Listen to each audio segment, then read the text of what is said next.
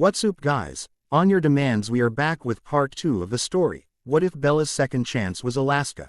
Before starting I've added some interesting produce. Court links in the comments section, do check out them too, so let's move on to story. Charlie and I didn't actually stay much longer at the Denali house after that. We decided to go home after about 10 meters. Or minutes in the house after all tips were smoothed out and Charlie had a small word with Tanya.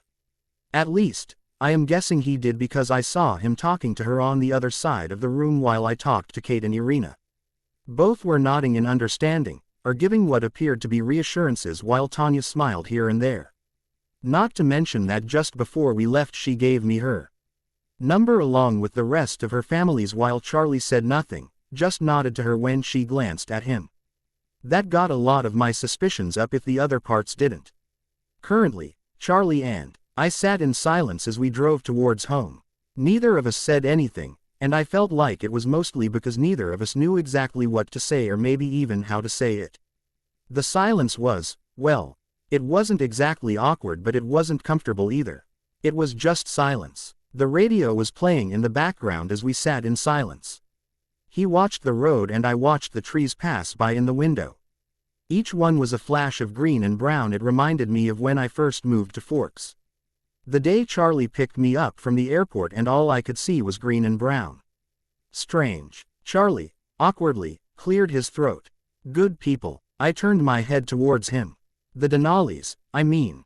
I nodded, smiling a little. Yeah, they are, I agreed. I pursed my lips. They took it well, my cancer. I think they were shocked. But I feel like they kind of knew something was going on. He nodded. Understandable, he said. He pursed his lips. Bella, I want to apologize to you. I mistreated you, you're right. I acted like you were too and couldn't make your own decisions when you obviously can. And, for that, I'm sorry. Instinctively, I reached forward to place my hand on the wheel. I smiled at him gently as he glanced at me. It's okay, Dad, I assured. I promise. He nodded, giving me a small one in return. We fell into another silence as I pulled my hand away, sitting straight in my seat again. I set my hands in my lap, going back to looking outside of the car window as the trees and wildlife blurred by. Do I need to give you the talk? What? I asked, jerking my head towards him. He rubbed the stubble on his chin. The talk, he said awkwardly. I just want to make sure you know what you're going to get into now that you're. He looked at me. Well, now that you and Tanya. My jaw dropped. Dad, I said, I don't need the talk. Mom beat you to it like 10 years ago. The most awkward thing in my life was that talk with Renee and with Charlie. No, I was not going to imagine that. He nodded as he swallowed hard. Oh, okay. He cleared his throat and shifted in his seat. It's just that you'll start to get urges that you aren't used to, or maybe you are. Oh my God, I called. Dad, I'm a virgin and can't have sex. You got nothing to worry about. I gave him an awkward thumbs up. He flinched. Yeah, okay. He rubbed the back of his neck. I'm glad we cleared that up. Me too. I looked out of the window, trying to shake off what remained of the conversation in my head. Then, I suddenly realized what he meant. Are you saying you'd approve a relationship with Tanya? I glanced at him from the corner of my eye.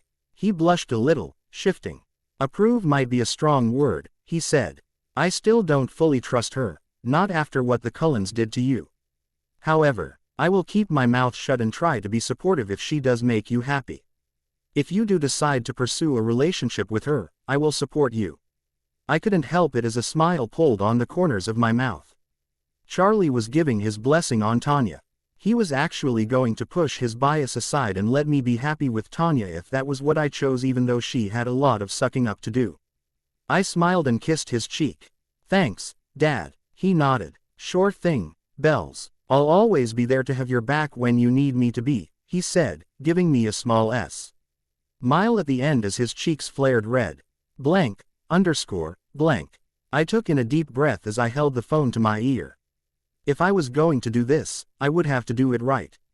I need Ed to make sure I planned out every word right and swiftly, being assertive, but kind at the same time.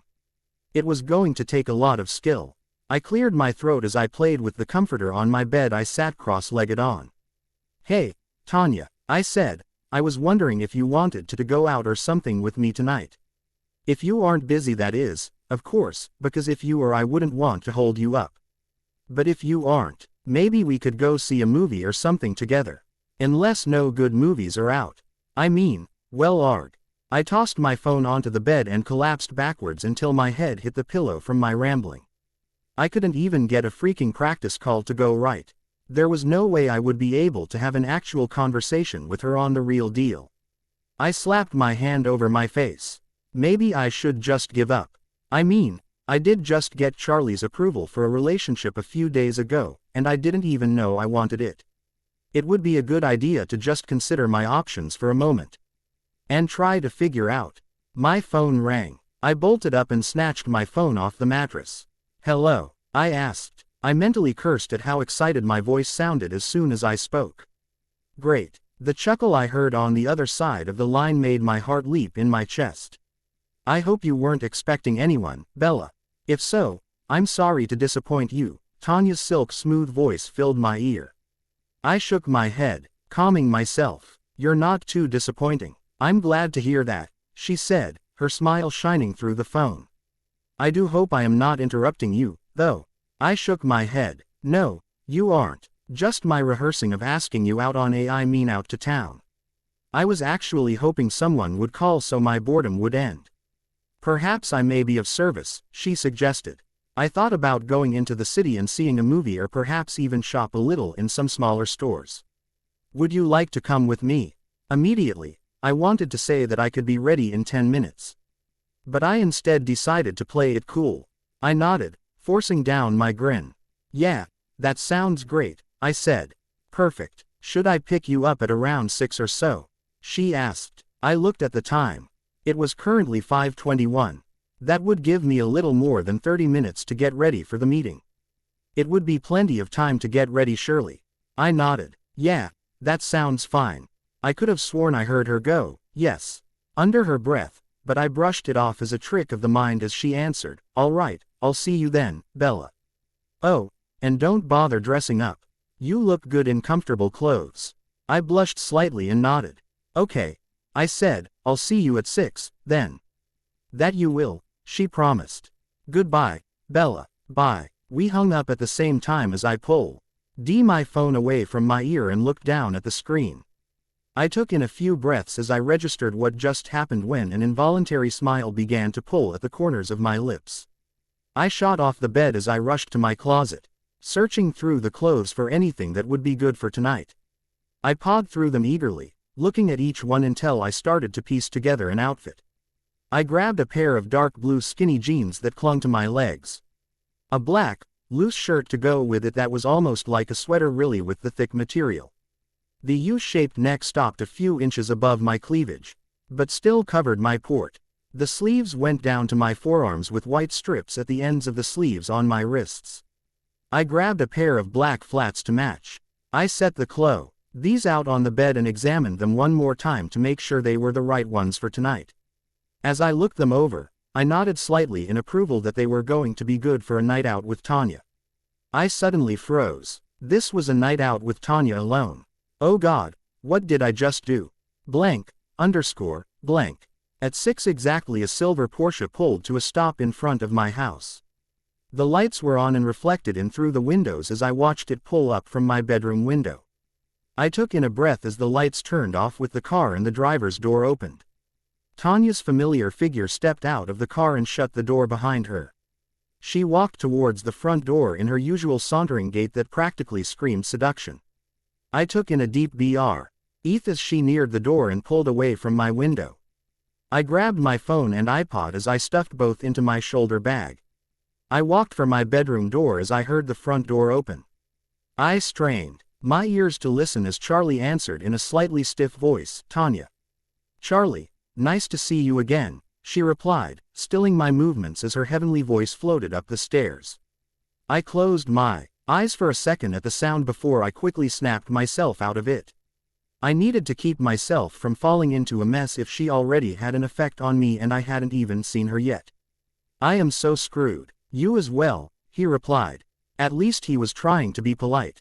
"Bella should be down in a moment, she is just finishing getting ready." Oh, I see. There was a pause, a slightly awkward pause when I heard Tanya speak again. Her voice calm and low. Charlie, I know that you do not trust me with Bella. But, I can assure you, that I do not wish to hurt her. I would never do that to her. I paused, now listening intently to the conversation.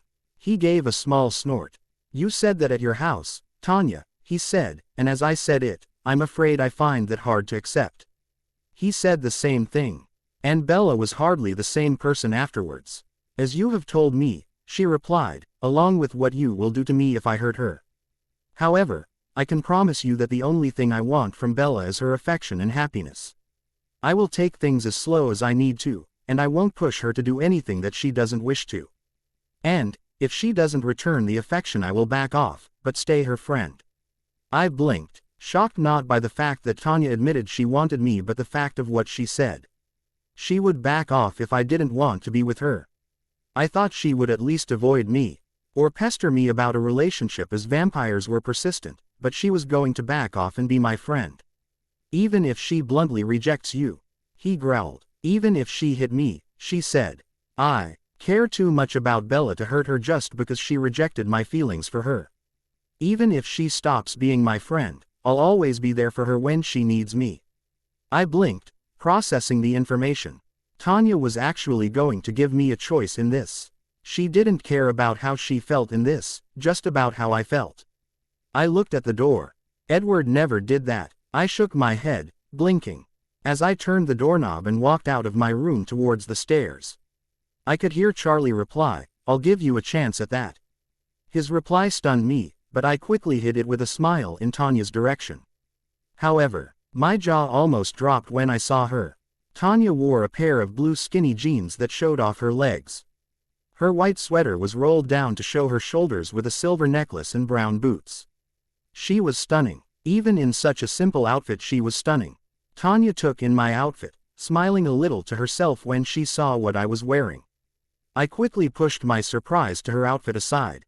Hello, Tanya, how are you? I asked, pretending to be oblivious to the conversation between them. She smiled back at me brightly. I'm good, and how are you, Bella? I shrugged. All right, I suppose, I said. I kissed Charlie's cheek. I'll see you later, Dad. I'll text you if we're gonna be out later than 11.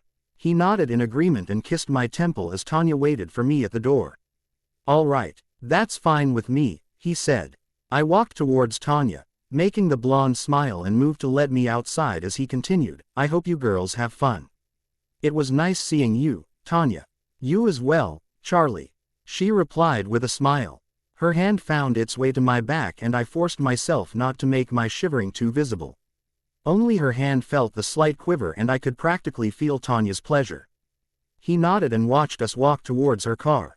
Tanya, being the gentlewoman she was, held the door open for me to slide in with a smile.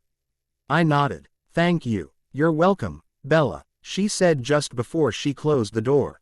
Tanya walked quickly around the car to her side and slid in as I buckled myself in and started the car. She flawlessly shifted the car into gear and took off from the side of the road as she tossed me the auxiliary cord. She smirked at me slightly as it landed in my lap.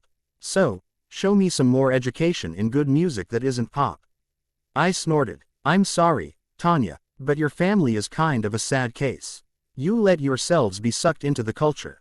I set my hand on her thigh, doing my best to ignore the sparks that traveled up my body as she stiffened. Her legs clenching. I patted it. It's not your fault, it happens to everyone. I pulled my hand away as I gauged her reaction. Tanya's hands were slightly tighter on the steering wheel as her breathing became a little heavier. Her posture, ever so slightly, was stiffer than it was just a few seconds beforehand. She took in a deep breath and blinked, relaxing any signs of her sudden change. Is that so? She asked, playing it cool. I nodded as I scrolled through my songs. But don't worry. I'm here to get you guys out of it, I said, throwing a smile at her as I started the song Try by Colby Calais. She hummed as the song began to play. She cocked her head to the side, listening to the opening lyrics. Her brow furrowed for a moment before she asked, what is this? Try by Colby Calais, I said. She nodded, listening a little more before she looked at me. This is kind of deep, she said. I nodded. I like it, I said. I paused. It encourages women to stop trying to please others and following the rules that everyone else says they have to be like and do what they want. That we don't have to try to make everyone like us and accept us because we can be ourselves and still be liked. She nodded. I support that, she said. I don't like it when women believe that they have to dress themselves up like Barbie dolls just to make everyone else happy, especially men. I nodded. Or just doing what everyone else is. Doing what others do to please them without pleasing themselves. It hits hard home after a while, I said. Tanya glanced at me. You went through that? She asked. Her brow was raised slightly, not in suspicion or question, but surprise and disbelief. Did she really think I had never felt a pain like that? I nodded. Not with makeup or anything like that, I said. But I did. I shifted in my seat. After I was diagnosed as a kid and was bullied, I got awkward and self-conscious. I went through that stage as a kid, trying to be like the other girls. But I was always known as the girl who had cancer, and after we started to grow up, they stopped bullying me, but they started to treat me like glass and like I wasn't a real human. I became a girl that was more pointed at, really. When I moved in with Charlie, I continued, I had already figured out that not caring wouldn't be so bad. I had obviously sucked at my last school in fitting in, and I just started to focus on going to school and seeing how things were. Then I got in a relationship. I fell in love and started to think of what I needed to look more, if I should be presentable to match up to my boyfriend's status of beauty a little more. It kind of tore me apart, really, comparing myself to him. I didn't even realize how much of myself I was taking away, what was left of me, anyway. It was after he left that I started to really blame myself for not doing enough, for not pleasing him to make him like me more and stay. I could feel my eyes tear up slightly at the thought. I went into a spiral of emptiness. I hated myself for it. Tanya's hand was suddenly taking my own, twining our fingers together. She said nothing, just holding my hand to give comfort as she looked at me with her beautiful golden eyes. After a while into the chemo, I got involved with friends, better friends. They helped show me that none of it was my fault. I was Zhu. She dealt a shitty batch of cards and it was my choice with how I dealt with them. So, I took to not caring for myself because of what others wanted, but what I wanted. It made me feel good and not empty from trying to impress others. The car fell silent for a few moments, only the music playing in the background for noise. I blinked away the tears in my eyes, trying to concentrate when Tanya squeezed my hand for my attention. I looked towards her as she stared at me deeply. Do you know how beautiful you are, Bella? She asked. Do you really? I looked down, blushing slightly. She rubbed the back of my hand with her thumb. I don't think I have ever seen a woman as beautiful as you, inside and out. Your heart is gold, pure, and your soul is beautiful. She paused. It is the kind of soul that many are envious of. I smiled at her, squeezing her hand. Thank you, Tanya, I said quietly. I don't think that about myself anymore, I can assure you, but I do appreciate it. She didn't reply, not verbally. As she brought my hand to her lips and kissed my knuckles lightly. She smiled, rubbing her thumb against them as the sparks traveled up my body. I would never tire of saying it. We just stared at each other for a moment. Her gold eyes bore into my dough-brown ones, just studying each other as the atmosphere stayed comforting and intimate as we stared at each other. Her hand clutched in mine as her other held the wheel, the steering wheel that now had a light shining on it. I snapped my head to the side. Tanya, I shouted. The blonde jerked her head to the side to see the car coming down the road heading straight for us. We had drifted to the other side of the road and were just seconds away from colliding with the car as the driver honked his horn desperately. I gripped my say as she grabbed the wheel in both hands, jerking it to yank us out of the way of the car. My heart hammered as she slammed on the brakes, making the tires squeal with our small shouts of shock. The car skidded and came to a stop at the side of the road, positioned at an awkward angle with half the car still on the street and half not. I took in deep ragged breaths as we sat in silence, processing. Then, as only I could, I looked towards her and started laughing. Tanya blinked for a moment, staring at me before she began to join in my laughter. Her panic swiftly left her features to be black, with her laugh and smile as she shook her head. She rested her forehead against the wheel. Oh God. I set mine against the seat headrest. I smiled, shaking my head. That was a new experience. She looked up at me, her eyes both embarrassed and ashamed. Can we just pretend that didn't happen and continue on with our date? She asked, her voice pleading. I smiled and nodded, still chuckling a little. I think that wouldn't be a terrible idea, I agreed. She gave a small smile and nodded as she sat up, taking in a deep breath to let out an exasperated sigh. She ran a hand through her blonde locks, shaking her head before she began to press down on the accelerator again while turning us onto the road. As we began to speed up, I suddenly registered what she had said. Our date. So, apparent. Tanya had planned this nice little outing to be a date in the city even when she tried making it not look like a date. Of course, this wasn't a large one like in movies where they go see a movie and dinner or something with cheesy romance scenes thrown in here and there. This date, we were going to see a movie that we had yet to decide on. After the movie, we would go shopping through the shops and see what we enjoyed there. After that, well, we would probably take me home. It would probably be about 10 or so by then, based on how much Tanya was talking about shopping. We were going to be in there for a while. I was surprisingly not dreading that part.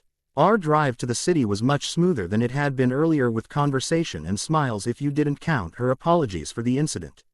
I would repetitively tell her it was fine when she would say, I could have gotten you killed, though. I would just raise a brow, and before I said, am I dead? No, you did a good job. He would fall silent after that and we would go into normal conversation.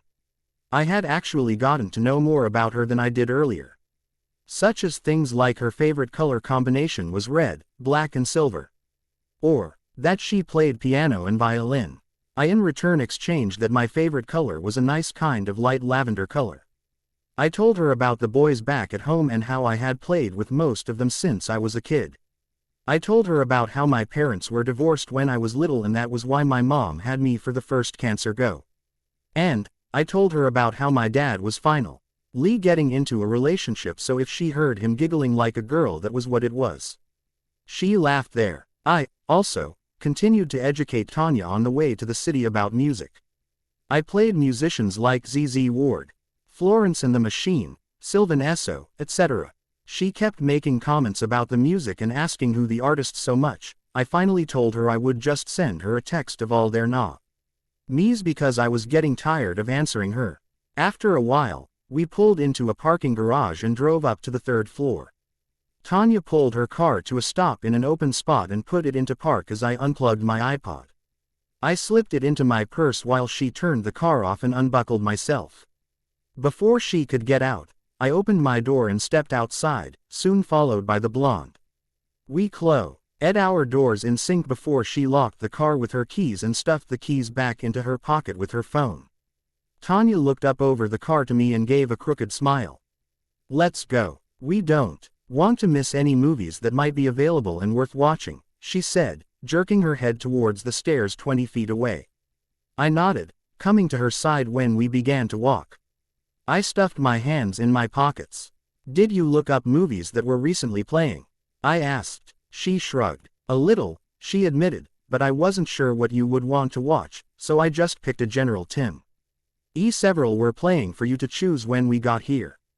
I nodded. Sounds good to me. Tanya smiled. Depending on the movie, she said, we might be able to do something else after shopping. However, I don't really want to make you incredibly late for your curfew. I chuckled. It'll be fine if I'm late, I smiled. Charlie actually enjoys it when I am. He gets to discipline me while not meaning it because he's glad I've gone out and done something that a regular teenager would do. That made Tanya arch her brow as we began to descend. So, say you went out and tagged a wall or something. He'd be sterner about that. But he'd end up slapping me on the back and say, good one, or, you know, that does look very accurate. I gave her a small smile at the end. Tanya chuckled. What would he be saying those things about? She asked with a smile of amusement. Hopefully nothing too horrible. I wouldn't want you to go to jail. I shook my head. No, just maybe a remark that would make any person piss their pants from laughing so hard, or possibly a penis on the wall with I only bow to the man with a dick this size." She burst into laughter. The sound ricocheted off the concrete walls and cars. The beautiful sound made me smile and my heart flutter as the sound gently caressed me. God, I loved her laugh. It was beautiful, and I could probably survive from just hearing it. Eve.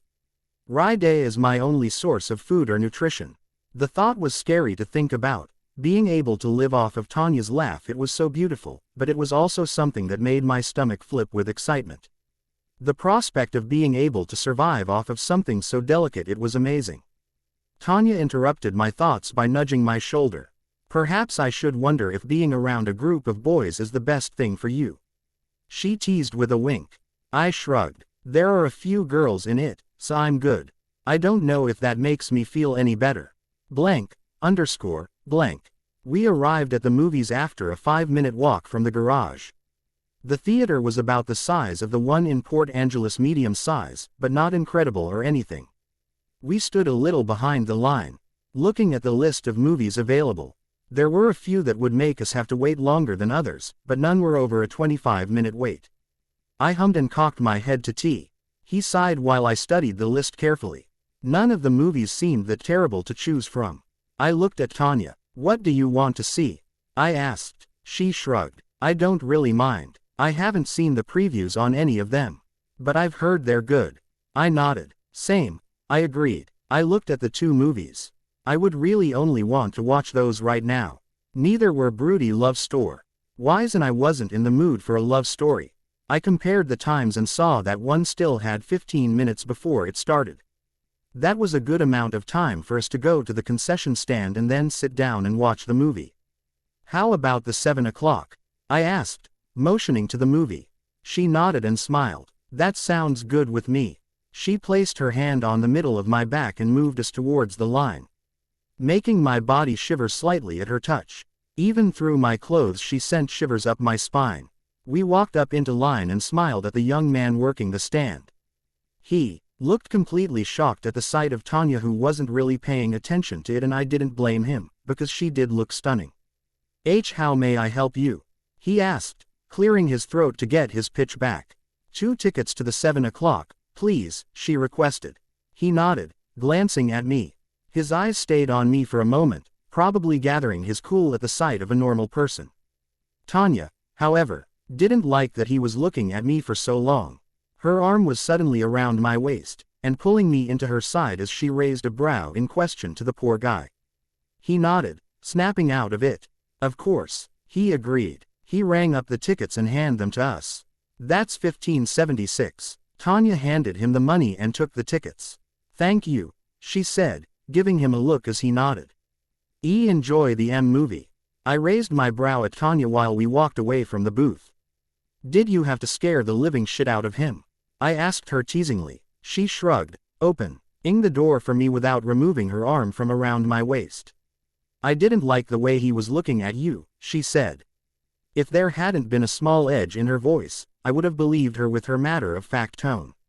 I replied with a shrug and slipped inside for Tanya to close the door behind us. We handed our tickets to the people inside, who luckily only smiled at us before we walked to the concessions. Against my protests, Tanya bought my drink and candy. When I tried to pay for it, she repeatedly flicked me on the nose and scolded me with, "I am perfectly capable of buying food for you, Bella." I didn't argue. We walked down to the theater and slipped inside to find that not many people were gathered. There were a few couples and a group of teen girls spread around the theater. But besides that, it was almost completely empty. Tanya touched the small of my back for my attention. I looked over my shoulder at her and she motioned with her head up to the back row. There was no one sitting in it, and I nodded. I pushed us up the stairs without a word, Tanya's hand still on my back, until we arrived at the seats. I slid in between the seats to the middle of the row, plopping down in the chair as I set my drink in the cup holder. Tanya sat next to me and smiled. "I think Kate and Irina saw this," she said. "They said it was good, so I hope it is." I opened my candy, knowing the two of them, if they liked it, then we are going to like it, I said. Tanya chuckled. "You were most likely right, Bella." A small smirk pulled on her lips. Besides, Kate was acting like a child when she got home. And that usually means something. I thought she was like that all the time. True. I smiled and settled myself into my seat when the lights dimmed and the preview started. Anya got herself comfortable next to me as we waited for the movie to start. I, however, immediately had my attention on the couple a few seats to our left in the row in front of us. They were practically invisible if it wasn't for the movement. I smirked and tapped Tanya's knee. She looked towards me, raising her brow. I leaned closer and jerked my head to the side. To the left, the row in front of us, I said in her ear. She followed the way I turned my head to look, and a small chuckle shook her shoulders when she spotted the couple. I don't believe they are being as discreet as they think. I nodded and glanced back at them with an evil grin. It honestly is tempting me to take a photo of us together with them, accidentally, in the background. She smacked my leg playfully. Don't you or do something so Kate-like on this date, she growled playfully. The last thing I need is to be reminded of my sister. I raised my hands in mock surrender with a smile before we turned our attention back to the screen with the movie now playing. I did a good job of paying attention through it, at least for the first part. It was funny, actually, and I found myself chuckling with Tanya. The PLE in front of us was a little distracting, but luckily they were quiet enough that no one really heard what they were doing. The movie covered their voices from human ears, but Tanya would smirk her and there at something they said or did. It wasn't hard to know what. Halfway through the movie, though, Tanya draped her arm around my shoulders. At once, my whole body froze and I stopped my movement. End of getting a candy with my hand still in the box. I blinked, taking in a deep breath when her fingers slowly started to hypnotically trace patterns on my sweater. I had to force myself not to shiver at the intimate contact. Her hand lightly squeezed my shoulder as she watched the movie, pulling me just a little closer to her body. I took in a shuddering breath and forced myself to focus on the movie. It was hard in the beginning, but after I slowly became used to Tanya's arm around me, I found myself focusing on the movie more. The natural position became less tense and more natural. By the end of the movie, I was so comfortable that I didn't want to move from Tanya's arm. But, sadly, we had no choice too, as the other couples rose and started to leave, including the one that had a suspicious amount of sex hair and grins. She gently pulled herself away from me to stand. We better head out of here before the cleaning crew comes in to kick us out, she murmured, giving a small smile at the end. I nodded as I stood next to her. We walked out of the theater, threw away my trash and started walking for one of the small, but good stores around the city. We wouldn't be going to the mall, but it was going to be a smaller version of it. As we walked, I noticed how the atmosphere around Tanya and I was becoming more and more casual. The comfortable feeling I had with Tanya was coming easily to me, unlike I had thought it would earlier. I wasn't nervous around her at all. It was easy. It was never like this with Edward. The air between us was always awkward and he always acted like he would destroy me with one touch. It was too tender of a relationship, and here was Tanya, touching me and laughing with me like any other person would. The relationship with Tanya seemed so real compared to the one I had with Edward. Now, with me being around her more, I could see the possible happy ending that everyone else had. Blank. Well, we had Lee ended up not shopping after we went to our first store. Tanya was immediately assaulted with teenage boys that were drooling on her the moment we walked in. No matter how much she tried to push them off with her glares or harsh words, they stuck around. And, to make matters worse, they began to hit on me too. Tanya started to really get pissed then, especially when I told them I wasn't interested. And they still persisted in having my phone number. She looked ready to tear their heads off, so I opted to getting her out of the store that was a potential future crime scene. We walked down the street for a while to let her calm down, with me being the shield for anyone who happened to get too close to her. After about 10 minutes, she finally looked like she didn't want to murder someone, and I suggested we went for a walk in the nearby park that Frank had told me about. Tanya agreed, seeming to like the change of scenery. She took my hand as we walked down the park paths. Our fingers twined together effortlessly while we walked in sync with each other and made small talk. We laughed, smiled and just enjoyed each other's company. I couldn't help the flutter my heart got every time she stroked the back of my hand with her thumb. The air between us had become far more intimate during the walk than it had been earlier on in the night. And, frankly, I was enjoying it immensely. I looked around as the wind gently blew the tree branches, making them wave and the needles on the evergreens sway back with each other. I smiled a little. Alaska really was a beautiful place to be.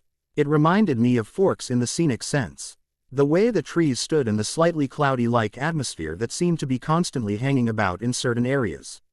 The small town of Denali was definitely a close reminder of Forks. The size was exactly the same, really. While I didn't like things that had happened in Forks 2 years ago, I couldn't find it in myself to regret it.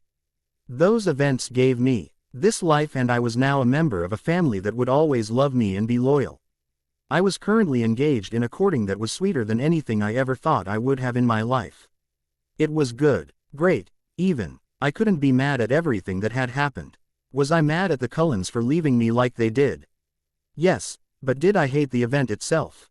Not exactly. I couldn't. Tanya squeezed my hand, gaining my attention. I turned my head towards her, away from the trees we were walking past, and raised a brow. She smiled. Where did you go? I shrugged. I was just thinking. About what? My home, I replied. I was thinking about how Alaska kind of reminds me of it, but how it's also different. It's the right amount of different. She nodded, squeezing my hand a little more. Then you like Alaska? She asked, cocking her head to the side. I nodded, smiling. Yes, I replied. Even though I'm here for chemo, I can't help but love it. I have a lot here that makes Alaska nice, personal. I have not only the possibility of healing, but people that I am becoming close to, like Frank, Max, Kristen, Sylvia. You. I looked at Tanya there, connecting our eyes. The blonde vampire SM. I led as her golden eyes stayed locked on mine. She reached forward, brushing a strand of hair out of my eyes I hadn't even noticed, to tuck it behind my ear. I wouldn't have it any other way. The SMALL blush that mixed with the smile on my face was impossible to hold back. Her words made a small fire burn in my heart, warming my entire body with the pure emotion that came from her voice. It was beautiful. Neither would I said lowly. Tanya stopped moving altogether, turning her body towards me. I looked down, blushing even more at the words that left my mouth. Feeling her golden eyes on me, I looked up from underneath my eyelashes. I watched as her eyes slowly darkened a shade and her hand moved to cup my cheek. I lifted my head a little more at her touch, seeing her fully in view as her eyes stared into mine. The burning fire that I saw there, the raw emotion that raged in her eyes, made my heart pick up just a tick. I took in a breath as she rubbed her thumb over my cheekbone. You wouldn't? She asked. I shook my head slowly. No, I admitted. I find that I rather enjoy being around you, Tanya. A smile pulled on the corners of her lips. I find that I enjoy you as well, Miss Swan, she purred. Her voice low and bore a slight husk to it that made my breath hitch. We stared at each other for a moment, neither of us moving away, afraid to break the moment. Then, she began to lean forward, inhaling deeply as she slowly leaned towards me. Her lips were creeping closer, centimeter by centimeter, to give me time to pull away. I didn't want to, though. I wanted it. I began to angle my lips towards hers, granting access for a kiss. Our lips were barely an inch apart, maybe a little less. Our eyes were half-lidded, ready to close the gap between us completely. Duck. Instinctively, I jumped away from Tanya seconds before a frisbee flew through the spot right where I had been standing. I took in deep, rapid breaths and my heart raced in my chest while I stared at Tanya, stunned. She was blinking, coming back to reality from the closeness of our bodies and lips. She looked as though someone had completely changed her language. We had been so close, right there on the verge of our first kiss, when the disc interrupted us. Right there. Tanya seemed to have the same thought as me, because she narrowed her eyes to glare at the plastic toy that had landed a few feet away from us. She snarled at it like it had insulted her whole family. A young boy, maybe 12, ran towards us with an older brother of about 17 behind him. The younger was blushing furiously, in embarrassment, while the older one was gaping at us. He clearly saw what his game with his brother had interrupted and couldn't quite get over the scene that would have happened. The younger ran for the disc. I'm so sorry, he apologized rapidly. I just missed it and it came flying towards you. He looked me over. You didn't get hurt, did you? I'm really sorry if you did, ma'am. Ah, he's cute. I shook my head with a small smile. No, I'm fine. Your warning I think saved my life, I said, giving him a small wink. He blushed even more as Tanya took in a deep breath and the older brother arrived. Sorry about that, really, he said, glancing at Tanya when he saw how annoyed she looked. I shook my head. It's fine. He raised a brow. You sure? He asked, glancing at the blonde vampire who was pretty much seething by now. I nodded, quickly moving to take Tanya's hand in order to calm her down. Yeah, I said, giving him a look that clearly said, run. He nodded, getting the message as he grabbed his brother. Come on, we better get home before Mom gets mad about us being out late again, he said. He dragged his brother off from the scene as he called a sorry one more time over his shoulder. Tanya took in a deep breath and pulled on my hand. Come on, she said. We better get you home before Charlie gets mad. Blank. We drove in relative silence back to my house. The music was the only noise in the car that you heard besides the occasional awkward question. The air between us tense, and we both knew it was because of what just happened in the park.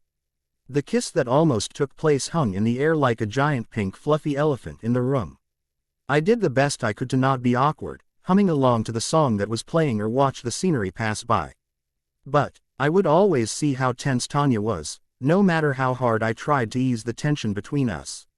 Her grip on the wheel was tight. Her body was almost as motionless as a Tuesday except for the parts of her that were needed for driving. Her lips were pulled into a tight line and her brow was furrowed. Her eyes were still just a shade darker like they were in the park. It was hard to not feel awkward with that image of a vampire next to me. After what felt like an eternity, we finally arrived in front of my house. Tanya pulled the car to a gentle stop and I unplugged my iPod from the cord. I stuffed it into my purse, not looking up as I unbuckled my seatbelt. The car went into park. Awkward silence. No movement. I pursed my lips, and looked up at Tanya. She was just staring at me, watching my every move as intently as she could. The way her semi-golden eyes shone was slightly disturbing, but only in a way that made me feel like I was missing something large that was playing in her mind. I shifted in my seat. Thanks for taking me out, Tanya, I said in as casual of a voice I could. That of course was not casual at all. I had fun. She nodded. I did too, she agreed. Her voice had just a pinch of stiffness in it. She did a good job of covering most of it with the silky sound of her voice, though not all of it. Maybe some other time, I nodded at the sea. Completely awkward and lifeless conversation. Yeah, sounds good, I said. I grabbed the handle and pushed the door open slightly. I looked back at her. Good night, Tanya. She closed her eyes, and I took it as a sign to leave.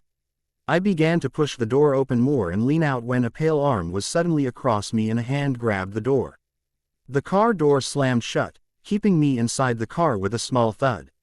I blinked, turning my attention to Tanya. Her eyes were closed as she slowly retracted her hand from the door. She stayed silent as she took in a deep breath and opened her eyes. She stared at me for a moment, a glisten of determination in her eyes. Faster than I could blink, her hand held my cheek and her lips were on mine. The kiss was gentle, only the pull of our lips on the other. Tanya's lips were soft and hard at the same time in a delightful mix. The coldness of her skin didn't bother me at all from the fire spreading through my veins from the simple kiss. Her thumb railed across my cheekbone as she held our lips together, sending chills down my spine at the contact.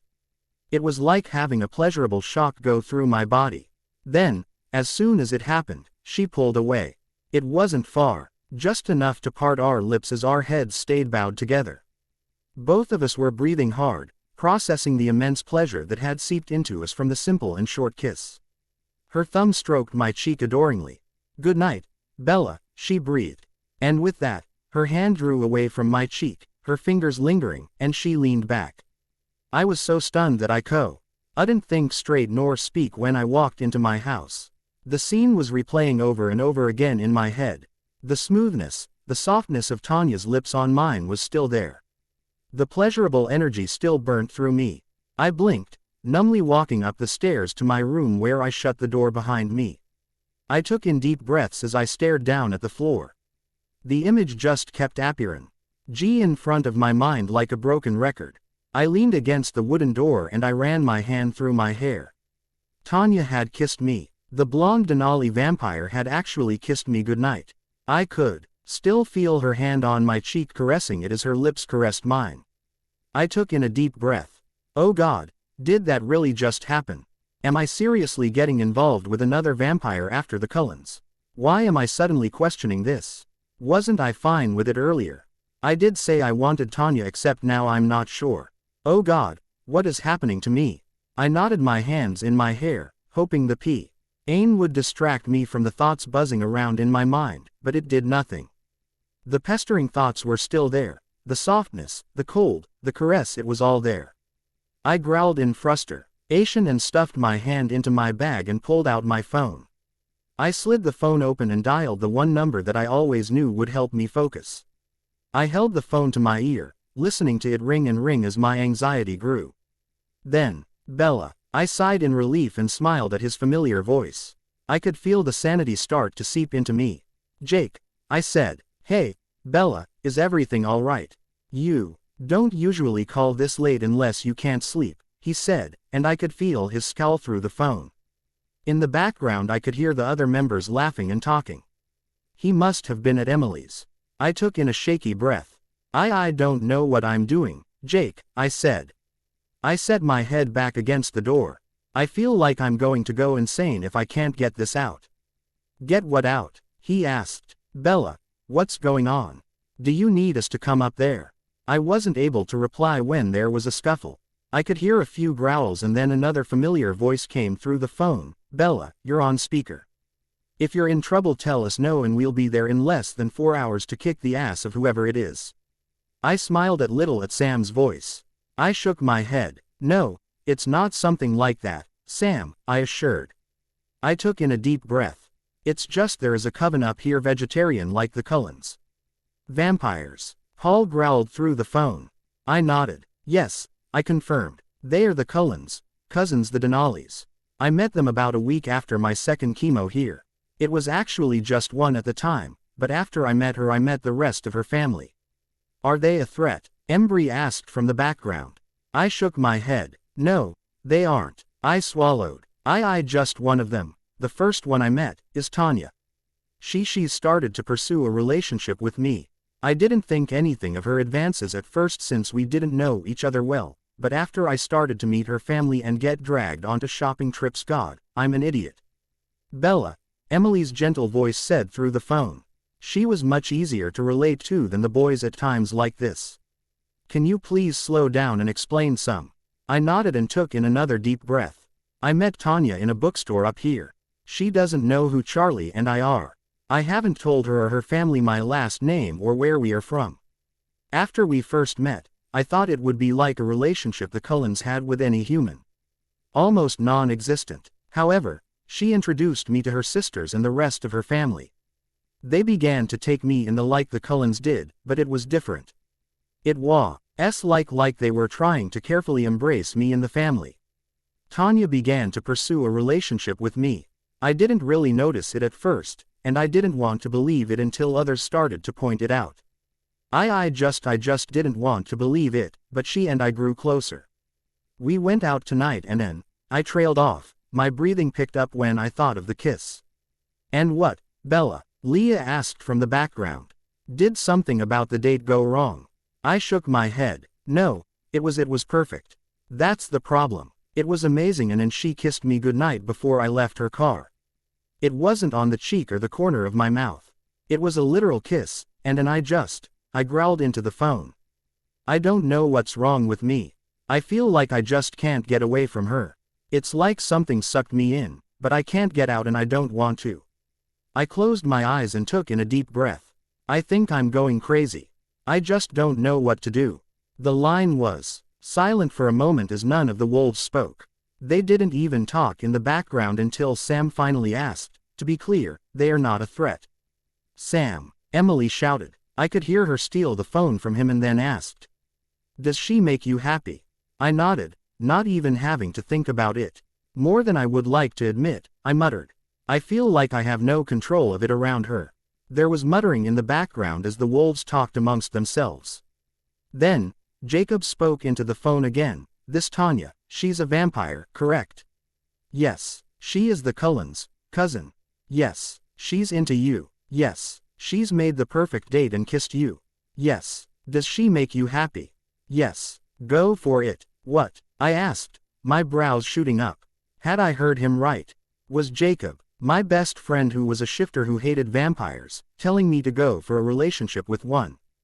Go for it, he repeated. From what it sounds like, this is more than what you had with Fuckward. This Tanya chick, she's actually going to make you happy, and we want you to be happy. But, no, buts, Seth cut in. You're a sister to us, Bella. We want you to be happy with your life even if it involves vampires. If Tanya cares about you, and makes you happy, go for it. We're happy if you're happy. I blinked, silent for a moment. I could feel the weight of everything, the panic, immediately vanish from Seth's words. Really? I asked, my voice barely a whisper. Of course, Leah said. We may not like leeches, but this Tanya, if she really does mean well, then she'll be the best thing that ever happened to you. We don't want to keep you from that. I smiled, relaxing against the door. So what should I do? I asked. Talk to her, Jared said. If you two are not sure about it, then sort it out. Maybe even come clean about who you are. It could help build up what you guys want. I nodded. Okay, I'll talk to her. Good. And be calm, Emily said. This woman means a lot to you, Bella. And I don't want you fainting because you forgot to breathe in her presence. I smiled. Thanks, Emily. Of course. Now, get to planning and go to bed. You need your rest, she ordered. Just like that, the line was closed and I pulled my phone away from my ear. I looked down at the call screen of the phone. I took in a few breaths, calming myself down as I closed my phone. I was going to sleep on what the pack said. Then I would come up with a plan. Blank. I splashed water on my face the next morning, making sure I was wide awake.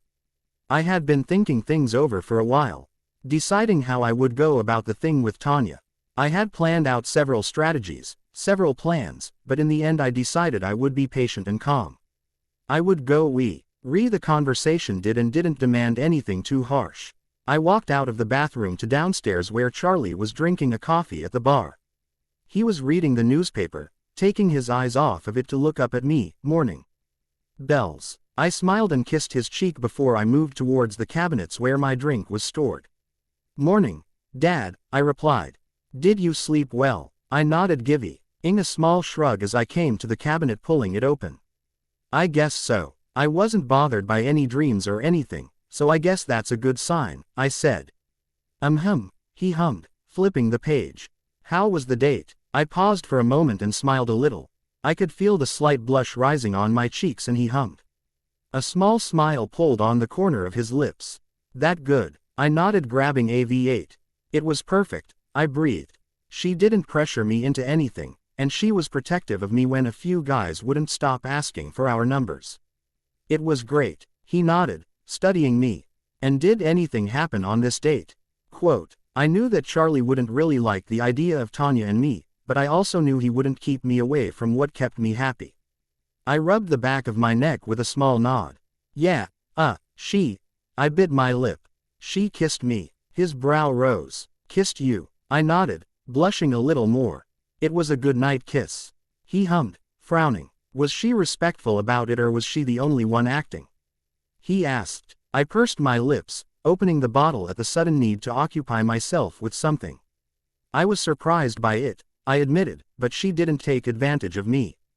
It was just a small peck. I took a drink of the bottle in my hands. He nodded, studying me with his dark eyes quizzically. And you enjoyed yourself? I nodded. Yes. Will something come out of this? I slowly nodded, unsure how he would react. I think so, yes. I turned to look at him in the eye. I'm going to talk to her about it, make sure we are both on the same page, and if we are all let it unfold. Charlie was silent for a moment, taking a drink of his coffee as I drank from my V8. We sat in neither comfortable nor awkward silence while he thought and slowly drank the liquid from the cup. His expression was considerate, concentrating with several thoughts going through his mind at once as he processed the new information, seeing where he stood.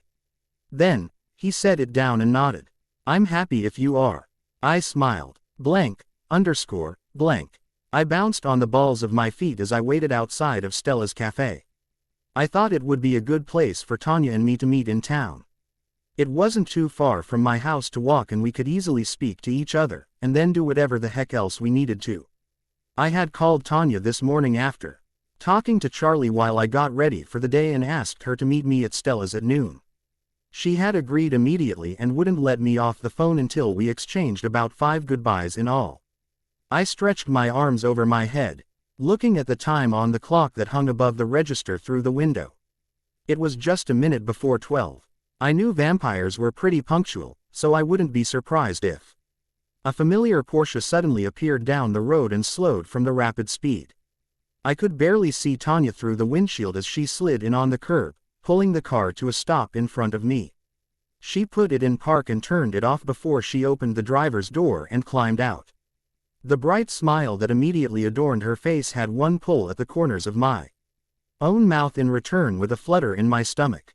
Tanya closed her car door and strode around her car, smiling happily. Bella, she greeted in her usual smooth voice.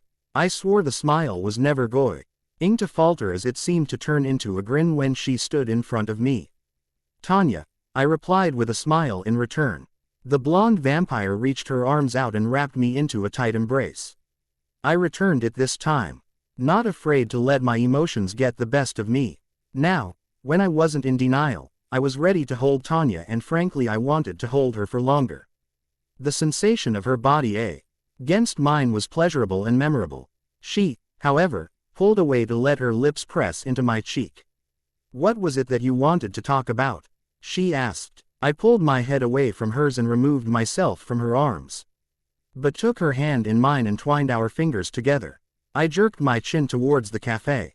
Let's talk about it inside, I suggested. I've been dying to have some coffee. Tanya chuckled with a nod and let me lead us inside of the cafe.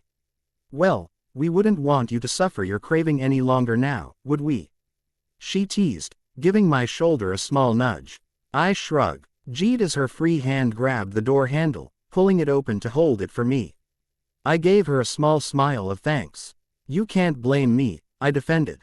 Their coffee is like a gift from the Lord himself with how delicious it tastes. Tanya released the door when I walked through and quickly leaned forward to place a kiss on the corner of my mouth, making me stiffen. Her lips brushed the shell of my ear lightly as she leaned away to whisper huskily into my ear, I think you're a gift from God himself, my Bella.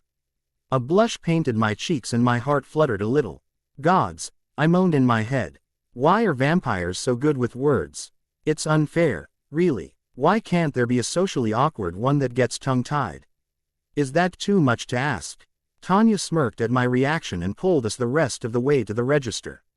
Max had his head down, currently doing something on his phone that appeared to be a game. He was oblivious to our presence as his tongue stuck out of the corner of his mouth. His brow furrowed in concentration as he tapped the screen. Tanya and I glanced at each other, sharing a look of amusement. We smirked, and turned back to the oblivious young man. I stepped up to the register for my body to be leaning against the edge, still unnoticed by him. I leaned forward, peering over to look at the screen as Tanya held my hand still, chuckling behind me. Max nodded. Yes, he breathed, most likely nearing a high score he had been trying to beat for a long time. What are you doing there? I wasn't even able to finish my sentence before he jumped with a small scream, making those present immediately look in our direction when his phone became airborne. He quickly juggled the device, a look of panic and fear in his eyes as I began to laugh my ass off with Tanya. I clutched onto my side as the boy growled, glaring at me. Damn it, Bella, he cursed. He held up his hand, holding his thumb and forefinger barely a centimeter apart. I was this close to beating my high score. I grinned through my laughs, wiping tears from my eyes as Tanya started to calm down. Pay attention more, Max, I said. I tried to sound like I was scolding him, but my laughter made it impossible. Then perhaps next time you won't scream like a girl. Tanya backed up, giving him a smug grin as his eyes moved to glare at the blonde vampire with a snort. He stuffed his phone into his pocket and everyone in the cafe began to go back to their business slowly, a few still listening or examining the scene when they noticed me with Tanya. It wasn't really that surprising, since I had gotten stares in high school. It was only natural to presume the same would happen here with how similar Denali was to Forks in that way. Max looked at us. "What do you guys want?" he asked. I smiled at him. "My usual latte, please," I said. "Without your spit or hair in it, please." He snorted. "We'll see," he grumbled. He typed in the order, but I could see the faintest hint of a smile on his lips as he looked up at Tanya. "And you?" She shook her head. "Nothing for me, Max, thanks." He nodded and cashed the order. "Your total is $5.90, he said as he read off the screen. I nodded, about to reach into my pocket to pull out a 10 when Tanya beat me to it, thrusting $10 out towards him. "Keep the change, Max," she said, ignoring the glare I was clearly sending towards her head. Max smiled, giving me a small glance that he smirked at before he nodded. "Sure thing," he said, taking the money. "I'll bring your coffee to you when it's ready." "Thanks, Max," Tanya said and then shuffled us off towards the table we had first sat at together in the cafe. I sank into the booth, soon followed by Tanya. She held my hand on top of the table, our fingers still laced together as I threw her a glare. "You didn't have to pay for me, you know," I said. She nodded with a small smirk. "Of course I know," she said. She kissed the corner of my mouth. "But I wanted to," I sighed, ignoring the stares that were being cast our way from the affectionate gesture. "Rich people," I grumbled with a shake of my head. Tanya raised her brow. "Excuse me, rich people, you have to pay for everything." I gave her a small nudge. "It's a little annoying, you know." Tanya smiled cheekily and chuckled. She bumped her shoulder into mine affectionately. "Well, it is my job to annoy you and pamper you to the best of my abilities, Bella," she clarified. "Otherwise I would be doing a terrible job at my occupation." I hummed, not really answering as Max walked over, my coffee in his hand. He smiled at us as he leaned forward, setting it on the table. "Your vanilla latte, Bella, completely spit and hair-free," he said, giving a small impish grin at the end. I gave him a small salute. "I thank you, sir." He bowed. "You're welcome, ma'am," he said, straightening. The door opened as another customer walked in. He looked over at the older man and then back to us. "I must return to my duties. Have a pleasant day, ma'am and madam." "You as well, sir," Tanya replied with a small dip of her head. Max gave another bow, turned and walked back to the register to take the customer's order. I brought the cup to my lips, sipping the warm liquid to let it flow down my throat and warm my body. It was a strange contrast to feel, having Tanya pressed so close to me to have her LD skin radiate onto my own while I drank the warm liquid. It was a sensation that I hadn't felt before, and I kind of liked it. Tanya turned her attention to me as I drank from the coffee. "So," she said, "what was it you wanted to talk about?" I swallowed and set the cup down on the table. "I just want to talk about last night is all," I replied easily. The blonde stiffened slightly next to me, but did her best to keep her cool as she nodded. "All right," she spoke neutrally. "Like what?" I cocked my head. "The kiss would be a good place to start," I said, "and the park would be a good one too. Since you looked ready to murder the boys who interrupted us." Tanya scowled. "Can you blame me?" she huffed. "I had wanted to do that for such a long time, and when we were barely an inch away they had to ruin a perfect moment." She grumbled something under her breath that I didn't quite catch. I chuckled, squeezing her hand. "I guess I can't. No, though you could give me some warning next time. That way I don't have to practically drive the poor souls away."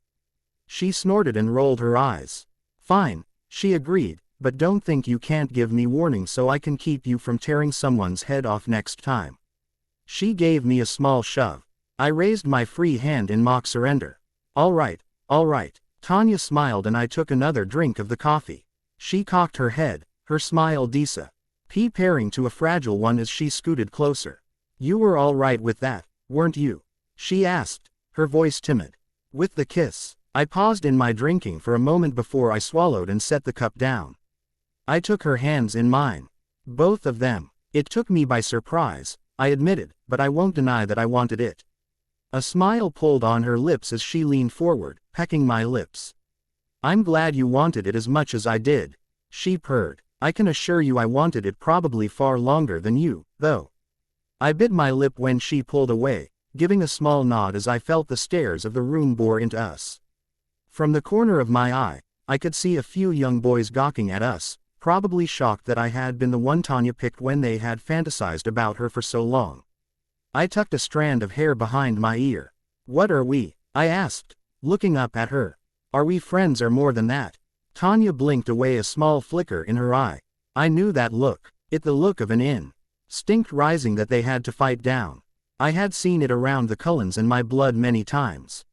She cleared her throat, tightening her hold on my hands. We can be whatever you want to be, she said smoothly. And what is it you want? I asked. She looked at our hands linked together, then back at me. She leaned forward, kissing the corner of my mouth.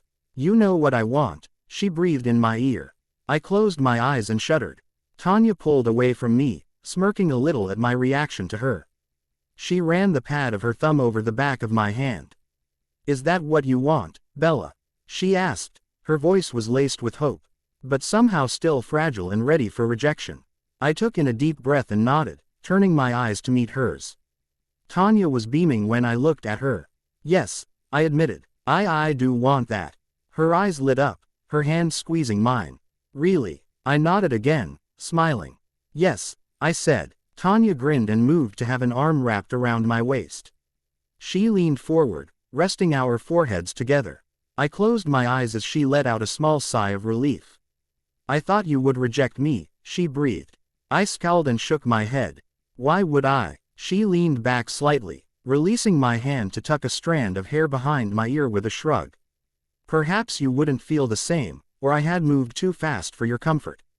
I shook my head. No, I said. I think you did the right thing last night.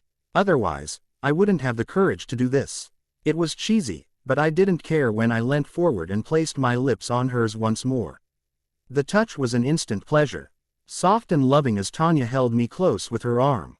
My free hand grabbed her neck to pull her closer to deepen the kiss. I enjoyed kissing Tanya more than I did Edward. Tanya actually held me, kissed me. Edward just held me like I was glass or a porcelain doll he was going to break. I held fast onto her neck, enjoying the gentle but full kiss Tanya was giving me. It would have lasted longer if my lungs hadn't started to scream for air.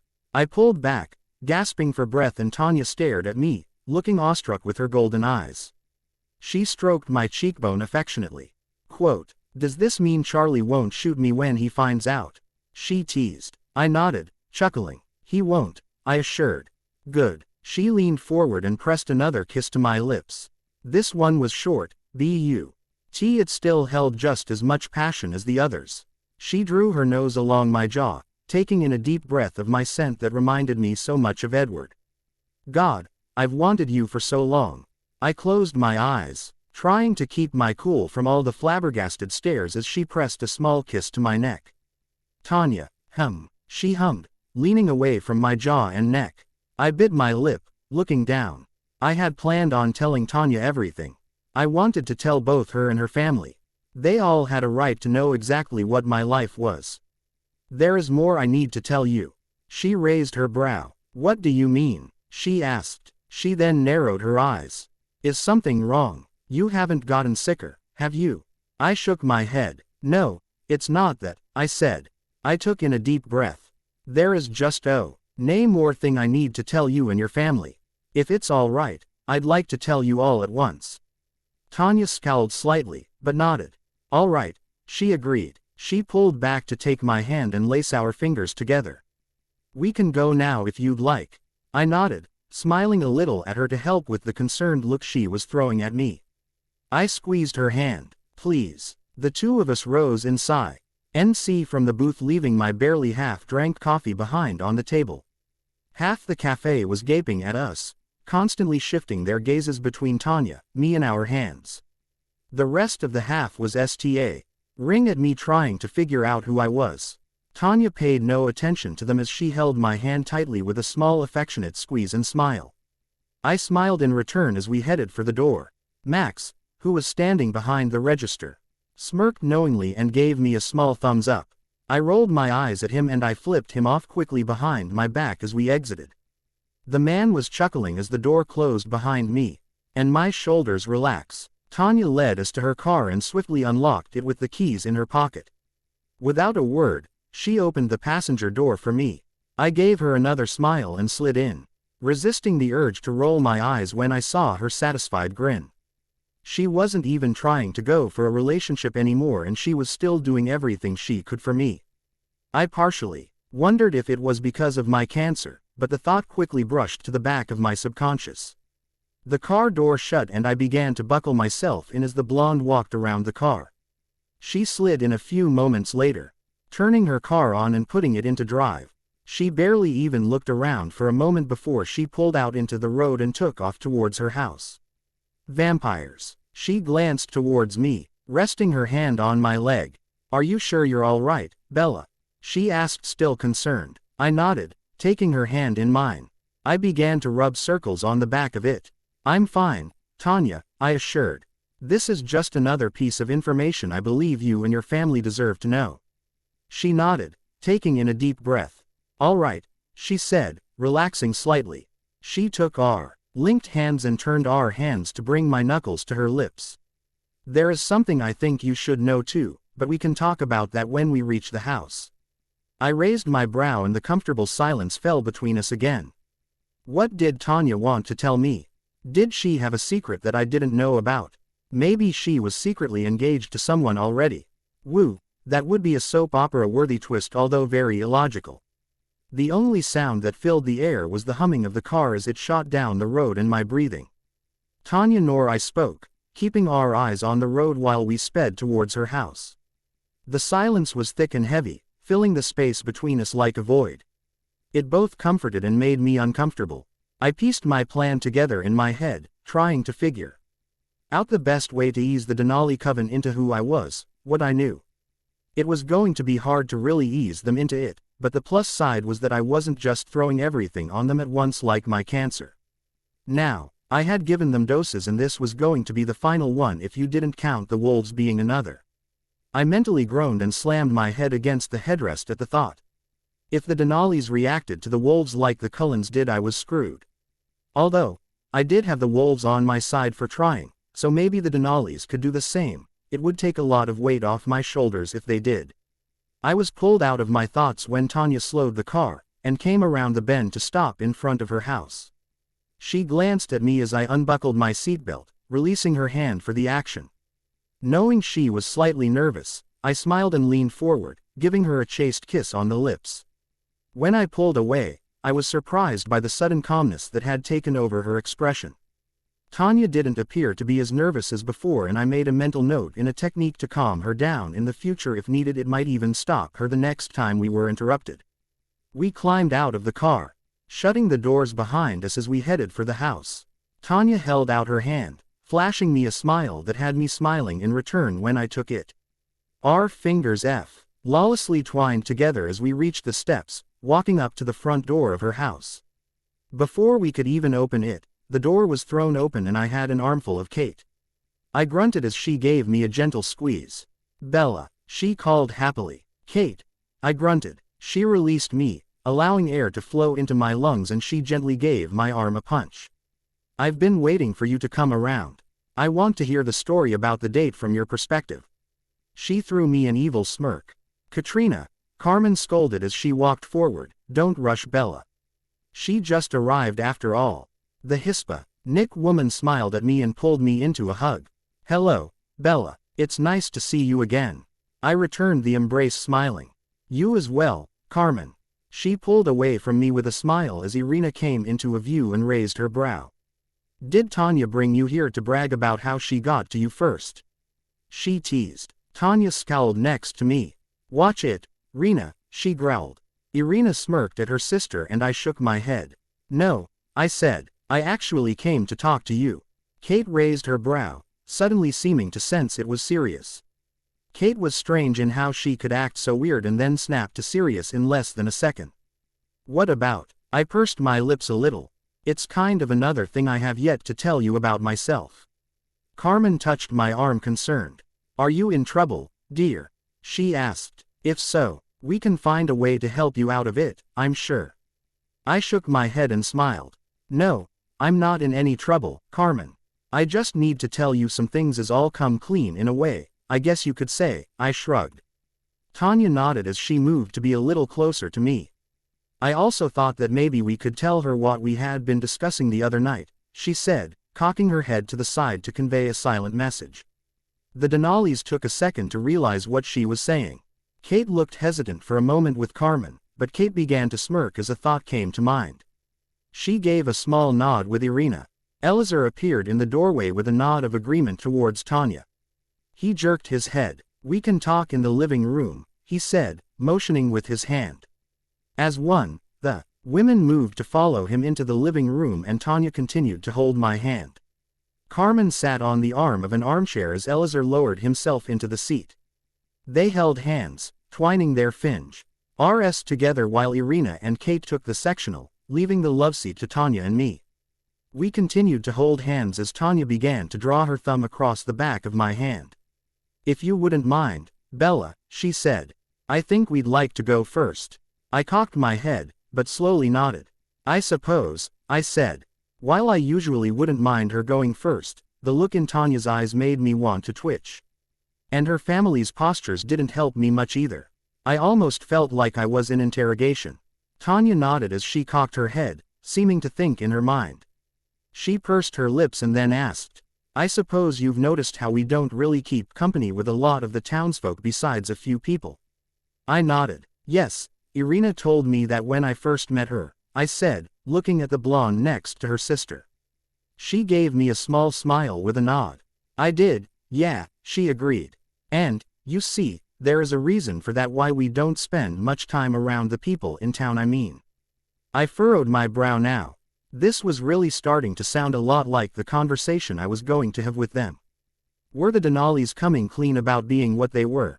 Were they actually admitting to me that they were vampires? The Denali's, however, took my furrowed brow as confusion or question.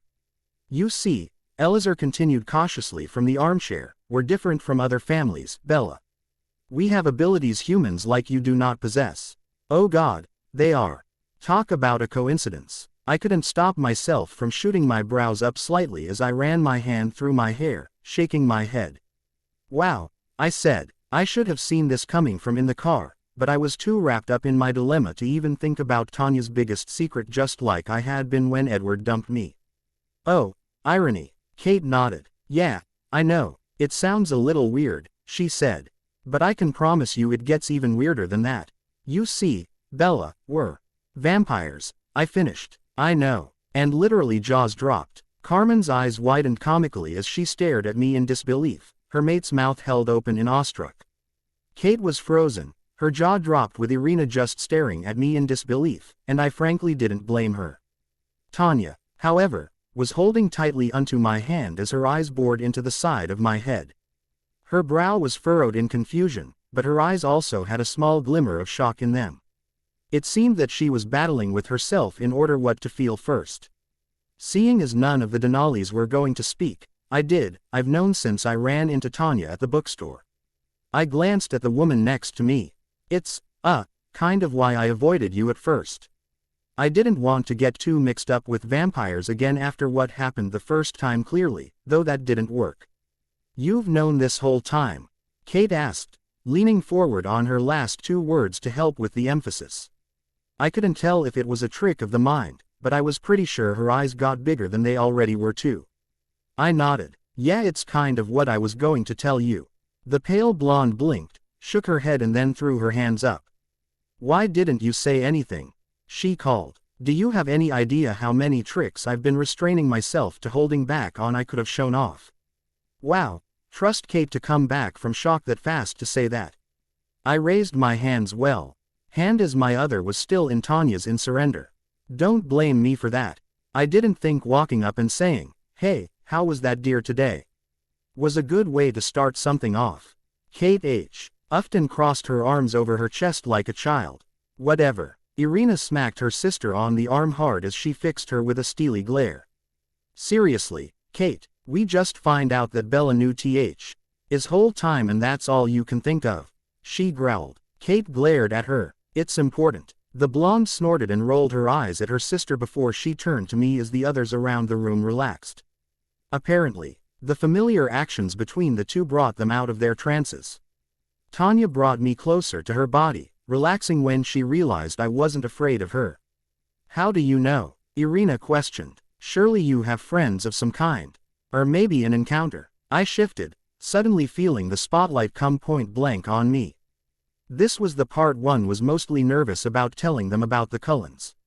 I looked down. I trailed off, bringing my hand up to scratch my neck awkwardly. I sighed, letting my hand fall. The family that left me was the Cullens. There. I said it. The Denali's again stiffened and Tanya suddenly sat up straight. Her hand cupped my jaw to make me look at her. Who? She asked. Her golden eyes were filled with as much shock as her voice. The Cullens, I repeated. Edward was my boyfriend. Tanya's body went rigid, eerily still. Her eyes changed rapidly in the emotion swimming in them. First there was surprise, obviously from finding out exactly who I was and who had broken my heart years ago. Then it changed to pain to what I wasn't very sure, maybe that I had been with Edward once before her. Then, however, her eyes dark and a shade as the anger began to take over. Momentarily, I feared it was towards me when her grip on me suddenly tightened a portion and she pulled me closer to her body. They were the ones that left you. She growled out. I slowly nodded and noticed the jaws tick around the room and fists clench. Yes, I answered carefully. They lied to us, Kate growled. Her eyes had darkened a shade since W.E. first started talking with her hands clenched tightly in her lap. She looked ready to attack someone.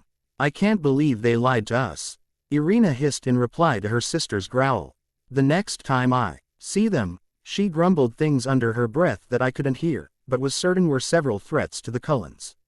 In the back of my mind, I made a mental note of the Denali's behavior, seeing their reactions to my revelation.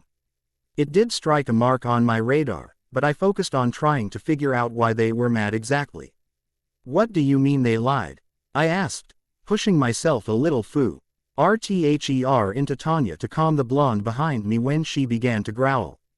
Her nose buried itself in my hair, inhaling my scent deeply before nuzzles followed soon after. Tanya removed her hand from mine to wrap her arms completely around my waist, pulling me flush against her to help her stay calm. Carmen cleared her throat and forced an almost convincing calm mask onto her features. The Cullens stayed with us after they left you. First it was Jasper and Alice, and they told us about the party incident. Rosalie and Emmett soon followed. Carlisle, Esme and Edward were last, and they claimed that you had said you wanted nothing to do with them anymore and no longer felt safe around them after everything that had happened. I didn't respond immediately as I took in the information. They lied to the Denali's about why they left. Why the hell would they do that? They broke my heart and that was their story. That I was the one who called everything off. That I was the one who wanted them to leave. I couldn't believe what I had heard. I would have at least expected Esme and Carlisle to be reasonable. I expected them to have told the truth and said that things just didn't work out, not pin everything on me. I swallowed hard, digesting the idea. I took in a breath, keeping myself controlled as I nodded. Oh, I said. Kate snorted from the side. Now you see why we're so pissed, she snarled. Her eyes focused on me. I get why your dad doesn't exactly trust us now, Bella. She ran a hand through her hair. If I knew that from the beginning I wouldn't have treated him like I had. She shook her head. I can't believe you even trust us. After everything. I shrugged as Tanya hummed, pressing into my hair. You haven't given me a reason not to, I said. I ran my finger through my hair. Quote, I came to peace with what happened a while ago. Charlie, though, he still struggles with it. Elazar shook his head. I can't blame him, he said. If I were him, I would have hunted them down and mounted their heads above my mantle. I smiled weakly. He's thought about it many times, I admitted.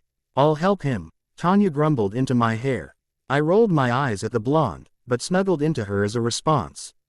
He won't, though. I said, unless he has a reason to really get pissed off at them. I think he kind of prefers it to be a stone left unturned. I really don't blame him. I picked at my fingernail. The only reason I came to peace with it was because I was dying. My cancer had come back and my heart was broken. My whole life seemed to crash in around me and I don't know. I felt like there wasn't much of a point anymore.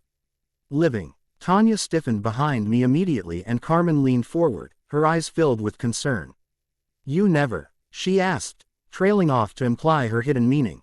I shook my head. No, I assured. I never tried to commit suicide, but I did consider it a possibility. I looked down. Charlie had to see me at my worst. He could hardly sleep at night without hearing me scream from nightmares, and sometimes I think he broke more than I did from it. He hates the Cullens for what they did to me, and he didn't like being reminded of it when we ran into you up here. Where I'm supposed to recover. It turned over the stone he'd rather not have turned over. Elazar nodded with understanding glistening in his eyes. I believe I understand your father better now. Bella, both of you, he said. And, I can personally promise you that we will never put you through any of that. Because it was impossible to resist letting you into our family with open arms. And we do not abandon family. Ever, Irina finalized. Tanya grunted from behind me, kissing the back of my head. You're a member of our coven now, Bella, she said. And anyone who wishes to argue with that has us to deal with. The Denalis nodded firmly at her statement, fixing me with gazes of loyalty and love. The silent promises they made to protect me was something that hit me in the heart, causing me to smile. In that moment, I truly did feel like I was a Denali. I leaned my head against Tanya's shoulder, her arm wrapped securely around my waist to hold me in her side. The awkwardness and warning bells that had been in my mind were now completely gone. All I could do was indulge in the feeling of Tanya's body next to mine. The electricity that burned through my body from her touch was like nothing I had ever felt before. It was almost indescribable, the pleasure that it gave me to be in her arms. I wondered if it was the same for her when we touched. Did she feel the same spark as I did? The electricity? I didn't know, and I wasn't going to ask right now as I listened to Kate proudly boast about her gift. As it turned out, she and Elazar were also gifted. Kate had the ability to give the illusion of electrocution. She could give a single touch with her finger and you would feel the electricity coursing through your body.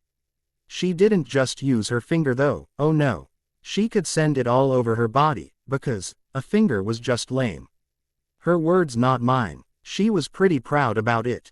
Elazar, on the other hand, had the ability to identify another's gift. He could see the gift be performed and was able to discern what it was, but a physical touch gave him more information and a quicker response than just a sighting. Elazar was excited for his gift, although he was more subtle than Kate about it to an extent. Kate grinned, holding up her hand. Want to give it a try, Bella? She asked with a smirk. You may find it shockingly fun. Tanya scowled. I'd rather you didn't shock Bella, Kate, she said in a low voice. If I hadn't known any better, I would just think she was warning her, but now that I had learned more of the Denalis, I knew it was an order. Tanya was the leader of their coven, surprising me, and she was proud of her status while she boasted earlier until Kate teased her on trying to impress me. I just cocked my head at the blonde who was ignoring her sister. She raised a brow. I promise I won't hurt you that bad, she added with a wicked smirk. I studied her for a moment, and then shrugged. Why not? I asked. If Kate did hurt me, I'd be a little amused in seeing Tanya trying to beat the shit out of her sister while Kate hauled ass. Tanya scowled, looking at me as Irina shook her head. Are you sure, Bella? She asked. I shrugged. I'll tolerate her for now. The blonde snorted and motioned with her held out palm. Come on, Bella, we don't have all day, she growled. I pulled myself out of Tanya's arm and walked towards the blonde vampire. She raised her brow, waiting for me in a silent challenge. I resisted the urge to roll my eyes as I walked towards the blonde woman, hesitantly holding out my hand. The pit of my stomach grew some butterflies from nerves. My fingers just barely brushed her palm when they began sparking. I immediately expected the pain to come rushing towards me, but nothing came. I only felt the cold of her skin and my brow furrowed. I pressed a little harder into Kate's hand to see if I would feel anything, but there was nothing still. I scowled. Are you even doing your gift? I asked. She nodded and frowned. You should have jumped back soon as you touched me, she said confused. She cocked her head. How about now? I shook my head. Now. Nothing. Now. Are you sure you are using your gift? Kate pulled her hand away, blinking in slight awe. That was enough electricity to make your heart stop, she said stunned. Tanya growled at her sister from behind me. But I ignored her and raised my brows in surprise. Really? I asked. She nodded as Elazar smiled. My, he said, it seems I now know why Edward was never able to read your mind, Bella. I too. RNED towards the Hispanic man with the rest of the room. What do you mean, Elazar? Irina asked. He held his free hand out towards me. I would like to test my theory first before I say it, Bella, if you wouldn't mind letting me. He asked, cocking his head to the side anxiously. The gleam in his eyes made him look like a kid at Christmas. I shook my head and took 2 steps towards him before I gave him my hand. Elazar seemed to zone out, his eyes glazing over for a few moments before his brows rose and a bright smile adorned his face. Remarkable, he exclaimed. He looked to me excitedly. It seems as though you are a mental shield, Bella, a powerful one at that. You could possibly become a physical one when you are a vampire. Shield? Tanya asked surprised. He nodded, almost bouncing in place. Yes, indeed. I wouldn't doubt it if she could even confound the Volturi gifts now, he said, grinning from ear to ear. I blinked, feeling a slight overload. The Volturi, what gifts did THEY have that I could hold up against so shockingly? Excuse me, I said, but can someone explain to the human, please? A mental shield is a defense against any mental attack, Carmen said from the arm of the chair. That is why Edward couldn't read your mind and Kate could not shock you. Both are mental attacks. A physical shield is just that, a physical shield that can protect you from any foreign object. I nodded slowly, processing the information. Okay, I said as it sank in. The Volturi are our rulers, Tanya said. She held out her hand for me and I gladly took it, letting her pull me down to be in our previous position. It is the largest coven in the vampire world and is led by the 3 kings Aro, Marcus and Cos. They uphold the few laws vampires have. I gave a small nod. IV vaguely remembered Edward telling me about the Volturi before the whole birthday incident. I didn't really know much about them, however, and the night was kind of a blur to me up to the point where I had been shoved into the table. The Volturi have gifts, Carmen continued. Aro can see every memory and thought you have ever had with a single touch to your skin. Marcus can see bonds between people and Cos is a magnificent strategist. Though, he doesn't particularly have a gift. Alec and Jane are twins, high up in the guard. Jane can make you feel intense and excruciating pain while Alec can steal your senses. Those are a few of the powerful gifts they possess. I nodded, actually a little terrified at the sound of them. And you think their gifts wouldn't work on me? I asked Elazar. He nodded. Yes, he said. You are exceptionally powerful for a human, Bella. Kate's gift is as close to Jane's as you can get, and if you resisted hers with no issue, I wouldn't be surprised if you resisted Jane's. Well, that was kind of comforting. I nodded again when Tanya cleared her throat, changing the topic. Do you have to be home at any specific time, Bella? She asked. I shook my head, smirking a little at the thought. Not really. Charlie is trying to give me some lean ways since the whole macho dad thing, I said. She smiled. I see, she said and her arm tightened around me just a fraction. Then how late do you believe you are able to stay? Irina chuckled and crossed her arms.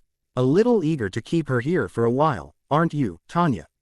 She teased. Kate smirked knowingly. Of course she is, she said, and then turned to me evilly with a wicked gleam in her eyes. She wants to get her in bed before we do. Tanya growled deeply in her throat at her 2 sisters as they began to laugh their asses off. Carmen and Elazar shook their heads, clearly unamused. I stayed completely impassive and rolled my eyes as I said, guys, I live with boys who are all frozen in their teen years. I've heard a lot of bets on who can tap me first. The 2 sisters abruptly stopped laughing to look at me. The room turned to look at me. Seriously? Irina asked with her brows raised. I had told the Denalis about Victoria, the pack and my relationship with them after everyone calmed down from the tense conversation earlier. At first, Kate found it amusing I was friends with big doggies, until I said they were the reason I even talked to them. She immediately switched to being reminded of kissing each and every one of them when they met. That would be an interesting experience for everyone. I shook my head at her with a small smile of amusement. Not from them, no, but I did hear it in school. A lot of, whoever gets balls deep in that first, got the girl. I have no idea how they planned on it since my pants were not coming off, I shrugged. Tanya scowled and Kate smirked. Please tell me you took advantage of that, she asked, leaning forward. I shook my head. Nah, it was better for them to watch them squirm when they thought I was completely clueless to their seduction tactics, I said with a toothy grin. Tanya chuckled from next to me. I'm sure it was. She kissed the top of my head affectionately. I smiled a little at the gesture and thought about it. Ever since I had come to the Denali's and accepted Tanya, she had been taking every chance she could to touch me in some way. Right now, it was kissing my head or lips, but before it was just holding my hand or hugging me, sometimes touching my thigh, if she could. Her need for physical contact astounded me a little, but at the same time I loved it. Edward hardly ever touched me, and when he did it wasn't like he really wanted to or knew how to. Tanya did, though. She started the contact and held me like anyone else would. I loved that about her, and I knew I would never tire of it. Carmen spoke up from her spot next to Elazar. When is your next chemo treatment, Bella? She asked. I thought for a moment. I had been a little too pissed last time at Charlie to really pay attention. Or to really even care, but after a few moments it came through. I have a checkup the 10th, but a chemo the 18th. Why? She smiled. I thought that maybe a few of us should go with you next time. It would allow Charlie to have some time to himself, and I think we should do what we can to support you, she said. I shook my head at her negatively. That isn't necessary, Carmen, I assured her. You guys can support me by, clearing the room before I vomit or something. Kate sniggered, but then shook her head. While that is a good point, I want to go, she said. I kind of want to see what it's like anyway. I looked at her. You get your blood work done. You sit there. You wait. You sit. You wait. You get the bag if you can have chemo that day. You sit. You wait. You sit. You wait. You sit. You eat. You wait. You sit. You wait. You drink. You sit. You wait. You sit. You wait. You sit. You wait. You change the bag. You sit. You wait. You sit. You wait. You sit. You wait. You. Okay, she said, holding up her hands in mock surrender. I get the point. It's a lot of sitting and a lot of waiting. But I still want to go. Charlie has to be tired of getting up to just sit for several hours. I shook my head a little.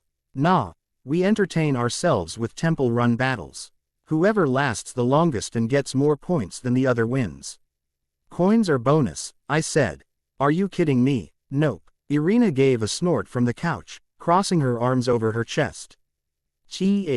There is no way in hell that is entertaining enough. You'd have to tire from it eventually. We have Frank for that. Frank is nice, Tanya agreed cautiously, but he isn't designed to fit in for everything. I don't know how long your session is, but you have to be there for a while. Well, yes, but we are going to your next one, then. I was about to interject when Irina shook her head. We're going.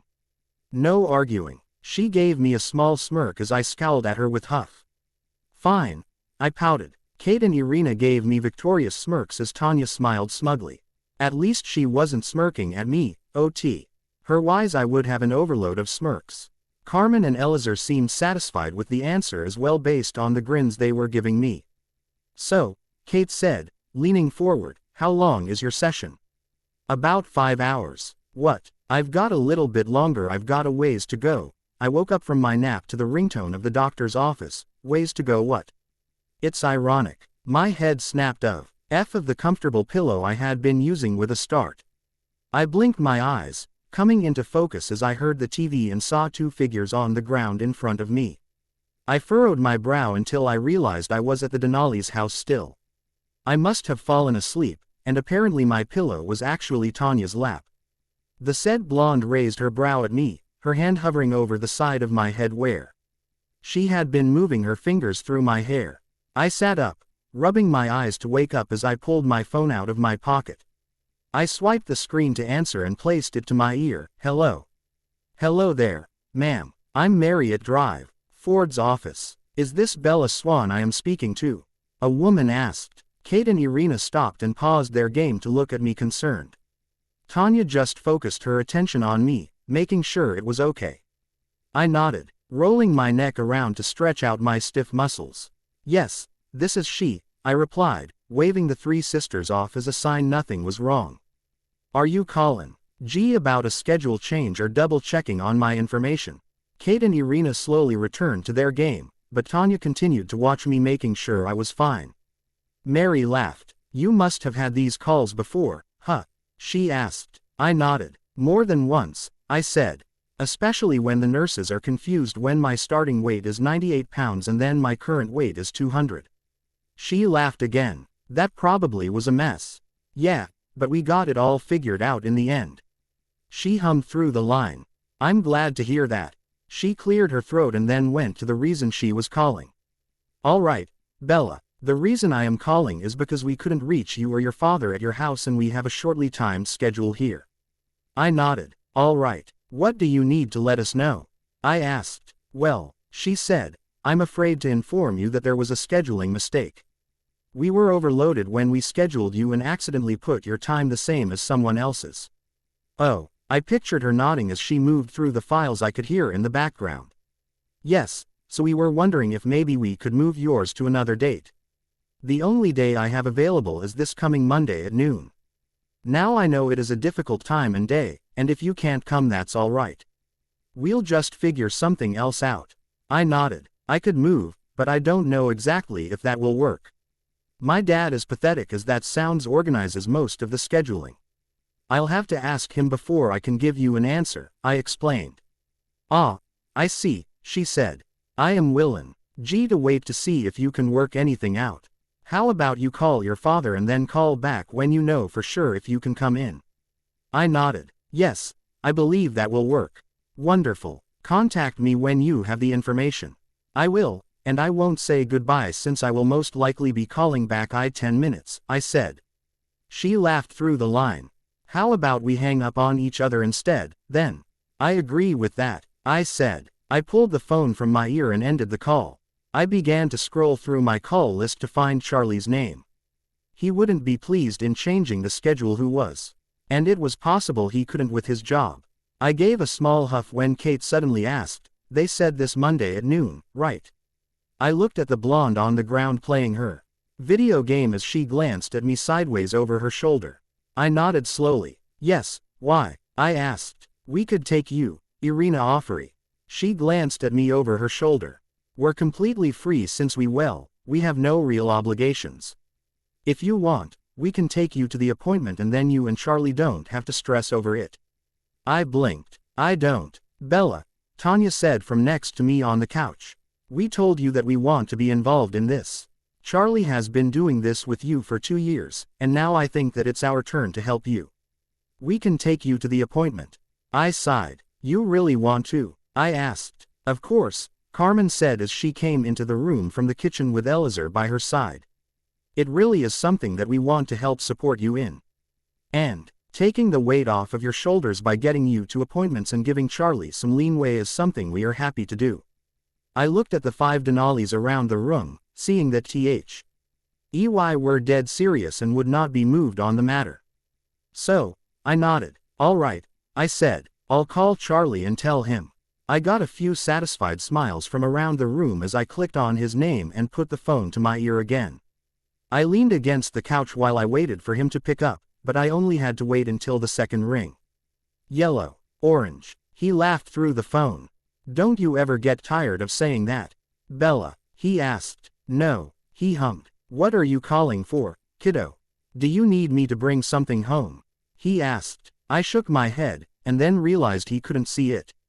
No, I don't need you to pick up anything, I said. Dr. Ford's office called me since they couldn't reach us at home. There was a scheduling mistake and they were wondering if we could move my appointment to this Monday at noon. Quote, Charlie hummed through the phone, and I could picture him scratching at the stubble on his face. I don't know, Bella, he said.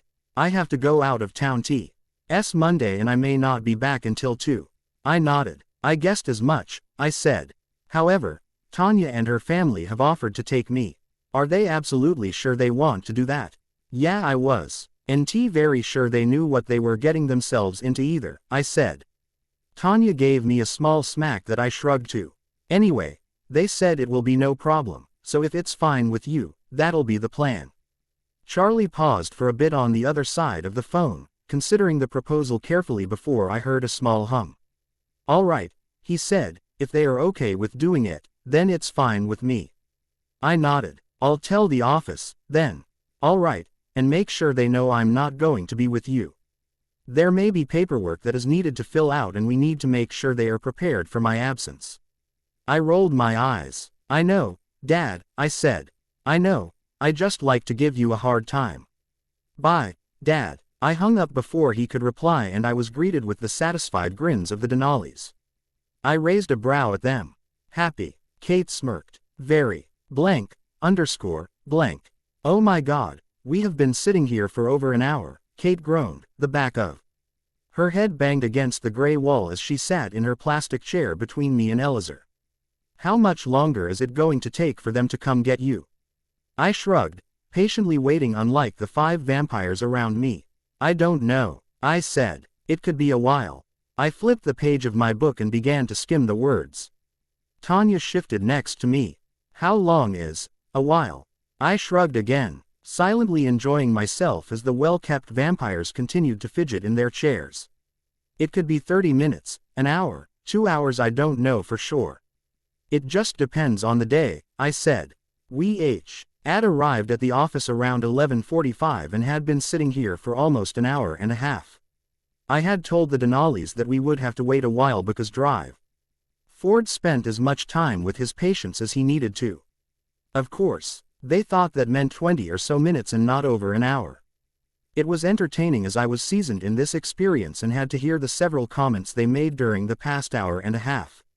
I had been reading my book mostly, just enjoying the story and the action going on around me.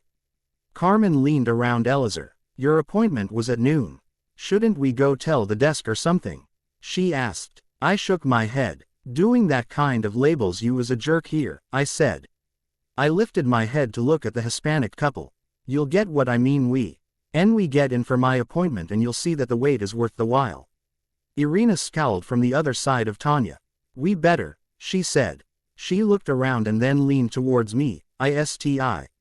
LL can't believe you didn't give us more of a warning as to what was going to go on here.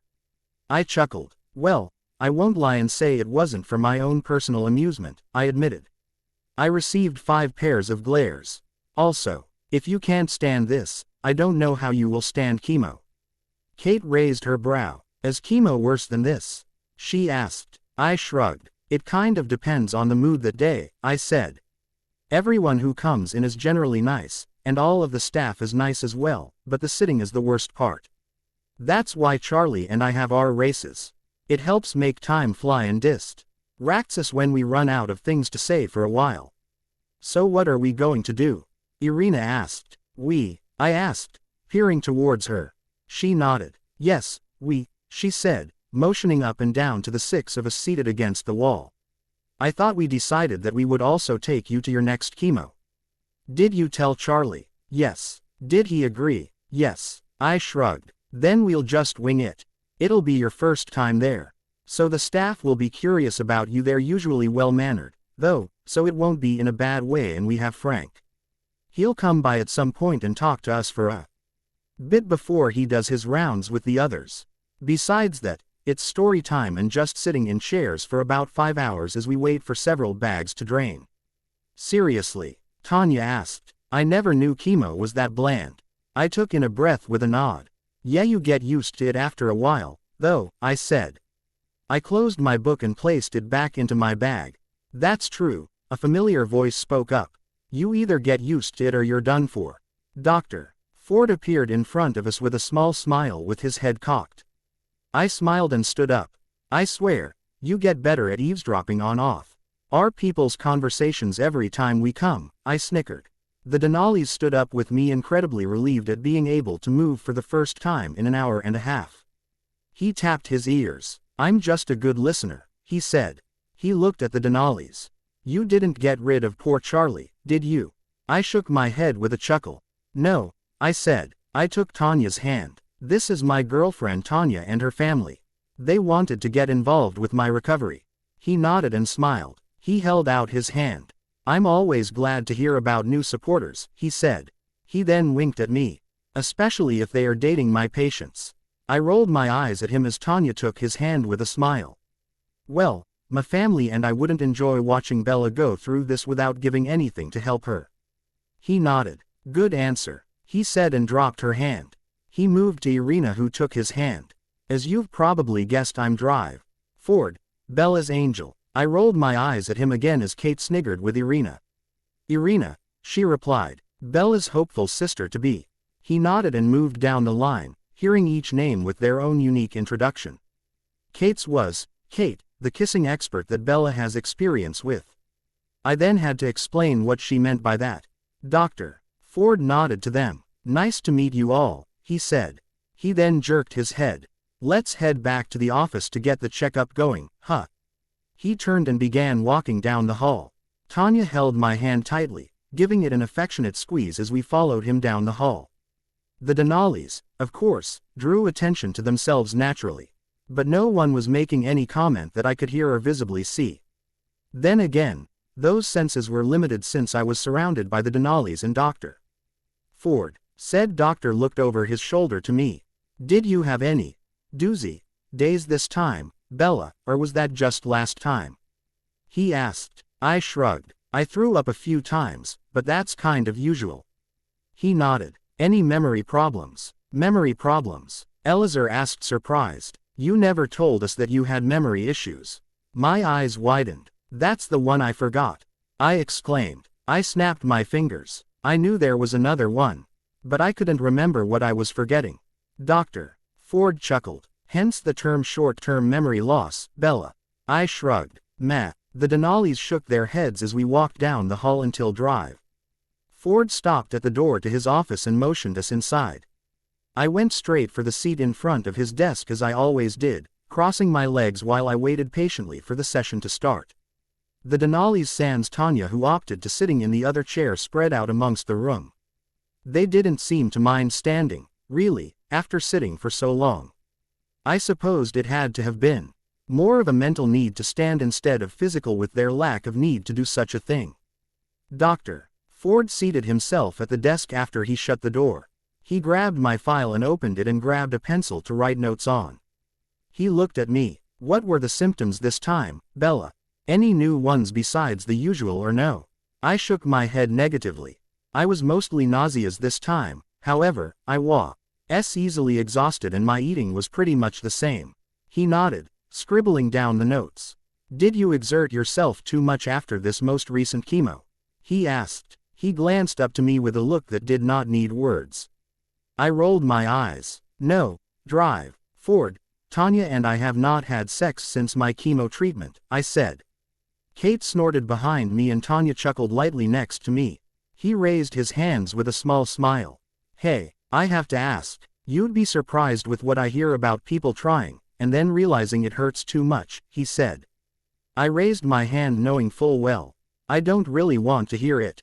He nodded and tilted his head to the side curiously. "How about dizziness, confusion, any trouble sleeping at night recently?" he asked. I shook my head. "No, I've been pretty good for this one besides the vomiting." "Of course." He nodded as wrote down the notes. He paused after a moment and looked up to me. "You still take your nausea medicine, don't you, Bella?"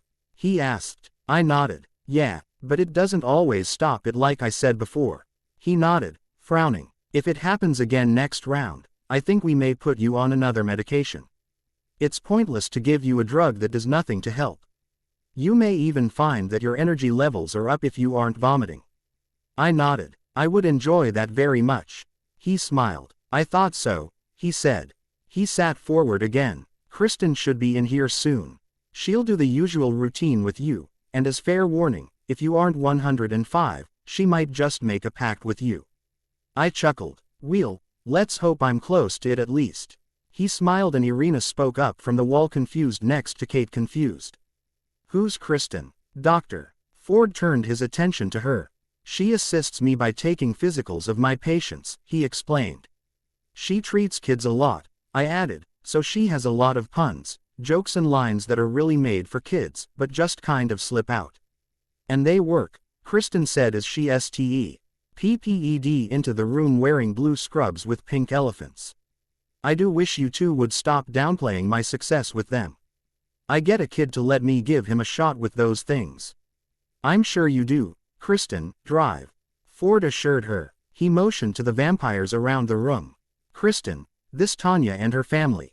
She nodded, going from Tanya to the other Denalis in the room. They are going to be stepping in some for Charlie and Bella's recovery, if I am assuming correctly. Carmen nodded in affirmative with a bright smile in my direction. Oh yes, she confirmed. We will most definitely make sure we help as much as we can. Kristen nodded to her with a small smile. Nice to meet you, she said. You as well. Elazar returned from Carmen's side, his arm was lazily wrapped around her waist, holding her against his side. Kristen smiled and then turned to me as she readied her clipboard. All right, up, Bella. You know the drill, she said, moving to the other side of the room. I nodded, standing from the chair to join her. I felt the vampires watch for a moment, curious of the process when Dr. Ford began to engage them in conversation to turn their attentions to him and away from me, something I appreciated even more now. With Charlie, this wasn't anything huge. He had seen the process many times over and was my dad who had taken care of me for the past 2 years with this. Now, however, I didn't have Charlie. I had my girlfriend and her family in the room with me instead. This was their first time as well, making them incredibly curious about everything. Having their devoted attention on me now would make my checkup almost embarrassing with my weight count and my heart would likely be beating pretty hard. Their distraction helped keep me calm. I kicked off my shoes and Kristen motioned to the scale. I stepped onto the metal plate and the machine began to calculate. How are you today, Bella? She asked, watching the scale. I shrugged my shoulder. Pretty good, I said. I feel pretty good today. And that's really what counts, I suppose. This last one wasn't really a doozy or anything. She nodded with a bright smile. That's good, she said. I always like to hear that from a patient. It's always good to have both good and bad days, you know. I nodded in agreement. I suppose. The scale beeped in signal and we both looked down to the screen and I almost did a fist pump in triumph when I saw the number. 104.6 pounds. Kristen grinned. Woo, she called, gaining Ford's attention along with the vampires. Barely under 105, now that is progress right there. She held up her hand. Give me some, girl. I didn't hesitate to give her a high five with my grin as she wrote down the weight. Doctor. Ford raised his brow. What's the scale read? He asked. 104.6. She read off, looking up at him over the edge of her clipboard with her pen still in hand. He smiled and clapped his 2 index fingers together. You, Miss Swan, have earned the index clap, he grinned. Before he dropped his hands back to the table, I was a little confused, but from Kristen's agreement I assumed it was a big deal around here. The Denalis gave me proud smiles and nods. Tanya's eyes were glistening with a kind of happiness I had never seen before. For a moment, I considered that it was because she saw a chance of hope for me getting better. A chance that allowed us to have more time. Or, maybe it was because she saw the progress I had made even if she didn't know exactly and was proud. I didn't know which one I preferred. I stepped off the scale and pulled my shoes back on as Kristen readied herself to take my pulse. She held my arm in her hand carefully and rested her 2 fingers on my wrist and began to look at the watch on her own wrist counting. We stood there silently for a moment, just letting my heartbeat flow over until she nodded and let go. She grabbed her pen. 59 beats per minute, she recorded. I took my wrist away as I prepared myself for the next test. I held out my arm, letting her place the stethoscope in her ears before she placed the flat, metal part to my chest when she began to listen. She gently held onto my upper arm. Breathe in, inhale, hold, breathe out, exhale, hold, deep breath in, inhale, hold, breathe out, exhale, hold, breathe in one more time for me please. Inhale, hold, and out one more time. Exhale, hold. Kristen nodded and removed the scope, placing down her report on the notes on her clipboard. Still working like it should, she said. She looked up at me. And it still goes tick-tock tick-tock. If you were wondering. I rolled my eyes, but gave her a small smile. I was wondering. I knew you were. She smiled, and guided us back towards the desk. I swiftly seated myself in front of the desk again. And Tanya took my hand, giving me a small, affectionate smile. I smiled in return and squeezed her hand as Kristen handed the notes to Dr. Ford, allowing him to slip them into the file. Excelled as always, she told him with a small smirk in my direction. He nodded, looking over the papers. Good, he said, good. He set the papers into the file and looked up at me. And you are sure that there aren't any new symptoms? Does becoming sappy count? I shook my head and smiled. None at all, I replied. Just the usual. I motioned around the room. I have witnesses to attest to that. He chuckled a little. As I can see, he replied. He righted the file on his desk and he leaned forward. However, before you go, I want to discuss something with you. I nodded. What is that? A MRI, he said. You have taken 3 rounds here, and I would like to see after this round if our treatment is working, or if we need to make it more aggressive. I realize that. It is something you will want to discuss with Charlie. So I would like you to discuss it with him, and then tell us at your next checkup. I slowly nodded. I had done MRIs a few times, and quite frankly I didn't like them. They were loud and you had to sit completely still. I hated the scanning and it made me kind of uncomfortable, to be honest. I was not going to look forward to this. I will, I promised. And, Irina suddenly spoke up from behind me next to Kate. If they can't fit it to their schedule, I'm sure we can fit it to ours. We wouldn't mind taking her. He nodded. That will help a lot, I'm sure, he said. He looked at me again. Just make sure Charlie understands that it's a routine thing. I nodded, standing up to pull Tanya with me. I will. He's used to the whole routine checkup ordeal, I said. Dr. Ford nodded and stood from behind his desk. Good, he nodded. He held his hand out to Tanya. It was nice to meet you. Tanya took his hand with a nod and gave it a firm shake. You as well, she said. She smiled. I think I can understand why so many of your patients like you. He smiled. I'm just doing my job, he replied as they dropped hands to let him shake the other's hands. When he dropped Elazar's, he motioned. Kristen will take you to the front desk to make an appointment. We nodded and Kristen opened the door, motioning for us to go out. Tanya laced our fingers together as we began to move, leaning in to bump our shoulders playfully. I turned and gave her a smile, squeezing her hand in acknowledgement while we walked out of the door with the rest of her family following. Kristen led the way, grinning. She angled her head to look at Tanya and me. So, she said, you too, huh? I felt a slight blush cover my cheeks from her grin and Tanya nodded with a grin of her own. Yes, she confirmed as she gave my hand a small squeeze. Bella and I are together. Kristen nodded. How long? Kate snorted behind us. They've been beating around the bush ever since they first met. Only a few days ago did Tanya woman up and ask Bella out on a date, she said. Tanya glared over her shoulder at her sister as Kristen chuckled.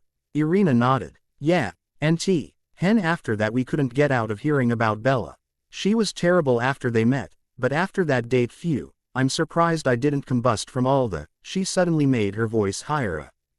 She clapped her hands together and sighed dreamily. Bella is so beautiful. Did you notice? I noticed. Tanya ducked her head as Kate carried on. I wish Bella would call. Maybe I should call Bella. Bella, okay. Tanya growled, glaring over her shoulder at the 2 sniggering blondes behind us. We get the point and you can shut up now. I ducked my head, blushing intensely as Kristen grinned. She seemed to be enjoying the small show we were displaying on the way back to the front desk to schedule. I briefly wondered if she would give me crap about it the next time I saw her too. Well, Kristen said, either way I'm glad you guys are good and happy together in your happily ever after.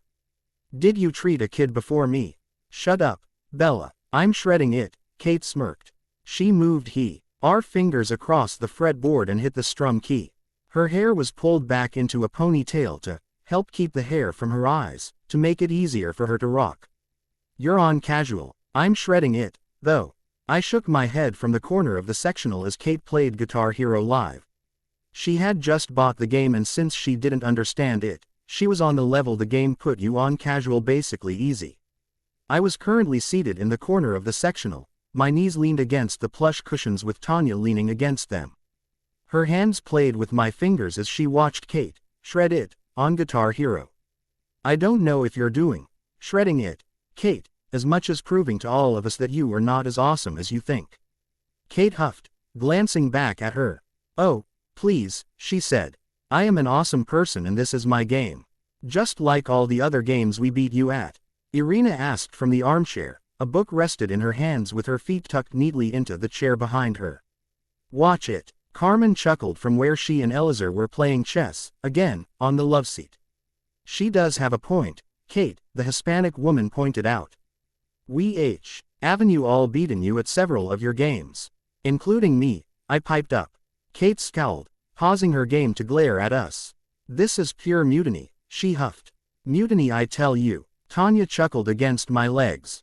Not mutiny as much as fact. Kate, she corrected. She jerked her head. When you master expert on that game, I'll consider you to be shredding it. The blonde huffed, but didn't say anything. Gee, when she turned back around, now set on getting to the level expert to rub it in her coven leader's face.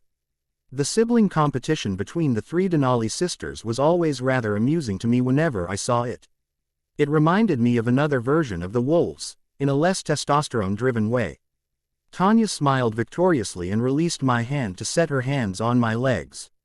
She pushed my knees apart, allowing her to slide between them and rest her back against my front, making me instinctively wrap my arms around her waist and hold her against me as I stretched out my legs. The blonde purred low, as she nestled herself comfortably into my body, moving her head and tilting it to the side to kiss my hair affectionately. I smiled at the action and rested my head on her shoulder, looking at the TV as her head bent to rest against mine. I smiled in content, loving the position. Ever since Tanya and I had begun seeing each other, I enjoyed every little thing, even when we just held each other like this. It was a part of a relationship that I had never seen before. With Edward, he only went as far to put his arm around my waist, and that was it, with a few chaste kisses. With Tanya, though, he didn't care to hold me flush against her. She wasn't afraid to touch me, kiss me and hold me. She wasn't afraid to show me the affection that she felt for me, and she very clearly expressed it no matter where we were. Except maybe in front of Charlie, or else she'd be shot. Irina rolled her eyes. You two are like hormonal teenagers in their first real relationship, she said. Tanya chuckled. Well, she said, while I may not be a teenager and Bella is barely done being one, I'm pretty sure we can both agree this is definitely like our first real relationship. I couldn't agree more. Irina rolled her eyes at Tanya and went back to her book as I continued to watch Kate play Guitar Hero. Strangely, watching her pretend to play like she was the best in the world was quite amusing, especially when she fell to the ground and started to shred it, as she said. I could not stop laughing. Sadly, however, it was during one of her shredding moments that I realized the time. While Charlie didn't mind me being out late with my girlfriend was different with him. He wasn't going to go easy on her just because she was a woman. I rolled my eyes and gave Tanya a nudge. I better go home. She looked at me over her shoulder as I jerked my head to the clock. She glanced up at the time and her shoulders fell slightly in disappointment, but she nodded in agreement. Of course, she agreed. The last thing I need is to have Charlie on my ass about that. I chuckled when Kate turned to look at me just as she finished a song. Bella, she whined, you were supposed to help me shred. I smiled as Tanya climbed off the couch, grabbing my hand to pull me to my feet.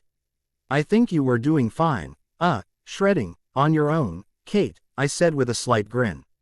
She huffed, crossing her arms over her chest as Irina got up and wrapped her arms around me. I know I'll probably be seeing you in, 10 hours, but I'll still hug you goodbye, she said with a small squeeze. I returned the embrace smiling. I loved how Irina treated me. It was like I was her younger sister already, but not at the same time. It was a nice difference compared to the horde of wolves I had at home waiting for me. I nodded. I'll hug you. Bye, too, I agreed. She chuckled and pulled away to kiss my head, surprising me before she fully released me. Make sure my sister isn't murdered by your dad, okay? I nodded, saluting. Will do. Satisfied, Irina sat down in her chair again and began to read her book as Carmen walked forward to give me a hug. She hummed. I'll see you later, Bella, she said. I nodded against her shoulder as I hugged her back. I'll see you later, I promised. Carmen pulled back and kissed my head just as Irina had and allowed Elazar to embrace me. His arms were kind of like Edward's in how they were toned, but not overly done like Emmett. He gave me a gentle squeeze. Have a good night, Bella. You too, Elazar. He released me and, of course, Kate lunged forward to lift me off the ground.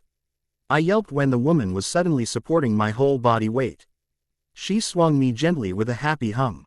See y'all later, my awesome, human and weird little friend. I tapped her shoulder, unsure how to respond as she put me down with a dopey grin. I gave her a thumbs up, holding my ribs a little. Later, Kate, I said. She grinned even wider and jerked her head. Now, get out of here before Charlie decides to take back his decision on allowing you over here, she said, practically shoving me towards the door. Tanya followed me, rolling her eyes at her sister as she opened the door for me. I doubt he'd ban you from here, but she does have a good point, she grumbled. I chuckled as the door closed behind us and began to walk to the car. Tanya, who practically mad, a law that forbade me from opening doors myself, blurred forward to hold it open for me, making me smile at her with a nod. I slid inside, soon followed by both car doors shutting and the engine starting as I buckled up. I glanced at the time. So, do you think you can beat your fastest time of 16 minutes this time or not? Blank, underscore, blank. And it's 15 minutes and 50 seconds, I reported. I stopped the stopwatch on my phone as soon as we came to a stop in front of my house. Tanya smirked as she parked her car in front of the house. I told you I could beat my record this time, she said. I happened to be properly motivated with a promised kiss. I raised my brow at her and I wordlessly stuffed the phone into my bag, zipping it back up. I hummed, quote, I don't really remember anything about a kiss, I said. She leaned forward, her smirk growing just a little as she played along. You don't? She asked, cocking her head to the side. Her elbow rested on the console between us, allowing her to lean forward almost fully to give her better access to my personal space. I shook my head. No, I don't. Tanya hummed as she reached forward and tucked a piece of hair behind my ear. Well, she drawled, if I beat my time, you were supposed to reward me with a kiss. If I lost, I was to give you a 30-minute back rub at least, if not for longer. I cocked my head in thought. I still don't remember it. She smirked. Well, she repeated as her fingers cupped my jaw, it was supposed to go something like this, her lips seamlessly pressed against mine and they joined in the dance that had become familiar, but never lost its spark. Instinctively, my hand reached up to hold her in for a longer kiss, deepening it as I leaned into her touch. Ya hummed in approval and leaned closer for more. The push and pull of the kiss was easy and passionate all at once. It sent chills up my spine that I never even knew existed before I moved to Alaska and met Tanya. We seemed to be in sync in this strange type of dance that only the two of us could hear the music to. I leaned forward, raising my hand to twine my fingers in her hair when the porch light came on. We both pulled back, turning to find Charlie giving his fatherly glare out of the window. Tanya pulled away, getting the message with a slight chuckle as I rolled my eyes at him. He was a little over the top at times. Tanya smiled. I suppose that is my cue to leave, Bella, she said. Her eyes glanced over my shoulder to Charlie, who I'm sure stood proud and tall. I sighed. I suppose so, I agreed. I looked at her. I wish it wasn't, though, I admitted, lowering my head slightly as I did. Tanya smiled sadly and took my hand as she gave it a small squeeze. I know the feeling, love. I smiled at her sadly before I looked at our joined hands. I bit my lip as I thought of all the times Edward used to sneak in through my window at night.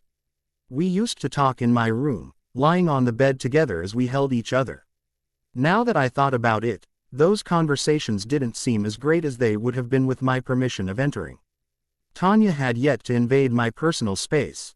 And it was something I was growing increasingly grateful for. Then, the thought slipped into my mind and I looked up. Come back tonight. The blonde raised her brow quizzically. How can I come back? She asked. I'm afraid that Charlie will expect both of us to be asleep. I'm pushing the limits right now with you still staying in my car as we speak. I glanced behind me to Charlie, who was staring at the car impatiently and had to force down a giggle. I turned back to her. My window will be unlocked, I said. Just come in later when you're ready. I'll be waiting for you. Before she could reply, I leant forward and kissed her cheek. I'll see you later, Tanya, I said lowly, hiding the nerves that were threatening to come out as I pulled away and slid out of the car, closing the door behind me. Blank. It was almost 11 as I sat on my piano bench, quietly playing one of my own. The song was slow and fluid-like, seeping from the piano speakers in the liquid form of sound. My brow was furrowed in slight concentration as my fingers moved across the keys, hitting each one with calculated strokes. My body felt disconnected from the world. My body released its stress and filled the air with the music even if it was limited. Charlie had gone to bed a while ago, letting me just play the piano before I went to bed. I was at complete peace with myself now after almost an hour of playing, and I couldn't help to wonder in the depths of my mind if I would ever feel such peace in my life when I wasn't playing. My fingers landed on the notes as one, creating the last chord of the song. It rang through the air in a volume that was almost too low for me to hear, but I still could from both knowing and imagining the song so well. My body remained relaxed in the haven, keeping in tune with myself for a moment before I came back to full consciousness. I opened my eyes and I became aware of my surroundings again and took in a deep breath. My awareness heightened as I sensed the small chill that passed through the room. I shivered, turning my head to look at the window and blinked when I realized it was open. I furrowed my brow, confused until I felt two arms wrap around my shoulders and lips press against the back of my head. I lifted my hands to touch the two familiar cold arms as Tanya hummed, resting her cheek on the back of my head. That was beautiful, Bella. I don't think I've ever heard anything like it. I smiled as I leaned into her. It's one of my own. She nuzzled my hair. That explains why I didn't recognize it, she breathed. Her lips pressed against the back of my head again. It truly was beautiful, Bella. I turned my head. Not as beautiful as you, I murmured. Part of me wished desperately I hadn't said the comment out loud as my cheeks gained a slight pink color in embarrassment. Tanya, however, beamed at the compliment. She cupped my cheek and leaned forward to kiss me. It was a short 2 kisses in one, but still passionate as she pulled away to rest her forehead against mine. I believe the same could be said for you. My cheeks went red even more, but I wrapped my arms around her non-ethel as I turned the rest of the way around. She came to rest between my legs as I said, I wasn't fully sure you were going to come. Tanya chuckled without humor. I believe that would be physically impossible for me to do, Bella. Having any time with you is something I will take whenever I can. I smiled and placed my hands on her hips instead, giving a small push to move her back to allow me room to stand. Tanya's eyes focused on me as she pushed a piece of hair out of my face, tucking it behind my ear affectionately. So, she said after a pause, what kinds of things are we supposed to do during these late-night secret visits? Possibly some late-night activities. She wiggled her brows at me suggestively, letting her fingers trail down my jaw seductively. I rolled my eyes at her, giving her a small push. Tanya, you have no idea how much like Kate you sounded just now, I said. Well, it was so tempting it was hard to resist asking. That's not a legitimate excuse. Tanya shrugged, giving me an impish smile as she took my hand. It may not be legitimate, but my question is, she claimed. I shook my head at her and pulled her towards the bed. Well, for your question, we will mostly just spend time together as I do want that, I said. I released her hand to jump onto my bed covers, crossing my legs as I folded my hands in my lap. Tanya smiled and sat on the bed with me, moving to be directly in front of me as she took one of my hands in hers and began to play with my fingers once again.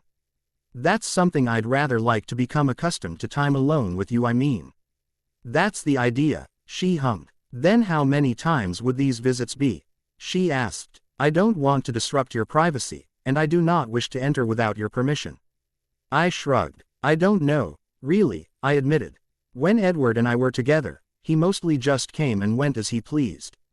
The Cullens weren't as bad as he was, but at the time I didn't really care, I suppose. I snorted. Love is blind, as they say now that I look back on it. Tanya frowned. They just entered without permission? She asked. Her voice almost held disgust at their actions. That seems a little invasive. You could have been changing or experiencing something you didn't want them to see. I shrugged. I didn't care at the time, I pointed out. I was too in love with the idea of being in love and being loved by someone. Now that I look back on it, the concept was too naive, I suppose. I can promise you that if you did that or your family did that, I would tell you to at least call me before. You came over to give me some heads up unless it was an emergency. She nodded, squeezing my hand. I can promise you we would notify you beforehand, especially if it would mean coming into your room. Otherwise I'd kick everyone's ass and then have them kick my ass for being an idiot. I chuckled and leaned forward to peck her lips. Thank you for giving yourself and your family an ass kicking from me, then. She smiled. Of course, Bella, if there is any ass kicking you need done, you just ask myself or Kate and we can arrange it, she promised. I'll keep that in mind. I adjusted our position to have my head lying in her lap, allowing her fingers to gently trace across my scalp. I stared up at her while my other hand twined its fingers with hers effortlessly. The position was surprisingly natural to be in. Then again, a lot about our relationship had been surprisingly natural to me. The way our hands would seek the other, or how our arms would find the other's waist, for example. Times even just the instinct to press our lips together, or give affectionate gestures such as sliding a piece of hair back, or stroking the other's cheek. Everything was natural, familiar and intimate. All at once without being overwhelming. With Edward, everything was awkward and not as smooth as I once thought it was. Now, with Tanya, I realized just what it was like to have smoothness in a relationship like ours. It was familiarity and compatibility that linked it, something Edward and I had greatly lacked in our relationship, but Tanya and I did not. As if sensing my thoughts, Tanya bent down to kiss my forehead, causing me to hum. What are you thinking about? She asked against my skin, slightly muffling her words. I shrugged. I'm contrasting. Contrasting what? My only 2 relationships I've had in my life. She hummed again, pulling away just enough to look into my eyes as she raised a brow. Am I in the lead so far?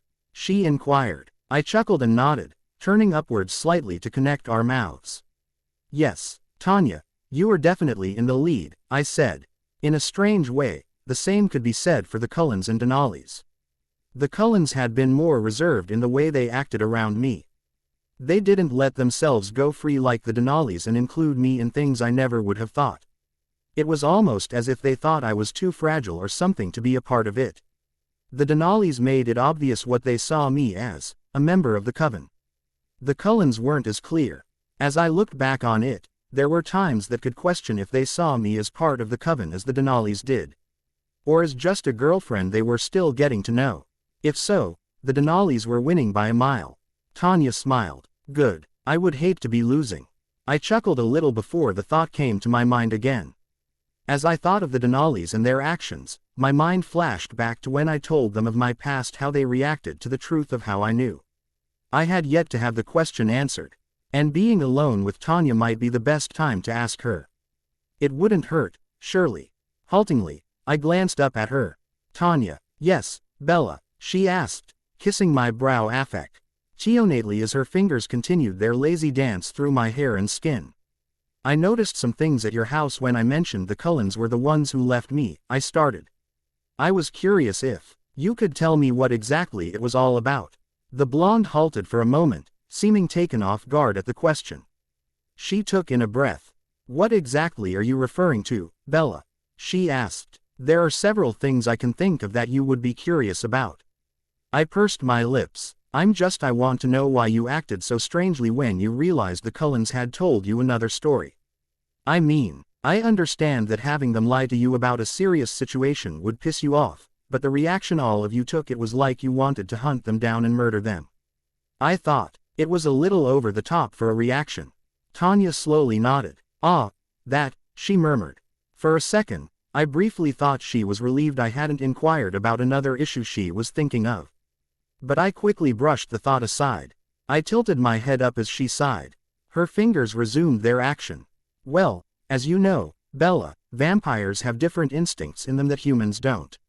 In that sense, our emotions are stronger and far more vulnerable at times to extreme things. I cocked my head as I looked up at her to see her face. What do you mean by that? I asked. She pursed her lips. For example, we are very possessive creatures from what we call our beast. It is what vampires like to refer to as their deeper and more primal instincts, the things that we sometimes have true. Fighting back if we are extremely angry or sometimes grieved. I nodded, showing her I was following along. And, as you also know, you are a part of our coven, she said. And, along with that, as you do not know, our beasts have all laid claim on you as such. I raised a brow here. Laid claim on me, she nodded. Yes, while my claim is different than the others, we have all staked a claim. Empires are very protective and possessive of the things we think are ours, including people. The thought of someone hurting you in any way enrages us, and our beasts will scream at us to protect and defend you, avenge you if deemed fit. Suddenly, her eyes darkened a shade as she scowled. And the thought of another family, a vampire family at that, having you drives us to lengths that would be hard to comprehend even for us. Having competition to be in your life would drive each of us on high instinct. It would be quite possible we would never let you be alone with said competition without at least one of us there to help show that you were still ours and ours alone. I blinked, stunned. I had known that vampires were complex with their instincts. It wasn't so different from the pack in A way B. I had never expected that to be the case. Both having and seeing Tanya's reaction as she spoke was enough to just how accurate her lesson was. It also stunned me to think that the Denali family even claimed me in such a way. Were that possessive of me? Tanya I could understand as my girlfriend and relationship, but I had not expected any familial possessiveness from the rest of them. It did, however, greatly explain the intense reactions the Denalis had. Frankly, with what I had seen earlier and what I had just seen with Tanya, I would be surprised that if they ever came across the Cull Ends again they would allow them one word before they attacked. I reached my hand up to stroke Tanya's cheek, earning the female vampire's attention from her inner musings that had caused her eyes to darken again. Her eyes connected with mine, immediately causing them to brighten. I smiled reassuringly. Well, I can promise you that no family would be taking me away even if they encased me in concrete and chained me to a locomotive. Tanya relaxed and her eyes went back to their usual gold color I was used to. She smiled. I'm glad to hear that, Bella, and I'm sure the others would be as well. I nodded with a small smile as I leaned up slightly. I pressed my lips to hers again, raising my hand to keep our mouths connected for a longer amount of time in our Spider-Man-styled kiss. The blonde happily complied, keeping our lips in a steady dance as her fingers hooked under the sides of my jaw to keep my head tilted. Her cold lips fit perfectly with mine even in our current position that could actually make a kiss awkward. The kiss, however, was very stimulating. I barely pulled back for air when my hand slipped into her curls, wrapping the strands of locks around my fingers. After I took in 2 quick breaths, our lips were once again connected, this time with more passion than there was before as an instinct seemed to kick in.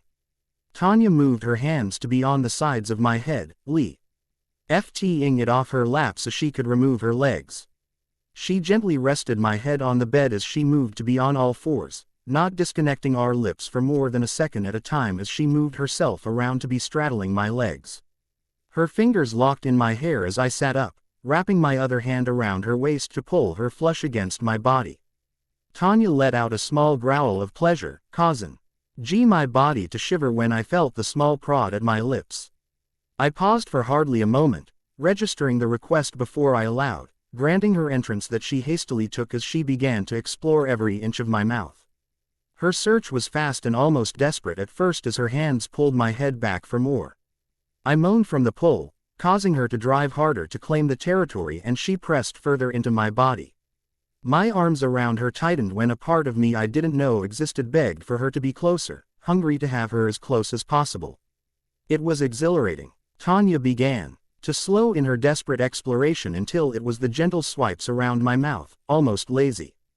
Then, she began to stroke my tongue with her own, inviting it into a dance that I gladly joined, feeling the sensations rush through my body as a moan broke through my chest. The primal growl that answered me almost made me shiver, but before I could, my back once again met the mattress. I almost moa, Ned when I felt Tanya rotate her hips in the slightest fashion against my own. Her hands trailed down my sides to rest on my hips. She gripped them tightly as her tongue continued its dance in my mouth, making my mind overload on the pleasure that was coursing through my body. My hands ran up her back to tangle themselves in her hair desperately. I pulled her closer. I felt as though I needed her like I needed air to survive. My body seemed as if it was no longer in my control. In a strange way, no matter how alien it was to me, I liked it. Tanya growled when I pulled her closer, allowing her body to be pressed fully against my own. My breathing hitched the best it could and her hands slipped under my shirt to run along my skin. The fire that traveled through my body was immediate and consuming, drowning my senses in a primal need. Tanya pulled her mouth from mine to disconnect our lips, allowing me to gasp for air that I desperately needed. Her mouth turned its attention instead to my jaw and neck. Her open-mouthed kisses and nibbles caused my body to shiver and my head to turn to allow more access. The purr that rumbled against my skin told me exactly how much she approved. Her hand slid under my body to wrap around my back, pulling my body up closer to hers as she licked at the nape of my neck, causing a moan to bubble out from between my lips. I closed my eyes, gasping for air as her teeth now joined in scraping along my neck. Tanya. As soon as her name left my lips, the woman froze. Her body went rigid and her arms tightened. I furrowed my brow, confused at her sudden switch before she loosed a growl and shot away from my neck.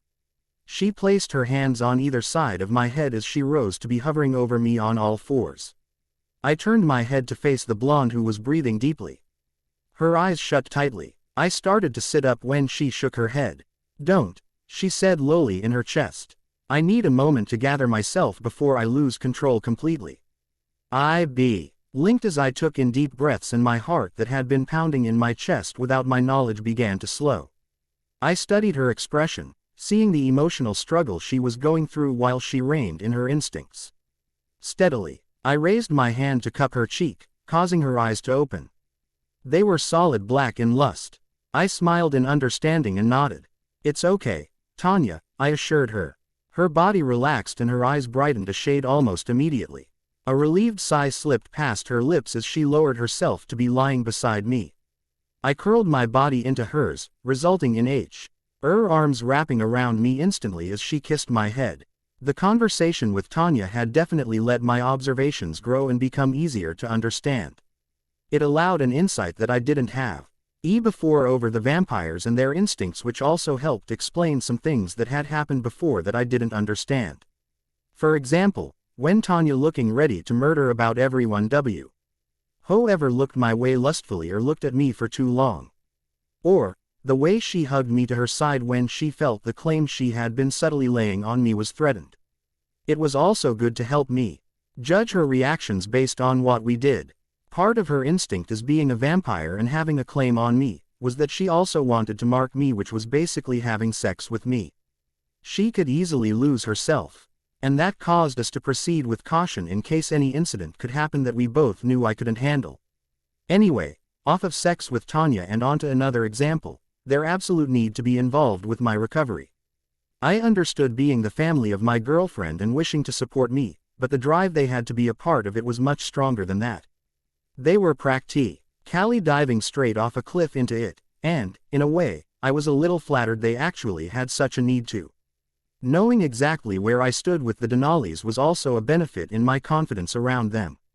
I no longer had any doubts on where exactly I was seen in the family, if I was just the girlfriend or the girlfriend they were practically signing the marriage papers for. Now I knew for Sue they saw me as their sister and they were showing it.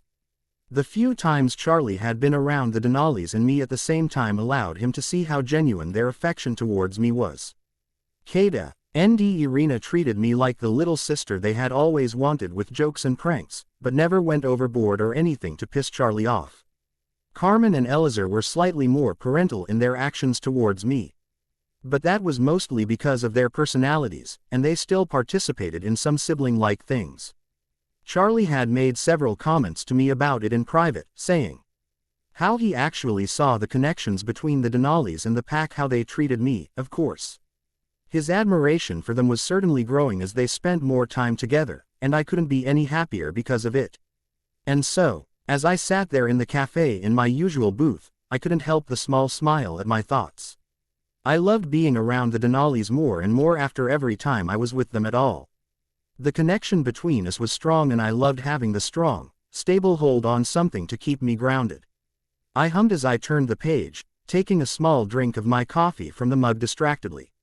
Tanya and the Denalis were out hunting and Charlie was currently on duty.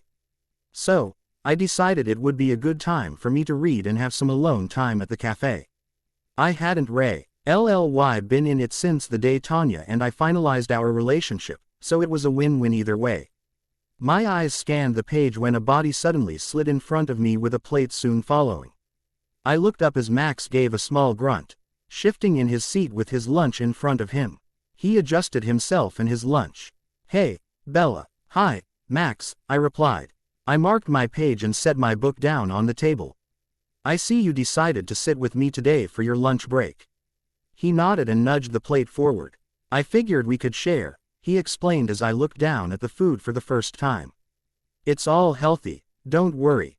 And I get a discount here, so eat up." He was right about the food being all healthy. There were 2 halves of a sandwich that would personally fill both of us up, probably. It was piled with cheese, tomatoes, ham, lettuce and some other things I couldn't place, as well as macaroni and a salad on the side for us to share. I nodded, giving him a smile as I reached forward to grab onto of the halves. "I think I will. Thanks, Max," I said, taking the sandwich to my mouth and took a bite. It was delicious, almost as good as the biscuits. He grinned and nodded, taking the other half for himself. "You're welcome," he said. He took a bite and chewed it quickly before he swallowed. "So, you and Tanya, huh?" I forced myself not to roll my eyes at the suggestion. Of course he would want to talk about that. I, instead, nodded. Yeah, unless you think us kissing and cuddling at this table was something else." I asked rhetorically. He chuckled. "Hey," he said, raising a hand, "don't blame me. The whole place was practically recording it mentally." I snorted. "I saw that," I said. I took a bite of the sandwich and chewed it thoroughly before I swallowed.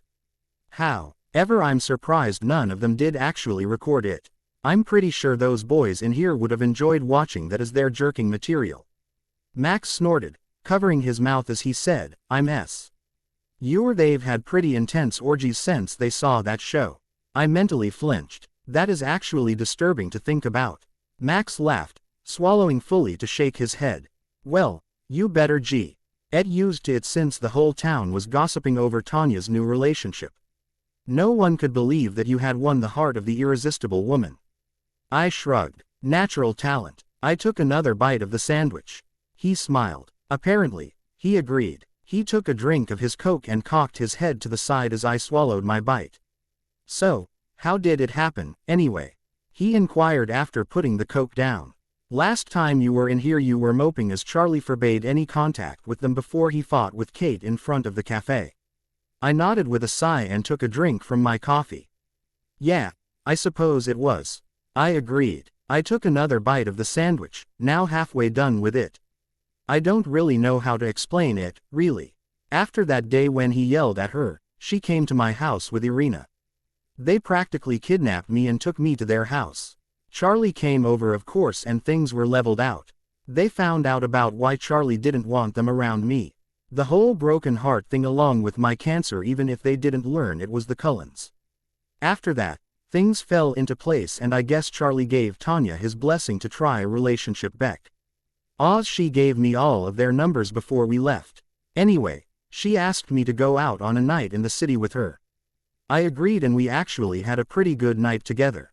We watched a movie and then went walking in the park and I trailed off, tucking a piece of hair behind my ear.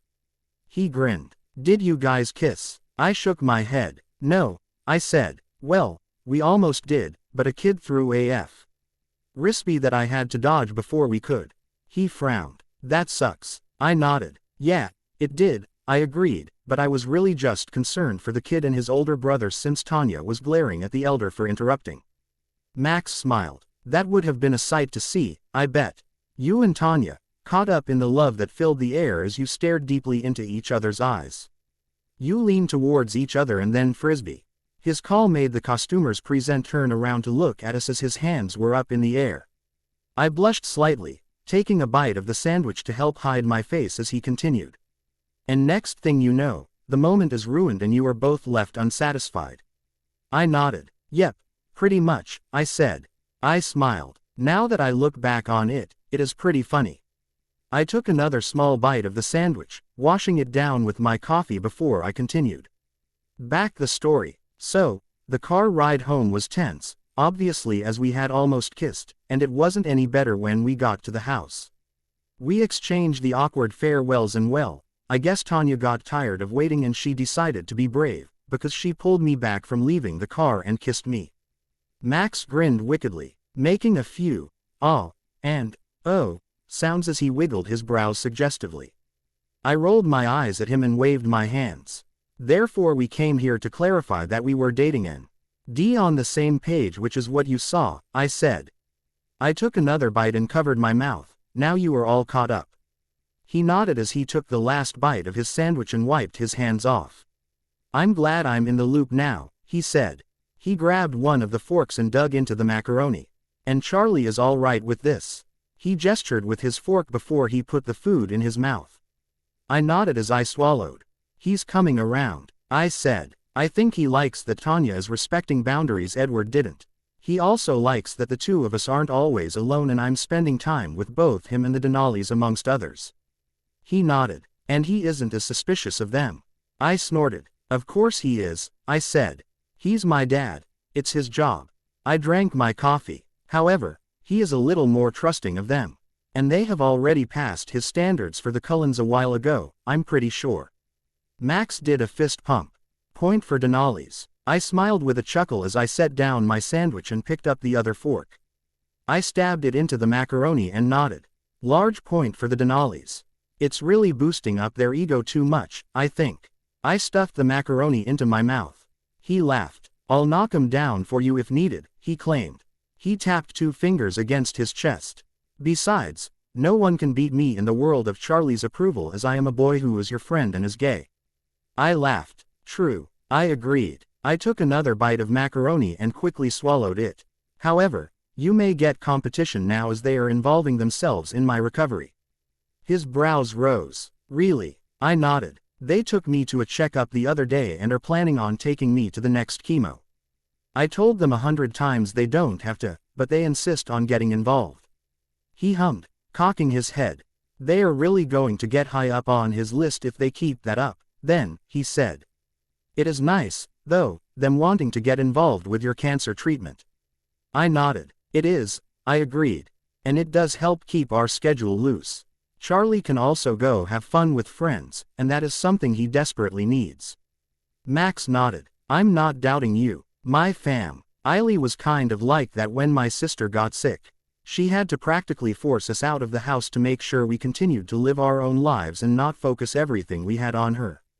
I think it made her feel like a burden at times. I nodded in understanding, taking some of the salad. It does a little, I suppose, I said. Mostly, though, I just don't want him to have me as the only company up here. Back home he would go to the reserve with me and hang out with his friends there or go fish. He needs to do the same up here, and having Tanya and her family helps with that a lot. I took another bite as Max nodded. He took a bite of the macaroni. How did they take it, anyway? He asked. Your cancer, I mean. I shrugged. As good as they could, I said. Irina was the one that figured it out, though. She felt my port while she sat next to me in the car when they kidnapped me. They were shocked, of course, but they digested it and are supporting me the best they can, as you know. He nodded. That's good. If they didn't I'd be a little nervous. I snorted. No kidding, I agreed. I took another bite of the salad. I chewed the food between my teeth before I swallowed, pushing my fork forward for more macaroni. I told them about dating their cousin, I put it in my mouth as he raised his brow. How'd they take that? I shrugged. They were mad, honestly. I shook my head as soon as I saw him start to frown. Not at me, though. It was towards their cousins for how they treated me in the end. I rubbed the back of my neck. They were up here after they first left me. That was when you met them. According to the Denalis, it was a different story the Cullens told, and, well, they weren't too happy learning about what actually happened. Max took in a breath, nodding slowly. Oh, I see. I nodded. Yeah, so nothing has really gone right with the Cullens over the past 2 years, it seems, I said, giving a small smile to try and lighten the mood. He nodded and shook his head, staring at the table. Geez, no offense to them since I met them a few times, but they sound like one fucked up family, he blurted. I couldn't stop my laugh that erupted from my chest. I shook my head, smiling widely as he shrugged. What? He asked. It sounds pretty true from what I'm hearing. I grinned and pushed the macaroni around with my fork. They are pretty complicated, I agreed. I'll give you that. He shook his head, seeming to still be digesting the new information. He took a bite of the macaroni as he thought, giving a few snorts here and there with a few grumbles under his breath. Then, after a few minutes, he said, will Tanya kick their asses?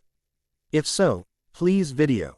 I grinned wickedly. I'll see what I can arrange for you, Max, if there does happen to be a BR. All that I do not need to get involved in, I promised, taking another bite of the macaroni. You better, he said with a snort, diving into the food again. Otherwise I am no longer bringing you any free lunch when you come back here. So you caught Max up on the gossip, then? I stared at the ceiling of my room as I laid on the floor. My legs were curled slightly to the side for my feet to rest behind my thighs. Tanya's head was next to mine, her hand holding mine near our heads with our fingers intertwined. Kate was in the same position as me with the top of her head almost touching mine and Irina on my right. Her head almost touching the side of mine. Our bodies basically made a plus sign. The Denali sisters had decided to pay me a surprise visit after they had finished hunting after texting me first in my room and had found me lying on the floor staring at the ceiling as I listened to my music. They had joined me on the floor after making sure I wasn't dead, and we had been there since. I nodded as the song switched to another in the background. Yep, I said, popping the P at the end. He was pretty interested in how it went from Charlie screaming at Kate in front of the CA. Faye to Tanya and I walking and holding hands.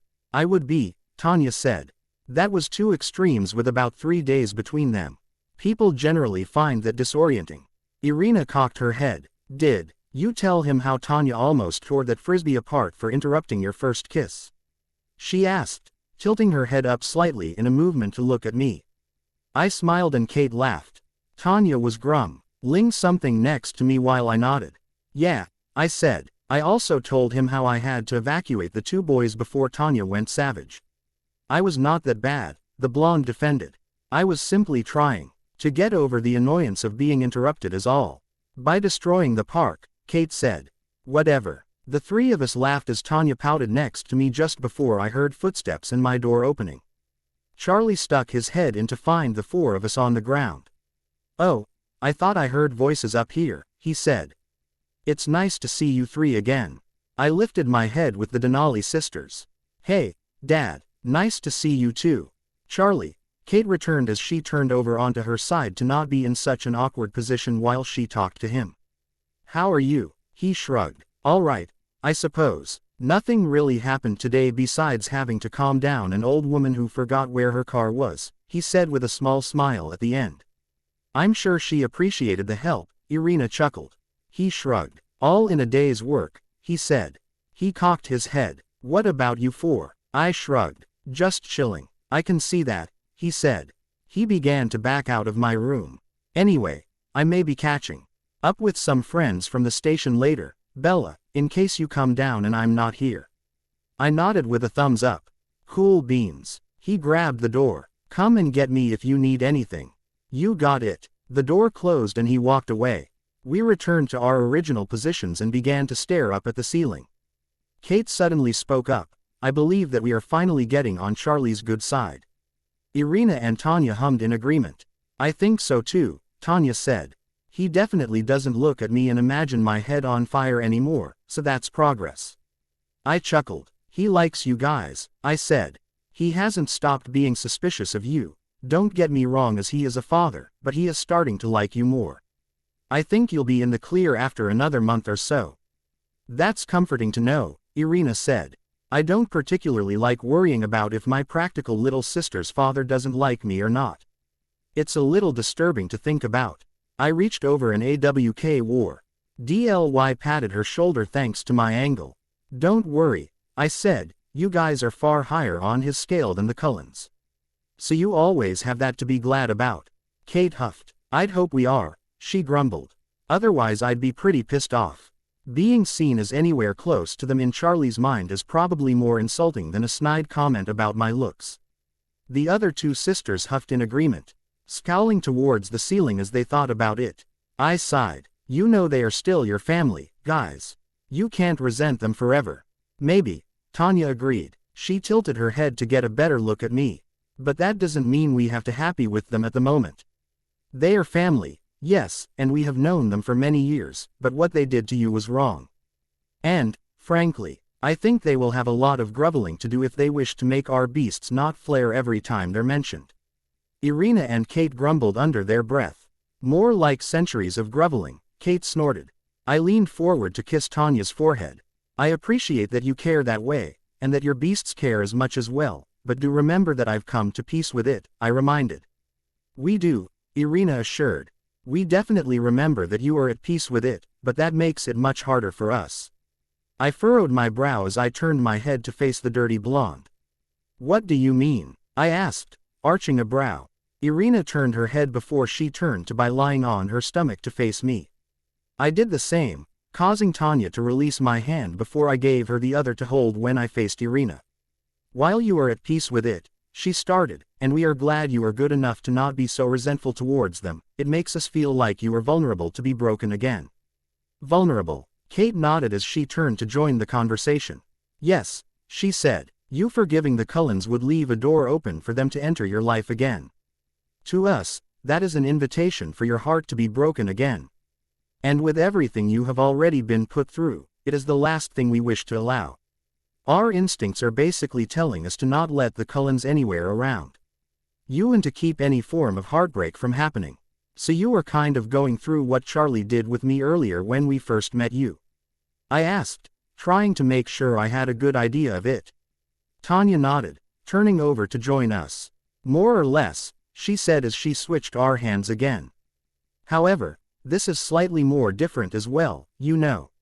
I nodded, stroking the pad of my thumb on the back of her hand. Yeah, I get it, I agreed. I cocked my head to the side. I haven't necessarily forgiven them, though. You haven't? Irina asked. I shook my head. Not really. No, I said. I am mad at them for leaving me still. For breaking my heart and not really giving me any form of closure besides a cowardly goodbye. I sighed. But I have come to accept the fact that it happened. It's a part of my life and it is a part of me now, just as much as it is a part of them. I can't change it, nor would I, because it gave me in a strange way a life I never would have had without them leaving. I wouldn't be so close to the pack or Charlie. I looked up. I wouldn't be here in Alaska now with you. So, I guess you could say that I'm mad at the persons, but not the moment itself. Tanya scooted closer to me, pressing more into my side as Irina and Kate smiled.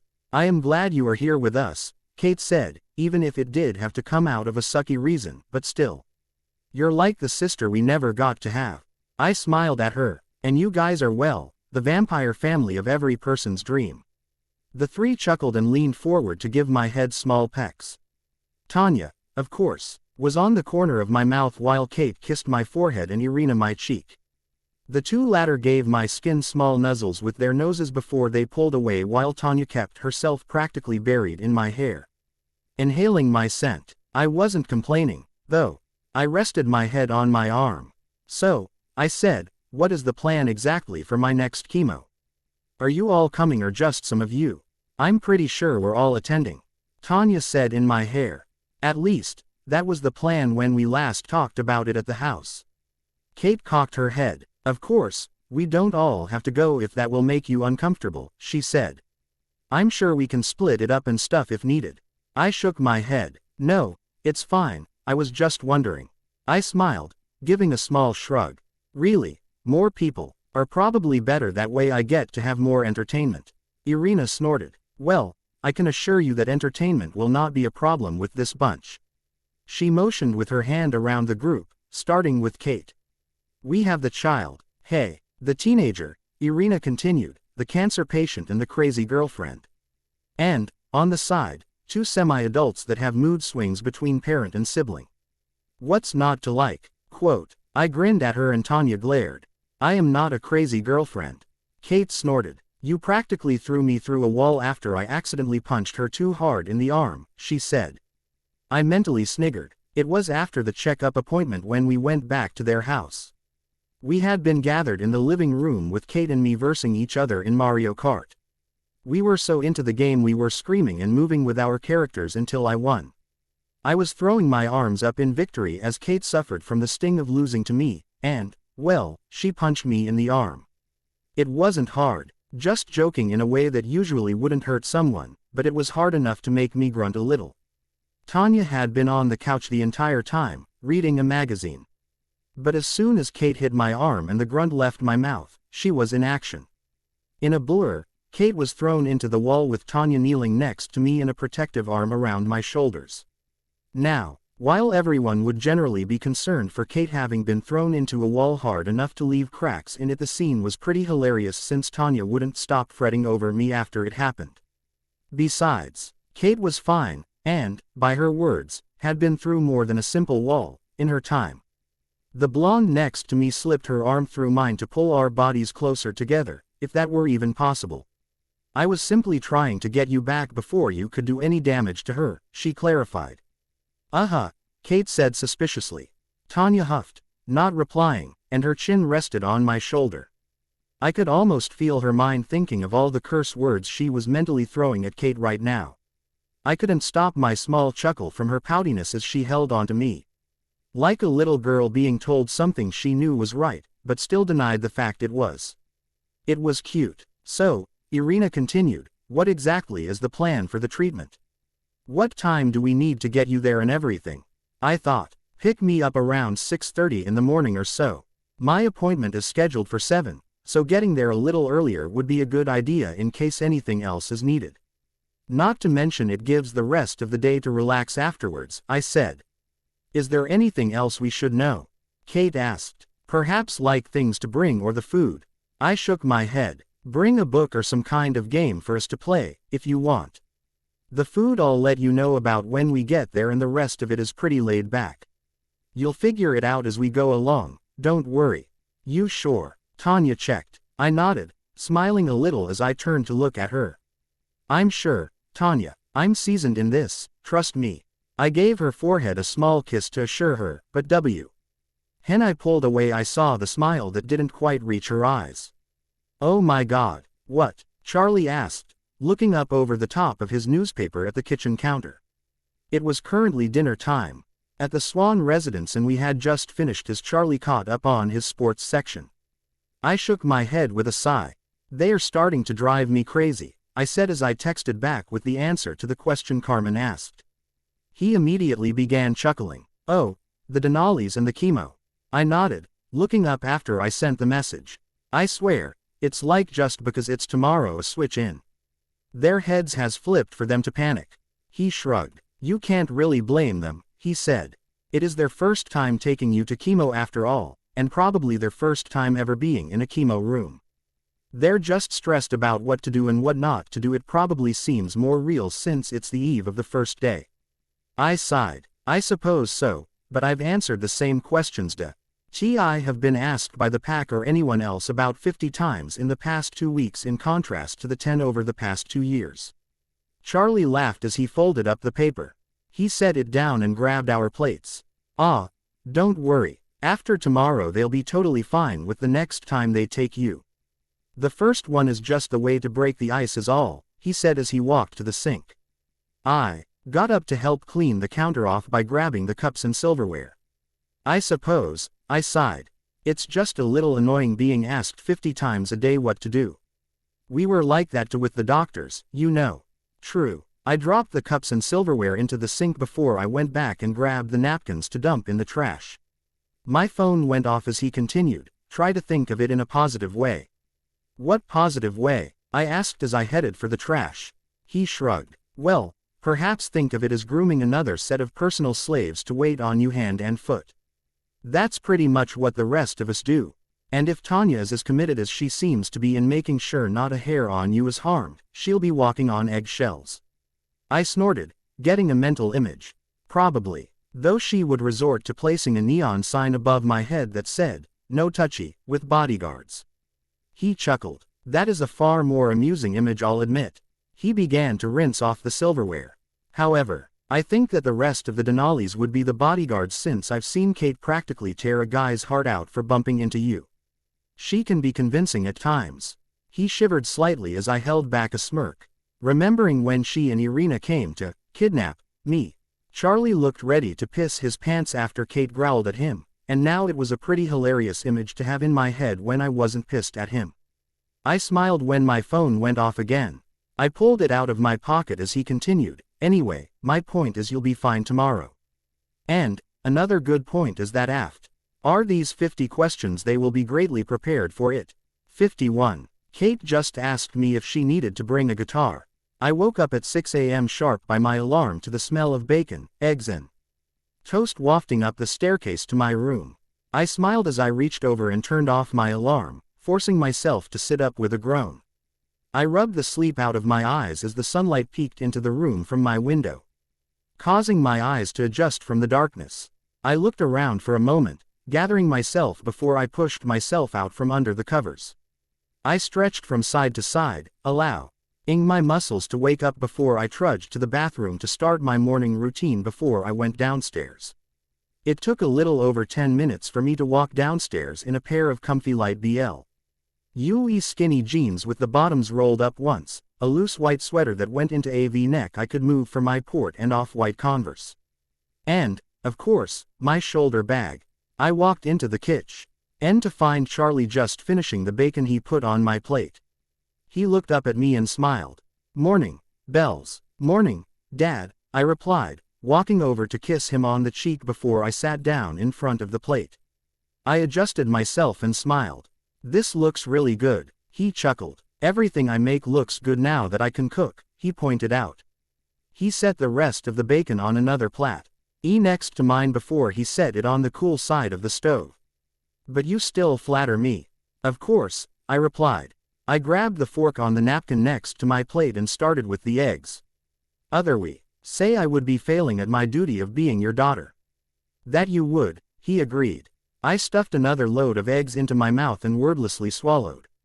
Charlie sat down next to me with his cup of coffee as I reached forward to grab the V8 in front of me. "What time exactly are they gonna be here again?" he asked, taking sip from his cup of joe. I took a quick drink from my V8 and shrugged. "Around 6:30. That will give us time to get to the chemo room and to get checked in for the appointment." He nodded. "Good plan," he said. I nodded as I set the drink down and started to eat my toast. "I thought so," I said. I chewed the toast and then swallowed. I hoped it would also give them enough time to wind down after we get there. You know, getting adjusted to the atmosphere and why thing before it's just crowds of people filing in. He nodded. "That'd be a good thing to do," he agreed. "Besides, you'll get to have your own time in the room for a while, and being the first inside is always fun." I nodded in agreement. "I always thought so, too," I said with a grin. "Not to mention you get to chat it up with the nurses, ladies man." Charlie blushed lightly, but still smiled. "Well, I can't help it if I'm so damn good looking. I may not have Frank's skill with them, but I can reel them in when I wish," he claimed, puffing out his chest. I nodded. "Uh-huh," I said, hitting his stomach. His chest immediately fell. "Sadly Sue got you first, otherwise women would be gathering around." His face went beet red and he busied himself with eating as I smirked. "Huh, I knew that'd get him." We fell into a comfortable silence after that, just eating peacefully with the clanking of silverware on plates filling the air. Charlie read the newspaper and I watched the clock, counting the minutes to see how long I had left. Right as I was in the middle of putting my plate away, did I hear the car pull up. Charlie and I looked at each other and then at the clock. 6:30 right on the dot. Charlie rolled his eyes, and went back to drinking his coffee as I smiled. If there was one thing you could count on, that was vampires on time. I quickly dashed upstairs to brush my teeth while he got up to answer the door. I quickly turned on the water and poured too much toothpaste onto the brush before I shoved it into my mouth. Downstairs, I could hear the Denalis come in. "Hello, Charlie. It's nice to see you again," Elazar greeted. "You too, Elazar. Come on in. Bella should be down in a minute," he replied. I heard the vampires step inside before the door closed as I continued my quick cleaning of my mouth. "So, Bella tells me you asked if you needed to bring a guitar," Charlie said to Kate. I heard a few soft chuckles downstairs as I imagined Kate shrugging. "Yeah, but I did. And know if we were supposed to sing campfire songs or something. I thought it would be a good idea to ask. Not to mention you were watching SpongeBob," Tanya added. I snorted, causing me to almost swallow toothpaste, which resulted in me choking and then spitting out the toothpaste loudly into the sink. It had to sound like I was a dying mule. "You good up there, Bells?" Charlie called up the stairs. I nodded. "I'm good," I called back. I brought water from the faucet to my mouth and began to rinse both it and my toothbrush out. I spat the water out and dried my mouth off as I heard the conversation once again pick up downstairs. I put the toothbrush back into the cup, turned off the water and the light to the bathroom, and walked out. With possibly too energetic steps I came down the St. Airs to be in front of the Denalis and Charlie. Kate smirked. It sounded like a dying moose. I was close. I scoffed and hit Kate in the arm, though it hurt me more than her. "Shut up. I was choking on the toothpaste, thanks for asking," I said sarcastically. The blonde smirked. I aimed to please. I hummed and Tanya automatically came to my side. Her hand slipped into mine, allowing my fingers to lace with hers. "We better get going so you don't get in late," she said. I nodded, in agreement, and Charlie smiled, giving me a knowing wink. There was no chance in hell we were going to be late, foe. This thing, and we both knew it even if the Denalis had to run a few stoplights. Charlie wrapped his arms around me. "I'll see you after your treatment, all right?" he asked. I nodded, giving him an armed hug with Tanya holding my other hand. "All right," I said. "I'll call you if I need to be rescued or anything." The Denalis huffed and Charlie grinned as he opened the door to let everyone out. Quote, "I'm sure you'll be fine, but I'll keep my phone on me just in case." "Okay. Seriously," Irina huffed. "Why do you two keep throwing jokes around about us driving this into the ditch? We aren't that bad." I chuckled and placed my hand on her shoulder. I used it to give me a boost in kissing her cheek. "It's fun," I claimed. I pulled on Tanya's hand to lead us out of the house while Irina grumbled incoherent insults behind me. Tanya and I walked out of the house first, with Carmen and Elazar close behind with Irina and Kate in the rear. Charlie moved to be in the doorway to watch us get into the car. "Well, suv." Carmen and Elazar climbed into the front as Tanya held the door open for me, giving me a small, expectant smile. I smiled in return and slipped into the car. I went to the back row immediately, knowing it would be easier for Kate and Irina to climb in that way. Tanya followed close behind, seating herself comfortably next to me before Irina and Kate followed. I grabbed the seatbelt and brought it around my body just as the door closed. I clicked it in place and Elazar started to pull away from the house. After we began to move, I adjusted my arms to wrap them around Tanya's waist and hers went over my shoulders. I fell into her body and made myself a comfortable nest as I set my head on her shoulder. While I burrowed myself closer to her, Kate turned her attention to me. "So," she said, "do you have your education lesson planned for us today in music?" I grinned and snorted, waving my hand dismissively. "Of course I do, Kate," I said. I reached into my bag and pulled out my iPod. I handed it to her. She took the auxiliary cord and plugged it in. "Any recommendations?" she asked as she unlocked it and began to thumb through the songs quicker than I could process. I shook my head and a yawn worked its way through my body. I snuggled closer into Tanya, who was more than happy to accommodate for me. "No, I'm good," I waved my hand dismissively. "You just look around and see if your taste has improved." Kate shrugged and continued to look through the music while Carmen turned to look back at me. "You should get some more rest if you need it, Bella," she said. I shook my head again. this time making eye contact with Carmen. I'll fall asleep if I need to, but I'll be alright. I'll be sitting in a chair for most of the day with about 5 drip bags draining into my body. Elazar looked at my reflection in the rearview mirror. Is that how many you take? He asked. I nodded. There are drugs I take before and after the chemo, those take about 30 minutes to an hour. Altogether it's about 3 hours and the actual chemo is 2 hours. Wow, Irina said. I didn't know it was that set up, I guess. I nodded in agreement. It surprised us the first time too. It's tiring, but nothing compared to some of the things people have to take.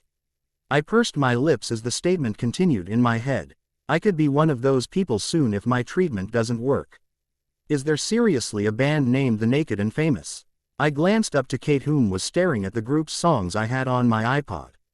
Yes, Kate, and please don't make a corny joke about it. It's too early. Blank, _ blank. So how long do we need to wait before they take you back? Carmen asked as we sat in the front of the chemo area. We had checked in 5 minutes ago, saying I was ready and here for my appointment. It was almost 3 minutes till 7 and I understood why the vampires were getting antsy. I shrugged. Probably just a few more minutes, I said. They just have to make sure they are ready for me. She nodded in understanding and the door opened. We turned our heads to find a familiar face, well, to me, walk in. Audrey looked up from her phone to see me and smiled brightly. Hey, Bella, she greeted happily, and stopped in front of me. Are you in for your next treatment? I nodded. Yep, I said. I jerked my head. I brought a new group with me this time. I thought Charlie would like to have a break from the morning appointments. She chuckled. So you dragged others into it, she said, giving me a wink before she looked at the Denalis. I hope she didn't force you down here with her silver tongue. Tanya smiled with a shake of her head, resting her hand on mine. No, she said, we volunteered. Audrey nodded and gave a kind smile. Ah, I see, she said. She glanced towards the room before back at me as she set her hand on my shoulder. I better go check in with the others, Bella, but I'll see you later to make sure you get set up. I nodded and gave her thumbs up. I'll look forward to it, I said. Audrey smiled and gave my shoulder a small squeeze before she released it. She nodded to the Denalis politely before she turned. Eden disappeared around the corner towards the back.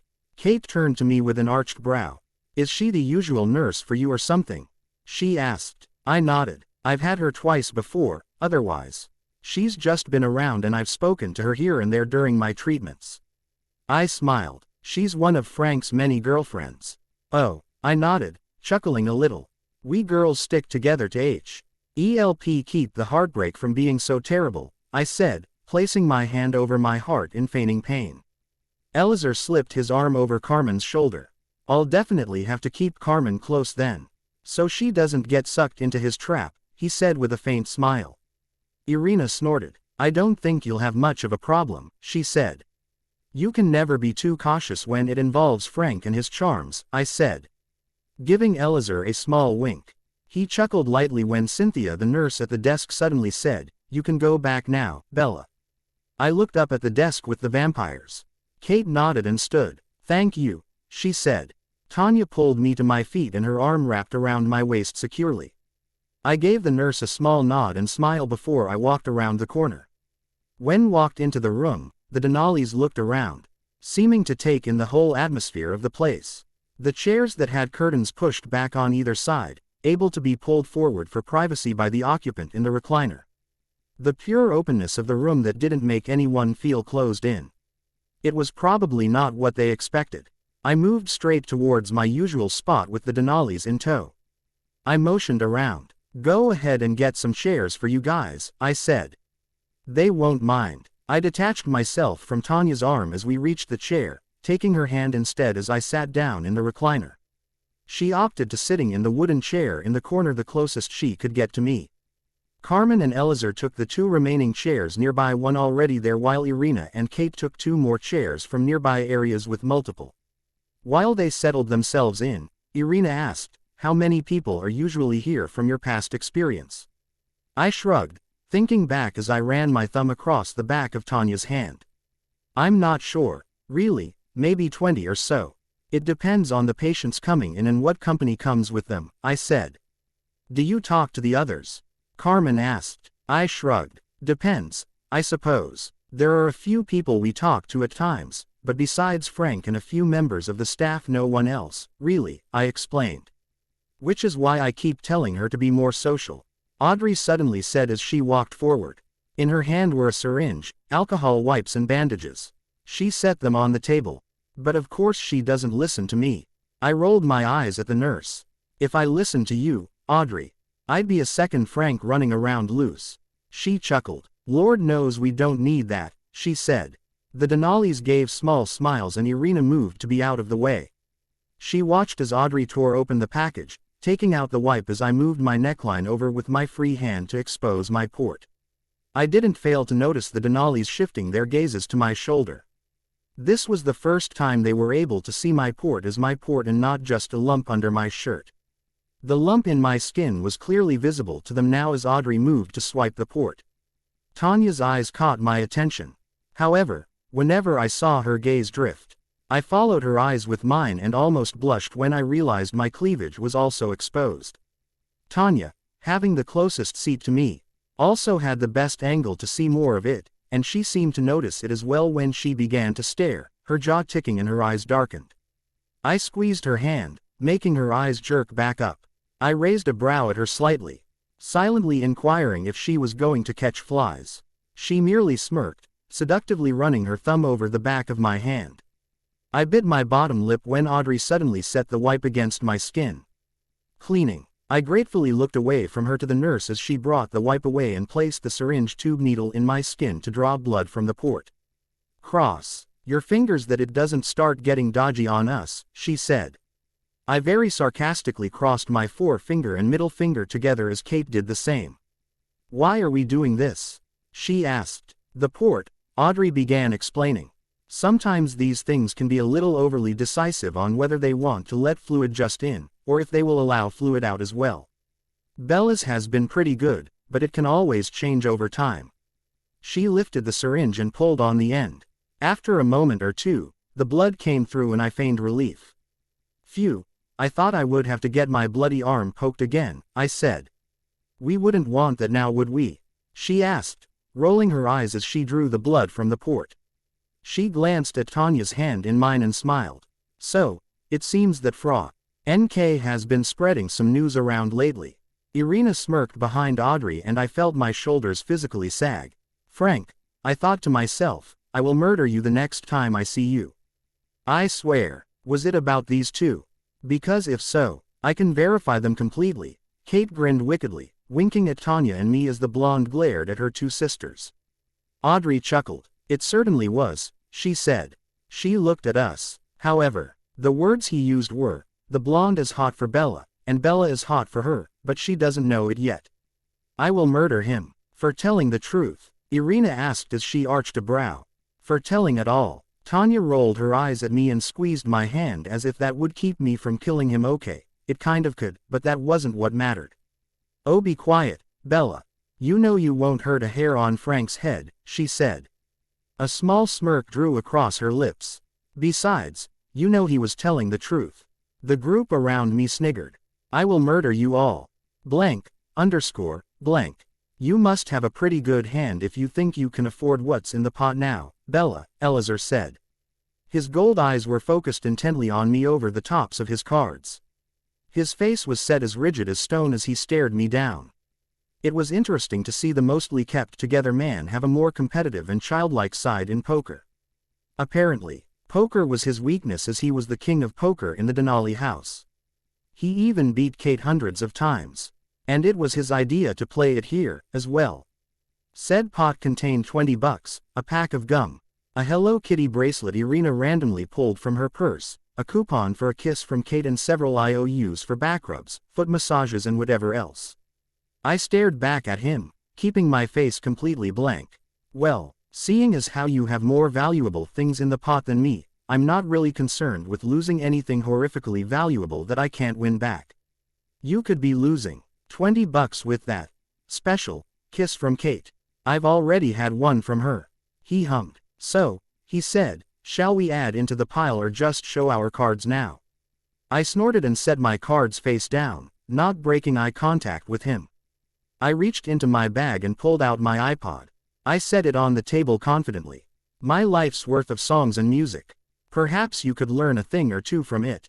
Kate and Irina, oohed, as I picked up my cards. This shit just got real, Irina smirked. Elazar scowled, but set his cards down and reached into his pocket. He pulled out a wad of cash and slapped it down on the table. Over $200 in cash. You can buy better insults with it. Whoa, a familiar voice said. Elazar and I didn't remove our eyes from each other as the other foo. Our women turned their heads to Frank while he walked up with a raised brow. He crossed his arms over his chest and leaned against the wall. What's going on here? Intense poker game between Bella and Elazar, Kate explained. The tension has shot up tenfold in the past few seconds. Ah, is that Bella's iPod? Yep. Oh, this shit is real. Elazar smirked. You heard him, Bella, he said. This shit is real. Are you sure you want to keep going or are you gonna fold? I wouldn't think any less of you if you did. I forced a mock laugh, setting my hand on my chest. Oh, Elazar, learn to take your own advice. Bite me. Fuck you. Quote, you would. Excuse me, but I'm a circle. Kate snorted. He narrowed his eyes on me dangerously. I merely arched a brow in reply, not breaking eye contact with him. The silence that went between the group was tense in a good way and filled with suspense. The four women plus Frank were leaning forward with anticipation. Then, after about 10 seconds of the tense silence, Elazar asked. You gonna put in or just stare at me? I could ask you the same thing. He snorted and then smirked. I think I'll just go ahead and put you out of your misery, Bella. You deserve that. He set his cards out on the table to show a nice full house on the table. The Denali's and Frank made sounds of sympathy for me. I sighed, letting my shoulders sag. I have to say, Elazar, I said lowly. You did pull a good one. That I did, he agreed. It's kind of sad that I have to give you a straight flush down. I slapped my cards on the table. His jaw immediately dropped. Dee and Frank burst into laughter with Carmen. I reached forward and pulled the items in the pile towards me. Irina and Kate were grinning as Tanya did her best to hold in her laughter. I placed my iPod back in my bag while Elazar opened and closed his mouth like a fish out of the water. Kate, careful of the wires and port, clapped my shoulder. Damn, Bella, no one has ever been able to beat Elazar at poker. I smirked. He's never played me, obviously. I looked back at the gawking man as I made a show of pulling the money both he and Tanya set on the table off and placing it in my wallet. He was just blinking as Frank clapped his shoulder. Don't worry, man, you can probably win that back eventually. Carmen chuckled. He'll need to in order to have his pride back. The man didn't speak, with his jaw still going up and down as I stuffed the gum, bracelet, coupon for Kate's kiss and the IOUs into my purse. I looked up at Frank as I zipped my bag shut. So, you were spreading some rumors, huh? I asked, crossing my arms. I leaned back in the chair and raised my brow at him. Frank smiled and held up his hands in surrender. Hey, I wasn't spreading rumors. I was merely talking to a few nurses about what I predicted. He claimed. He's another Alice, Kate mumbled under her breath. I blinked in her direction and Irina grinned. Well, she said, in this case, Frank, you were correct in how this was going to fold out. She jerked her head towards us. And Tanya has been hot for her since they met, just so you know. Frank smirked as Tanya growled lowly. I reached over and took her hand in mine to keep her from murdering her sister. He turned to me with a wicked wink. I told you I was right, Bella. He tapped his temple. You have to learn when to listen to Frank, because most of the time, Frank Simmons is right. Quote, stop referring to yourself in third person. Frank doesn't want to. Frank. Bella. I rolled my eyes and he smirked at me even more. He looked at the Denali's. So, he said, I'm guessing that you are taking on your duty as the family-in-law by bringing Bella up here, Carmen chuckled. You could say that, she agreed. Though we did just want to be involved and make things easier on them for scheduling. I'm sure Charlie appreciates it, he said. He looked to Tanya, and seeing how she does not have bullet holes in her from a protective father, I'm going to guess he does. Tanya smiled. I'm keeping my fingers crossed. You should, girl. I'll keep mine crossed for you too. He held up his hands and crossed his fingers. He lowered them with a small grin. Hopefully that will be enough luck for you. I'm praying. He smiled when Audrey called for him up at the front. He jerked his head towards the beckoning woman and sighed. Afraid I have to leave you folks. The nurse summons. I'm sure we'll see you soon, Frank, I said with a smile. He gave a shrug. I can't make my other girlfriends here jealous by spending more time with you, though, Bella. That would just make me be a horrible boyfriend. We can't have that. Of course not. He gave a small salute, turned on his heel and walked off towards Audrey as he dramatically puffed up his chest and straightened his shoulders, getting a large laugh from her. I don't know if I have said this, Irina said, but Frank is awesome. I smiled. He really is. My machine went off, causing the group to jump slightly at the sudden beep. It was loud and obnoxious, making the vampires flinch slightly from the beep as another nurse quickly walked over and turned it off. Only 3.5 hours left, I sighed. The Denalis groaned. We walked out almost 4 hours later with sighs of relief. The duration of the remaining hours had been both amusing, boring and interesting to say the least. I was partially amused with the Denalis, mostly Kate, with their reactions to the whole process. Sometimes they would be surprised by how light the atmosphere in the chemo room was, or how the nurses interacted with the patients. Sometimes it was how long it took my bag to drain and how many bags I had to have during the session. Or my personal favorite, when they asked me what I should have for lunch. As soon as I mentioned they would have to drive to get it, Kate and Irina almost bolted out of their seats to get me the food and away from just sitting. Their overall giddiness to move around was amusing. But so was their complete interest in how the thing worked. It was like talking to a bunch of 2-year-old kids with how many times I heard the questions, why? And, how? During my treatment, I completely understood why parents got tired after a while. Currently, the womenfolk were standing in front of the doors as Elazar got the SUV. While I could have walked to the SUV fully well, the others decided they didn't want to push my limits and decided to bring said SUV to me instead. I wasn't really complaining, though, since I was leaning into Tanya while we waited quite comfortably. She was a strangely comfortable being. After Elazar pulled the SUV to a stop out front, I was practically escorted into the car. Irina held the door open for me and Tanya helped me inside, holding my hand dutifully as she placed her other hand on my lower back. I crawled in without any issue obviously and moved into the very back where I began to settle myself and Tanya soon followed. I pulled the seatbelt on as the blonde sat next to me, and practically shoved herself into my side just in case. I took her hand in mine, letting them rest in the crevice our touching thighs. Her hum began to run along the back of my hand contently as Elazar pulled off after Kate and Irina were in and the door was closed. I leaned further against my seat. So, I said, what did you guys think of your first chemo trip? It wasn't what I expected, I will admit, Carmen said from the front seat. She turned to look back at me. I felt my lip quirk a little in a slight smirk. Were you guys expecting a silent room that had little optimism and a cloud of dread hanging in the air? I asked. Kate ducked her head. Not the cloud. I chuckled. My lips went from a smirk to a grin. Not the cloud, I repeated amused. Is that what you expected when you first went, Bella? Elazar asked up front. His eyes glanced at me in the rearview mirror. When you went to your first chemotherapy, I mean. I took a second to think, pursing my lips as I thought of my first trip. In all honesty, that had been what I was expecting as a kid. I was terrified of being attached to these huge machines that would inject my body with what I was convinced was a poison that would kill me. However, it was much different when we got there. Every cancer patient talked to me and the nurses were kind. I was kind of the little kid that everyone loved there, and I met a few kids that weren't much older than I was. I became decent friends with them, though we were never incredibly close. I gave a small nod absent-mindedly. Yes, I admitted, but it was more of a kid's mind imagining a dungeon in the form of a hospital. Tanya's hand squeezed mine. I sometimes forget you had cancer as a child, she frowned. She leaned closer to me. Was it scary for you to go to? I can understand how being a child and going through something like that would do things to your head. I nodded, chuckling lightly.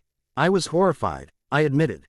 All I heard was that they were sticking a needle in me that was attached to a machine to put a fluid in me. It took almost 20 minutes for my mom to calm me down for the first trip. Irina glanced back at me. I'm sorry you were that scared. I shook my head and smiled at her gently. Don't be, I said. I chuckled. After we got there, everyone was fawning over me as the little kid. I got stickers, snacks, games and basically anything I wanted because of it from the nurses. Not to mention I loved everyone there. It became one of my favorite places to go. The Denalis gave small smiles as Kate looked at me. What about now? Do you still get your snacks and games?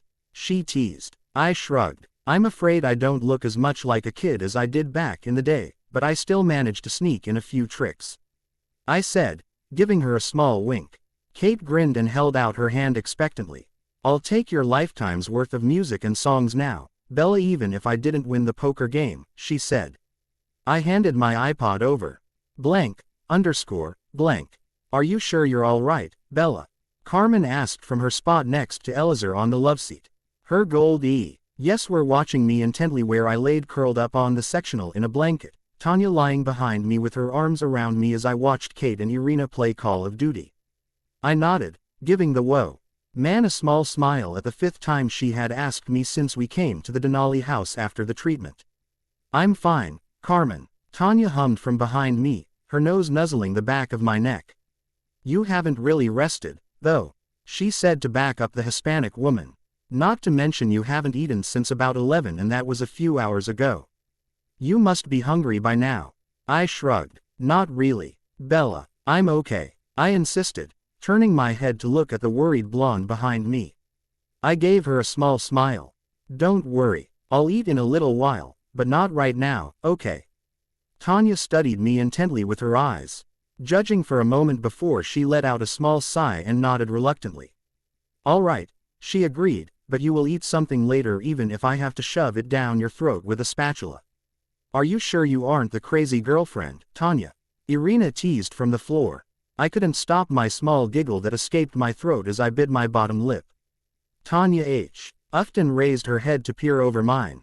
Save it, Rena. You would do that same as me if it meant she was going to eat, the blonde growled from behind me.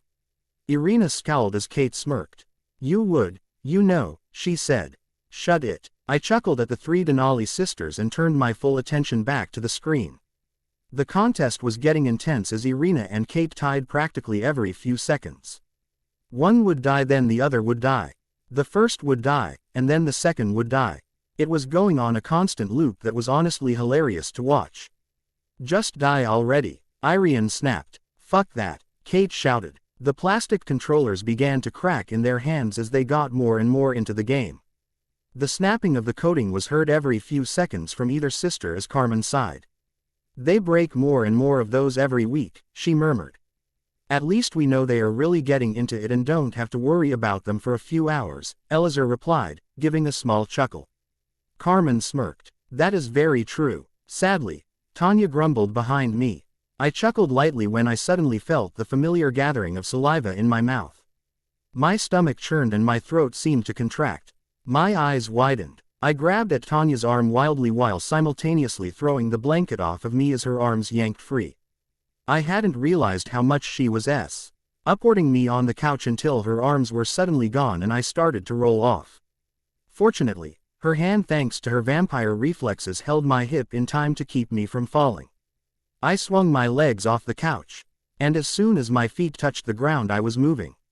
I shot off the couch and bolted for the stairs, desperately trying to reach the toilet before the vomit shot up into my mouth. As my feet clumsily made their way, my stomach constricted and I dreadfully guessed I wouldn't be making it in time. Just as I was about to reach the stairs, one of the vampires must have realized what was happening. Because 2 arms suddenly scooped me off the ground and I was in front of the toilet before I could blink. My hair was held back with the lid up just as my mouth opened to let the bile shoot out into the water. I heaved as the vomit flew from my mouth and a soothing hand rubbed on my back. Just let it all out, Bella, Kate soothed in my ear gently, her hand running circles just under my neck. I replied by letting more vomit fall from my mouth into the bowl of water. My eyes closed as the bile covered my tongue and invaded my nose, forcing another gag out of my throat that resu LTED in more vomit escaping from my stomach. Kate's hand didn't stop stroking my back as I continued to puke or when Tanya came into the bathroom. The blonde took my hand in hers and ran soothing patterns on the back of it with her thumb, providing what support she could for me. "It's okay, Bella," she said. I took in a gasp of air just before the next mouthful fell out. I gave a slight cough and spat out what remained of the disgusting chunky liquid in my mouth. I took in a deep breath and my body stopped heaving. I stayed over the toilet for a moment, catching my breath as I waited for the next wave to come. After a moment, I rocked back to escape the smell of the toilet and let Kate slip her arm around my shoulders to guide me back to the wall as Tanya stood. I did my best to breathe through my nose, keeping the stench from escaping my mouth while Kate kneeled next to me, smiling slightly as her hand moved up and down my arm. "Maybe we should come up with a signal," she suggested. Anya put down the lid and flushed the toilet. "You know, so that next time it isn't like watching a clumsy action movie as you throw the arms off of you and run to the bathroom." I couldn't stop my lipped smile as Tanya pulled a rag out of one of the drawers and dampened it in the sink. "But that's the best part," I said. She grinned as Tanya shut off the water and squatted in front of me. Her hand cupped my jaw to tilt my head to the side, giving her better access to my mouth while she began to swipe away the vomit that lined my lips and the corner of my mouth. "I wouldn't really mind a sign, though," I added after a moment. While I did enjoy rushing to the bathroom in the last second, being able to reach the toilet a few seconds before I vomited in it would be a nice change. "Perhaps we could use a code word," Tanya supplied, pulling the rag away from my mouth as she finished cleaning. She tossed the rag into the hamper in the corner of the room, a new addition, most likely due to my episodes, and gently grabbed my forearm to help me stand. Kate shook her head. "I'd rather she not try to say a word and have puke come up instead," she countered as she supported my back. Her nose crinkled. "It wouldn't be a pleasurable experience for anyone then." I snorted in agreement as I balanced myself at the sink. I reached forward to grab the toothbrush that was reserved for me in the cup as I turned on the water. Tanya handed me the toothpaste that I gladly squeezed onto the brush.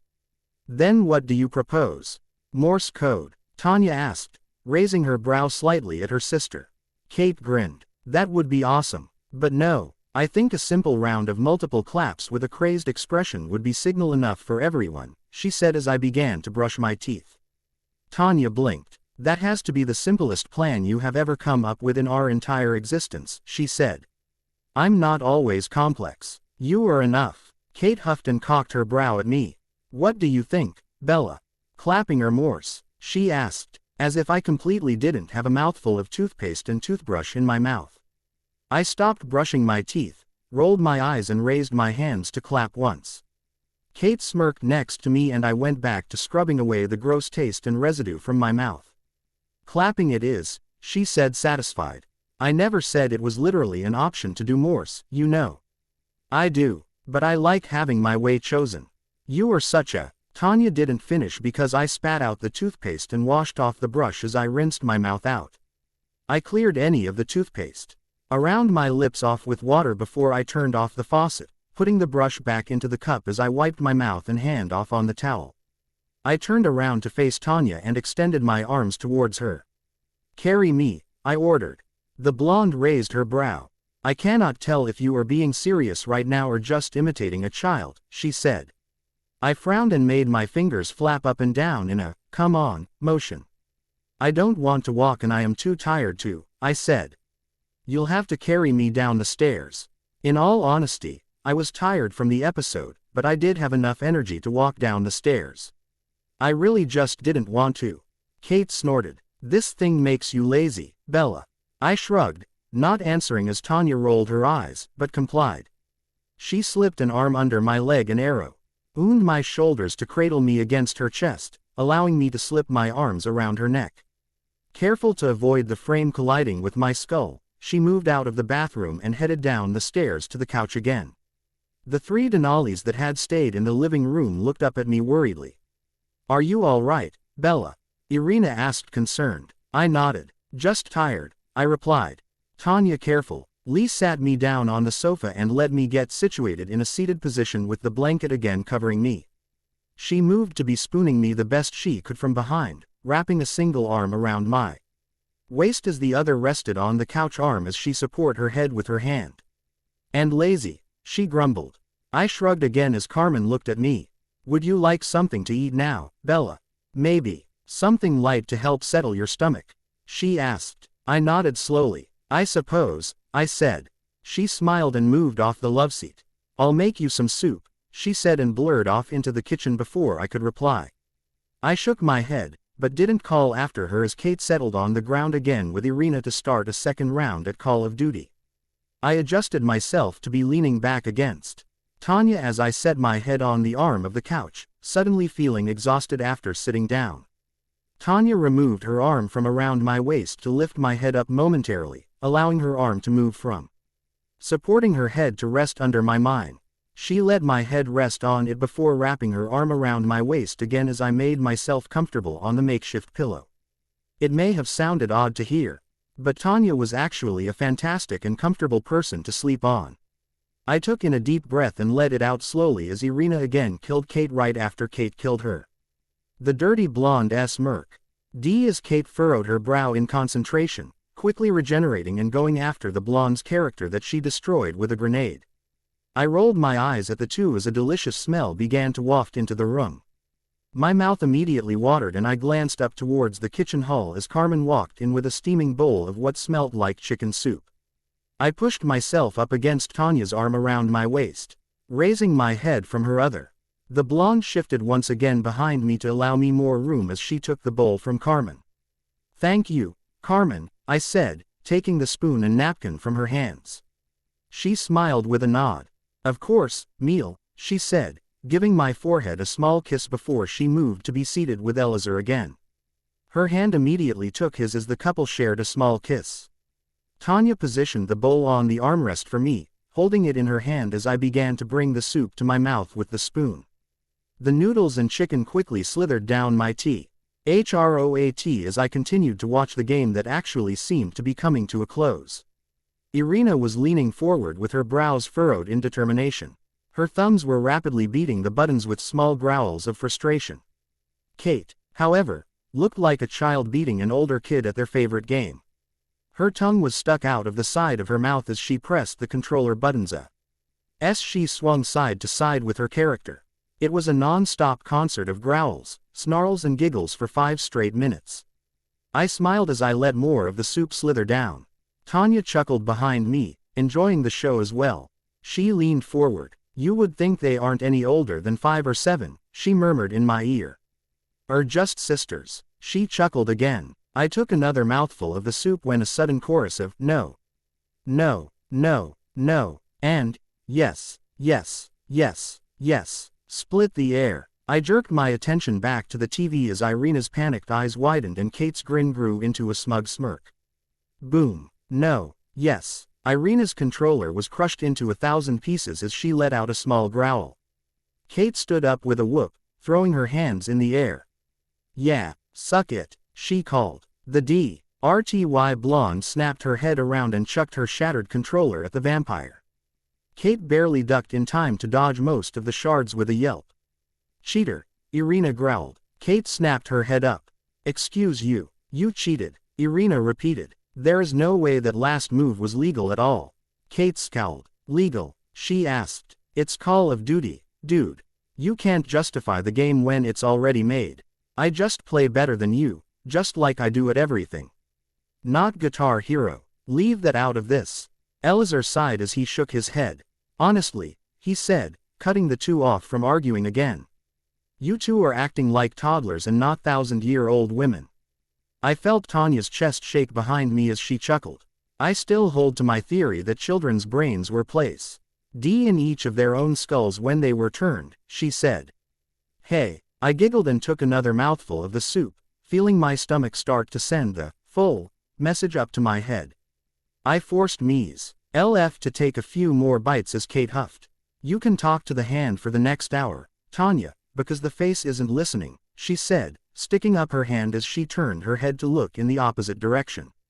Oh, no, Tanya drawled. Not the hand. Yes, the hand. Then why are you answering me? I'm not, Kate said, keeping her head away. This is merely my voice traveling to you through my hand. The blonde behind me smirked. To me, she murmured, I think I'll enjoy not having to hear Kate's voice for the next hour. I giggled as the pale blonde turned her outstretched hand into a hand puppet. She began to move her fingers to make it talk. This is my hand glaring daggers. She leaned forward dramatically in a way that was actually kind of creepy while I stared at the puppet. I set the spoon down in the soup knowing I couldn't eat any more and made my own hand a puppet. And this is my hand challenging yours to a duel on Tanya's behalf. Kate peeked over her shoulder at me and smirked. Bring it. Her hand lunged for mine with a PWOO sound effect. Its teeth grabbed my hand with a growl. I shook my hand and snuck out of her grasp to start hitting the top of her hand with my fingers. Fast as a viper, I called, striking her hand. Kate grinned. You want fast. Before I could blink, her hand blurred and I was suddenly yanked off the couch and on the floor with Kate kneeling over me. She smirked at me before her fingers began to tickle my sides at impossible speeds. How's that for fast? I burst into laughter as I squirmed, desperately trying to swat her hands away from me in vain. Kate, I called between laughs. Street stop it. What was that? She asked. Kate, more. Okay. One of her hands moved to be tickling my neck as the other worked on my ribs. Tears pricked my eyes and I swore I started laughing harder than before. Around me, I heard the Denalis begin to chuckle as they watched me basically die of laughter in front of them. Stop, I called, tucking my head to the side to try and block her fingers. Say I'm awesome, Kate demanded. I laughed, a single tear leaving my eye. I barely managed to turn my head and say, I'm awesome. Kate growled, smartass. Both of her hands tickled either side of my neck now, making it impossible for me to completely block out her hands as I continued to squirm. Kate, say it, N number, say it, say it, N number. My eyelids began to feel heavy even though the laughs kept working their way out of my throat. Instead of just feeling Kate's fingers tickle me, I could feel the exhaustion begin to mix with it as it began to force itself to sleep even with her tickling me. I think you're tickling her to sleep, Irina said, peering over to see my falling eyelids as I slowed in my laughing. She's exhausted, Tanya spoke up from the couch as she set the bowl on a table. You can ease up, Kate. I don't think she'll be very comfortable passed out on the floor. The blonde over me shrugged, trying to look indifferent, but her fingers did begin to slow on my neck as my eyelids drooped more. If she says it, I'll stop tickling her and let her up, she claimed. So you better say it nice and loud, Bella, or else you are going to have to pass out before I stop. I shook my head as the tickling became more bearable, a dopey grin on my face as my eyes began to close with little giggles in my chest. I barely pried them open enough to allow a small crack. Irina chuckled. I think she's already gone, Kate. The fingers stopped tickling my skin and pulled back. Oh, alright, but when she wakes up I'm going to tickle her until she pees or says the two dang words, she claimed, plopped down next to me on the ground to punctuate her sentence. Irina snorted. We'll see. A yawn worked its way up my chest and out my mouth as my eyelids closed. Two arms picked me up from the floor and set me on the couch, allowing another pair to wrap around me as a blanket was thrown over me. I turned my body to bury my face in a cold chest, inhaling the scent of vanilla almonds just before I passed out. Bella, a voice cooed in my ear. A gentle hand stroked the side of my cheek in an attempt to rouse me. Bella, wake up, I grunted, furrowing my brow as my eyes cracked open slightly. The hand continued to stroke my face with a small chuckle. Come on, Bella, we need to get you to your house. I blinked my eyes open, more aware of my surroundings. Tanya was leaning over me with a faint smile, her golden eyes watching me intently and slightly amused. I raised a hand to rub my eyes as I heard soft explosions in the background. I turned my head to the side to see Kate still playing Call of Duty, but with the volume turned down at a level that wouldn't wake me. Irina was now reading from a magazine in one of the chairs as Carmen and Elazar again played chess. I set my hand on the couch as I gave a small nod, showing her I had heard her, and pushed myself up. Tanya's arms loosened around me, giving me room to sit up as I continued to become more awake. I rubbed my eyes with a small groan. How long was I out? I murmured. She shrugged. A few hours, she said. She chuckled. You were out cold after Kate wouldn't stop tickling you to death. I furrowed my brow confused. Huh? I asked. Kate looked away from the game to me, raising a brow. We got into a hand puppet fight and I had you at my mercy from my wonderful tickling abilities. Remember? She asked. I blinked, scraping the back of my mind for any memory of that occurring. My brows furrowed, in concentration as I tried to remember. After a moment I vaguely remembered laughing and something about a hand glaring daggers at me, but nothing else. Elazar looked over from his chess game. Is this what you meant by memory issues? Bella, he asked curiously as he cocked his head to the side. I rubbed the back of my neck. I suppose so. I don't really remember anything besides a hand glaring at me. It came out more as a question than a statement as I briefly wondered if I was, indeed, insane. Tanya kissed my cheek. That's close enough, she smiled. She leaned back to swing her legs down to the ground, grabbing onto my hand. Let's gather your things. Charlie will be arriving at your house soon, and we shouldn't keep him waiting. I nodded slowly and let her pull me to my feet as Ina set her magazine down to grab my belongings. She blurred out of the room to reappear in 3 seconds with my shoes and bag. I gave the dirty blonde a nod of thanks as I took the items from her. Thanks, Rena, I said, sliding my left foot into the shoe.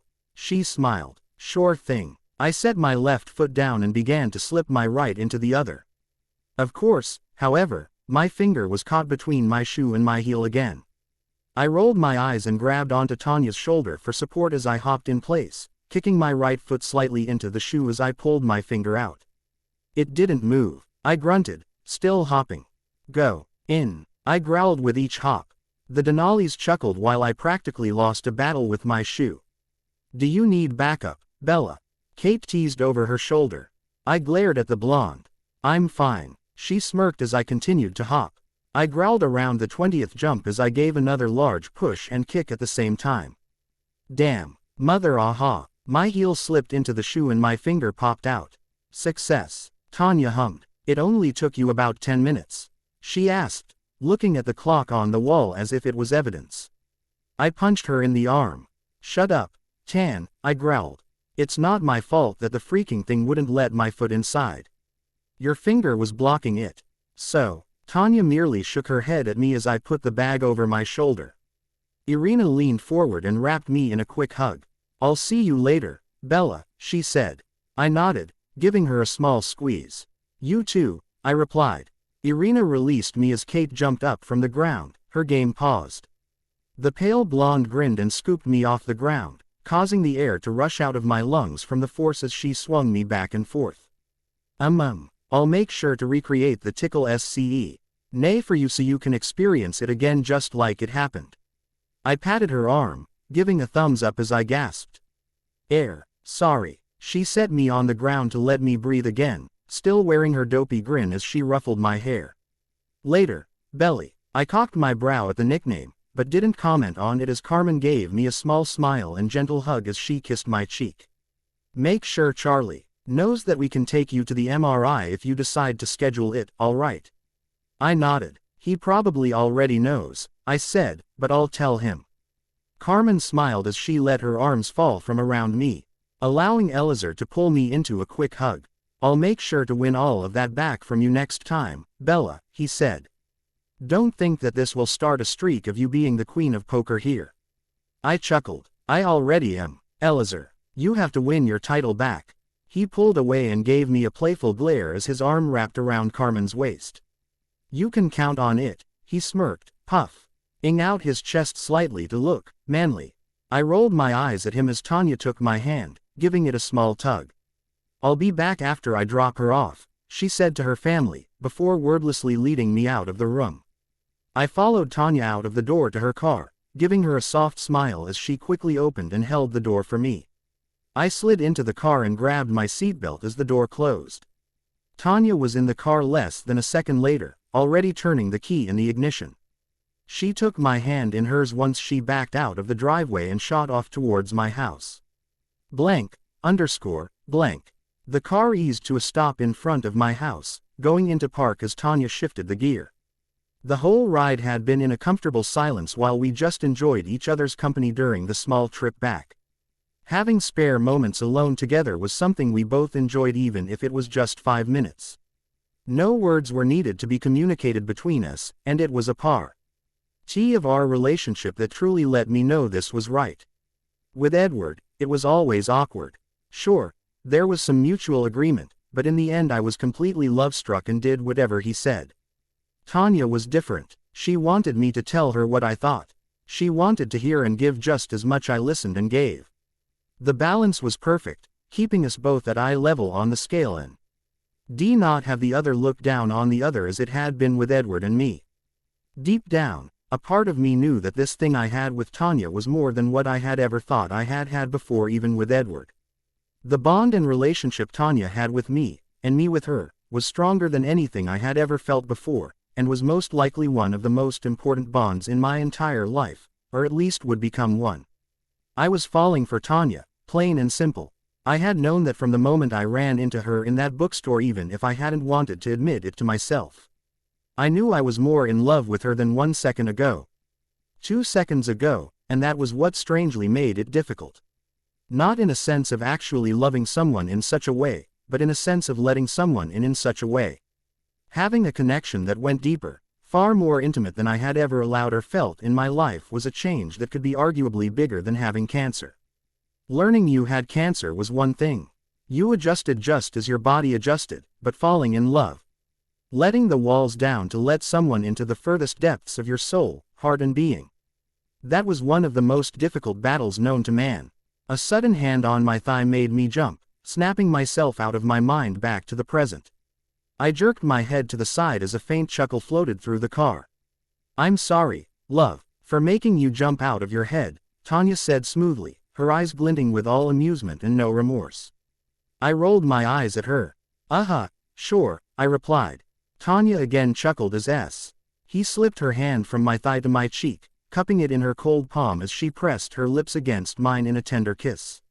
I leaned into her as I returned the kiss, instinctively placing my hand on the back of her neck to deepen the kiss. The kiss lasted for only a few seconds, but was still sweet and soft before we mutually pulled away. I rested our foreheads together as she took in a breath and let it out slowly before she chuckled lowly. "Charlie has learned to restrain himself from peeking out of the curtain to tapping his toe impatiently at the door." I couldn't stop the smile that spread across my face as I imagined Charlie standing at the door with his arms crossed in front of his chest like a child as he tapped his foot, checking his watch. I was tempted to add a pouted lip to the image, but quickly replaced it with a scowl when I started to see a bib and binky in the image too. It still has the same effect, though, when you have a vampire with crazy hearing as your girlfriend, I said. She hummed. "I've also heard I have an amazing gift in touch," she purred. Her hand holding my cheek slid down my jaw and along the muscles in the side of my neck, making them twitch. Her fingers skimmed over my shoulder. "Perhaps you'd enjoy a demonstration." I bit my lip as her fingers seductively began to trail down my arm, making goosebumps rise on my skin. Heat shot through my body to my lower abdomen. Tanya chuckled and moved forward to steal a kiss as her fingers trailed over my hand and fingers to rest again on my thigh. Geez, I had been around Tanya and her sisters enough to hear them talk about sex. But having it directed at me by Tanya as she touched me in a way sent every remaining teenage hormone in my body raging. Half of it was the thrill of it, the rush of feeling so intimate in a moment. The other half was the thought of what could happen, of how it all could happen right now, in her car that was sitting in front of my house. Immediately I jerked my head back just before her lips could meet mine, flicking her nose with my middle finger. Bad Tanya, the blonde vampire, literally, was frozen on the spot. Her dark gold eyes were as wide as saucers, and her mouth opened and closed 5 times like a fish out of the water. I flicked her nose again, this time letting her regain her movement as she closed her eyes and jerked her head back, wiggling her nose. My finger was honestly hurting a little. Who knew a nose could hurt so much to flick only twice? Tanya rubbed her nose. "What was that for?" she asked haughtily. I shrugged. "You were acting like a dog in heat. So I thought I should get you off before Charlie came out and saw you practically groping me in the car." Tanya huffed. "I was most definitely not a dog in heat. As Cat preferred. The blonde huffed again as she raised her chin. I had perfect control of myself, and was not going to grope you in the car, she clarified. I felt a smirk spread on my lips. But you don't deny you forgot about the potential barging in of my father, do you? I inquired, leaning forward. Tanya gave my shoulder a gentle shove in the direction of the car door. Just get in the house already. Before Charlie comes out to see what's taking you so long, she grumbled. A victorious grin spread over my face as I happily opened the door and slid out of the car. When I was standing outside, I peered back inside to say, my window will be unlocked, by the way, in case you think you can try your luck again, kitten. Tanya gave a soft growl in warning as I slammed the door shut and headed for the door. Charlie pulled it open not long after he heard the door shut and gave Tanya a small wave as she began to drive off, heading back for her house. He watched the car drive off, and then looked back at me. So, he said, did they survive the chemo or just dump you here to recover? Blank. So, I should be able to take you to the scanning this coming next Sunday. But I may not be able to stay with you long afterwards. It depends on how the schedule down at the precinct looks for the day, Charlie said as he handed me another wet dish from our dinner to dry off. I nodded as I took it. That's fine, I can hang at the Denali's. He nodded. I thought as much, he replied as he cleaned the pot. I finished drying the dish and turned to put it back in the cabinet above my head. Closing the door after it, I turned back to him as he handed me the pot and he began to drain the sink of water and soap. I finished drying the pot and put it away before he finished the sink and glanced at the clock. 8 o'clock on the dot. I'm gonna take a shower and then head up to bed, Dad. I'm still tired after the whole treatment today, I said. He nodded, looking at me over his shoulder. All right, Bells, I'll see you in the morning, he said. I gave his cheek a quick kiss and then jogged up the stairs, the best I could because I was actually tired, and turned into my room. I grabbed undies, sweats and a t-shirt before I headed down the hall to the bathroom, ready to let my muscles relax under the warm water. 15 minutes of showering, 3 minutes of vomiting and 40 minutes of reading later, I was sitting on my bed peacefully. My dinner had settled decently besides the episode after the shower and I found some time to indulge myself in a good book. I could hear Charlie watching TV downstairs as he tried and failed at quietly yelling at the TV as he watched a baseball game. Based on the few words I could hear, his team was winning as he spoke with Billy on the phone to make sure they stayed connected for it.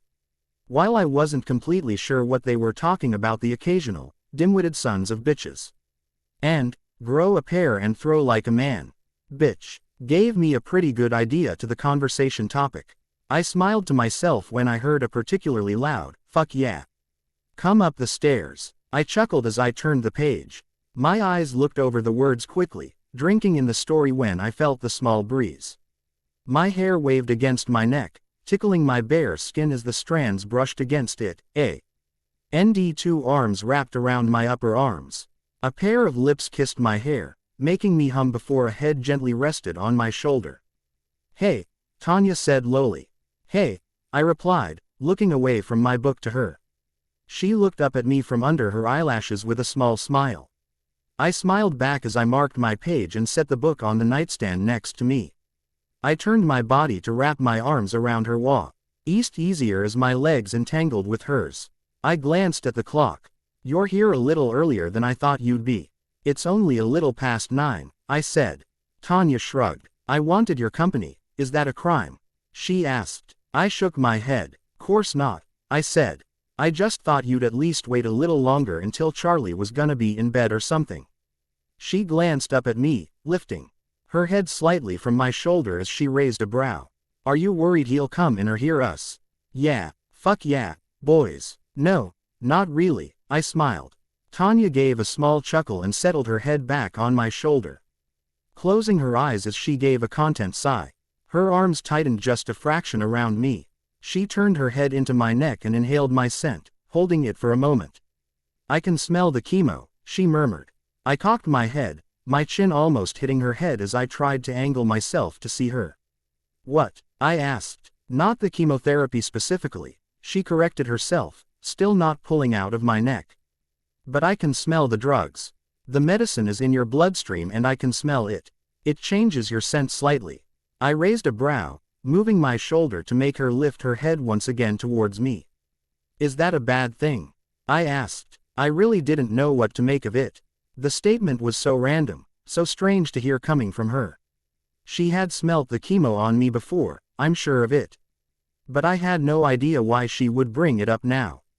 Tanya shook her head, giving a small smile as she cupped my chin. Of course not, she said. She leaned up, pulling my chin down to peck my lips. I'm just thinking out loud. I hummed, studying her. While to the untrained human eye, meaning the people that mostly just drooled after her because of her looks, Tanya would look spotless, I knew better. I had been around Tanya enough to know when something was out of place. Her eyes were duller, not fully there. I could see the slight indecision in them as she stared up at me, thinking a plan or idea over and over again in her head. Her features were not relaxed, they were tighter, her smile wasn't full and genuine. It was halfway full and cracked the rest of her carefully placed stoic mask. I frowned as Charlie called again at the TV downstairs. I pulled against her arms, loosening my hold on her in order to look into her eyes better, when her grip tightened. Don't. I stopped. In that one syllable were several emotions warring with each other. Desperation, worry, pain and anger were the strongest ones I could pick up. The others were in the background, harder to pick out as her eyes shut tightly to hide the gold orbs behind them that were no doubt filled with the same emotions. Slowly, I removed one of my arms to cup her jaw, making her look directly at me as her eyes opened. As I predicted, hundreds of emotions swam in them, showing for a brief moment each before the other took over. The way she looked at me, it was like I was her anchor that kept her sane for the moment. She took in deep breaths, trying to hide the war inside of herself as we held each other's eyes, but she was too late. I gently removed my hand from her chin and ran my fingers up her jaw, tucking a strand of hair behind her ear. What's wrong, Tanya? She leaned into my hand, closing her eyes. Bella, Tan, I said firmly, I know something is wrong. You aren't as good as you think you are at hiding it. Just tell me what's on your mind. Charlie began chanting downstairs again. No, no, no. Tanya took in a deep breath, calming herself down as she opened her eyes to look into mine. She steeled her jaw. No, come on. The Cullens are coming. They'll be here next Sunday. My whole body froze, going numb as the words played over and over again in my head. The Cullens are coming. The Cullens are coming. The Cullens are coming Sunday. They were coming here to Denali. No, damn it. At the moment, I couldn't agree more with my father. Kate, how many times do I have to tell you? You are not going to make a giant newborn army and teach them how to make the Cullens haul ass out of here, I said, scolding the blonde vampire as she sat on my piano bench across the room. She snorted with her arms crossed over her chest. Why not? She asked. They'd be glad that an army was after them instead of me personally. I wouldn't give them a chance to haul ass. Carmen sighed, rubbing her temples with her fingers next to the window. Katrina, you know that Bella's right. Not only would you be breaking a vampire law, but you would also cause an ever bigger problem for Denali if they were here. The Denalis had come over as soon as Charlie had left for work the next morning to discuss the Cullens. I had just gotten out of the shower to find Tanya waiting for me on my bed with the rest of the Denalis spread around the room to discuss the plan and how things were going to be handled. Obviously, it wasn't going very well as Kate had brought up several plans on how to chase the Cullens out that didn't involve actually killing them. Her army of newborns was just the tip of the iceberg when it came to the number she had apparently come up with last night while Tanya stayed with me. Kate snorted. We could control them, she insisted. One touch from my hand and they wouldn't break any rules we set. Kate, shut up already, Irina growled from the foot of my bed. You know you wouldn't ever actually make a newborn army just to get rid of the Cullens, so stop talking about it and let's discuss an actual plan here. She was about to argue when Tanya growled "Ightly" from behind me and her arms around my waist tightened. That's enough, Kate, she said, using her position as coven leader to shut the vampire up. It worked as Kate glowered at her, but didn't argue. Tanya then addressed the room. The best plan is to just let things play out. If we decide on anything drastic, Alice will see it and alert the rest of her family, which could knock over a domino we do not want. I nodded in agreement. Not to mention I still have to tell Charlie, I said. I looked around the room. I know I don't have to say much about why we need to be careful about that. But I can promise you that if we tell him soon, he will plan things that are for sure to make Alice have a vision. Elazar gave an exasperated sigh. That is another thing to also consider. Yes, he agreed.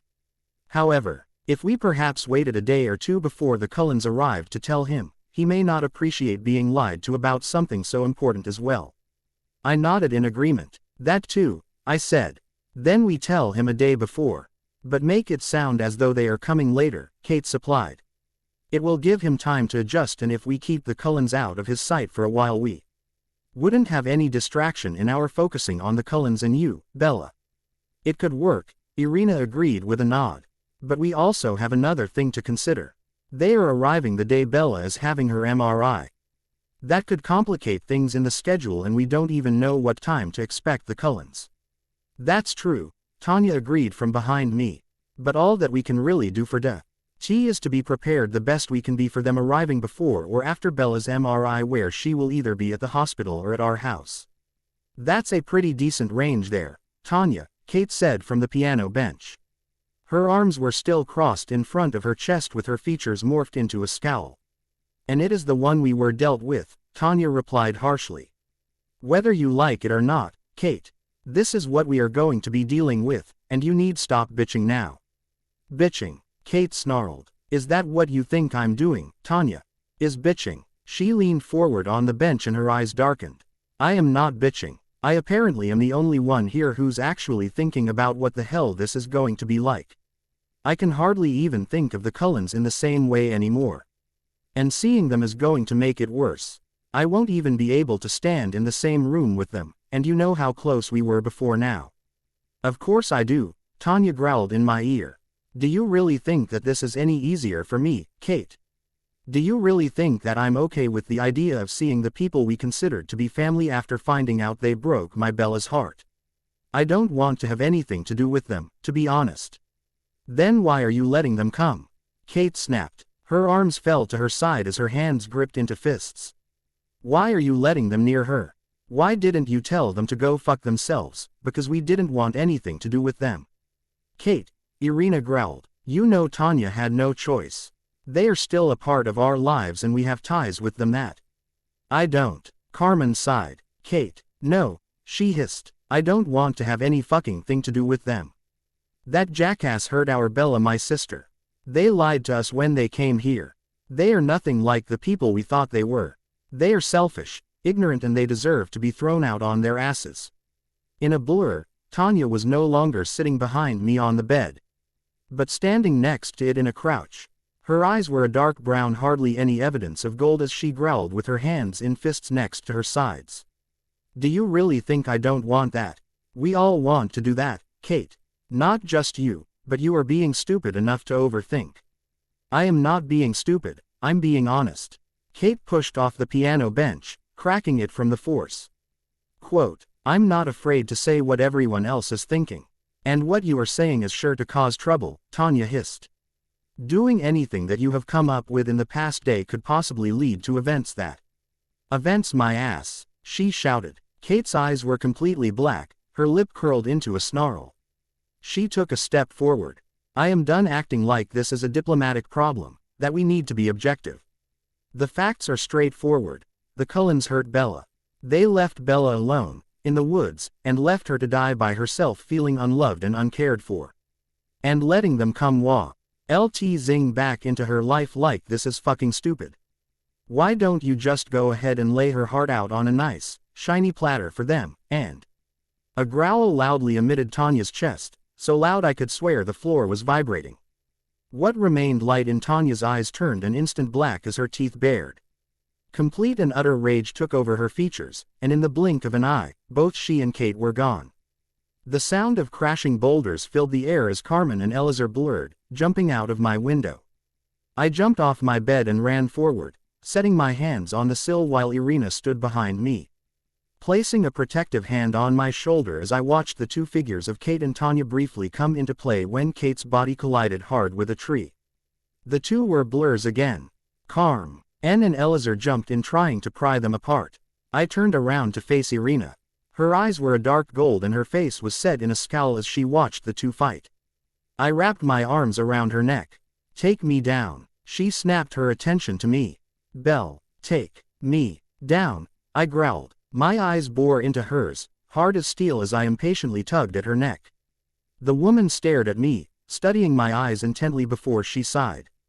Her arms scooped me off the ground, and in the blink of an eye we were next to the fight that was now slowing from Carmen and Elazar's help. Irina set me down carefully, keeping her hands on my hips with my back against her front protectively. After several low growls and snarls, Carmen and Elazar successfully pulled the two away and locked their arms to keep them from moving. Tanya had a large crack stretching from the nape of her neck to just under her jaw. Her eyes were black, filled with fury, and her teeth were bared as she struggled in Carmen's grip. Our hair was tousled from the fight and a patch of her shirt was torn. Kate wasn't much better. She had a crack on her left cheek from Tanya's right hook that webbed from her jaw to the corner of her eye. She was snarling, fighting Elazar's grip as if her life depended on it, with wild snarls and growls as her black eyes fixed on Tanya. It was pure madness. Tanya, Kate, calm down, Elazar hissed. Kate growled in reply, pulling even harder against his arms. Her hands began to spark as her power began to pulse through her body to touch him and get free. I didn't even think before I acted. It was like an instinct kicked in that I hadn't known I possessed. I yanked out of Irina's grip and ignored her yelp while I shouted, "Stop it. Both of you." The two women froze at my voice. Their black eyes turned with the dark brown of Carmen and Elazar towards me. I stood barely 10 feet away from them. Their breathing was ragged and their gazes held an animalistic gleam. I deemed their beasts trying to gain control. However, both of their immediate attention was on me and only me. I looked between them and took in a deep breath, keeping my heart from pounding in my chest as I closed my eyes. Slowly, I let it out as I said, "Kate, walk with me." The straight-haired blonde's hands stopped sparking at once as the animalistic nature began to fade. I moved towards her and looked at Elazar with a nod, giving him a sign he could release her. The Hispanic man hesitated and glanced at Tanya, unsure of what to do. I held out my hand towards her and said, "Elazar, let her go." The man did as I said, slowly taking his arms from around her before he fully released her. Kate immediately stepped towards me and took my hand in a firm grip. I gently pulled on it, heading for the woods. As we began moving, I heard a small growl of frustration and struggle to the side. I turned my head to find Tanya struggling against Carmen's arms to join us. I shook my head. "Tanya," I called, gaining the blonde's attention. "Stay. You need to calm down and I need to speak with Kate alone." She scowled. "Bella." "No," I cut her off. I let my eyes stay soft as I looked at her, silently giving her a plea to understand and do as I said. Tanya watched me for a moment, staring into my eyes as intently as hers would allow for even her eyesight. She looked and then gave a small sigh of defeat. Her shoulders lowered and she nodded, lowering her head as she blinked in understanding. I gave the vampire a soft smile of thanks before I turned my attention to the woods and began walking, still holding Kate's hand. The pale blonde didn't hesitate to follow, squeezing my hand lightly in hers as we slowly disappeared in the tree line. Neither of us spoke as we walked and moved further and further from the house. In a strange way, it almost reminded me of when Edward took me on that walk in the forest, the walk that changed my life. It had been 2 years since that walk, and now I was doing it with Kate about the Cullens no less. It was strangely poetic to think about how events had unfolded. I got cancer and became ill. My social confidence and really confidence altogether was squashed. I survived Ed through the cancer and then I moved to Forks to be with Charlie to escape everything in Phoenix. In Forks I met a vampire and their family. I fell in love and then had my world come crashing down when my heart was shattered. Now, I had cancer and was ill again. My confidence had risen over the 2 years from friends supporting me. We moved to Denali in order to help me get better and escape my ghosts. I had met another coven and was falling in love with a beautiful vampire and I was taking the same walk. Everything about my life was like a loop. Over and over again the same major things happened to me. It was a never-ending string of persisting occurrences. The memoirs, people, Feelings, sicknesses and Lord knew what else kept coming back just as the Cullens were coming into it again. I cocked my head, looking around the trees as I finally broke the silence between the blonde and me. You need to stop being mad. What? Kate swung her head around to look at me, bewildered by my RST words to her since we first went on this walk. Her eyes were much lighter than they had been earlier, almost a dark caramel now. I let my thumb stroke the back of her hand. Stop being mad, I repeated. She scowled and shook her head with a small sigh. I can't do that, Bella, she said. I would be surprised if I ever stopped hating them for. Stop being mad for me, I clarified. I turned my head to cast my full attention on the blonde.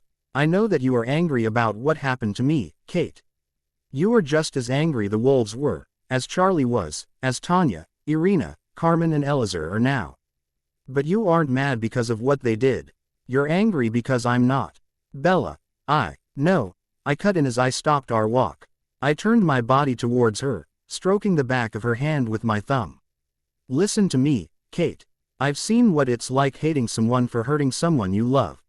I've seen it for the past 2 years with my brothers, sisters and father.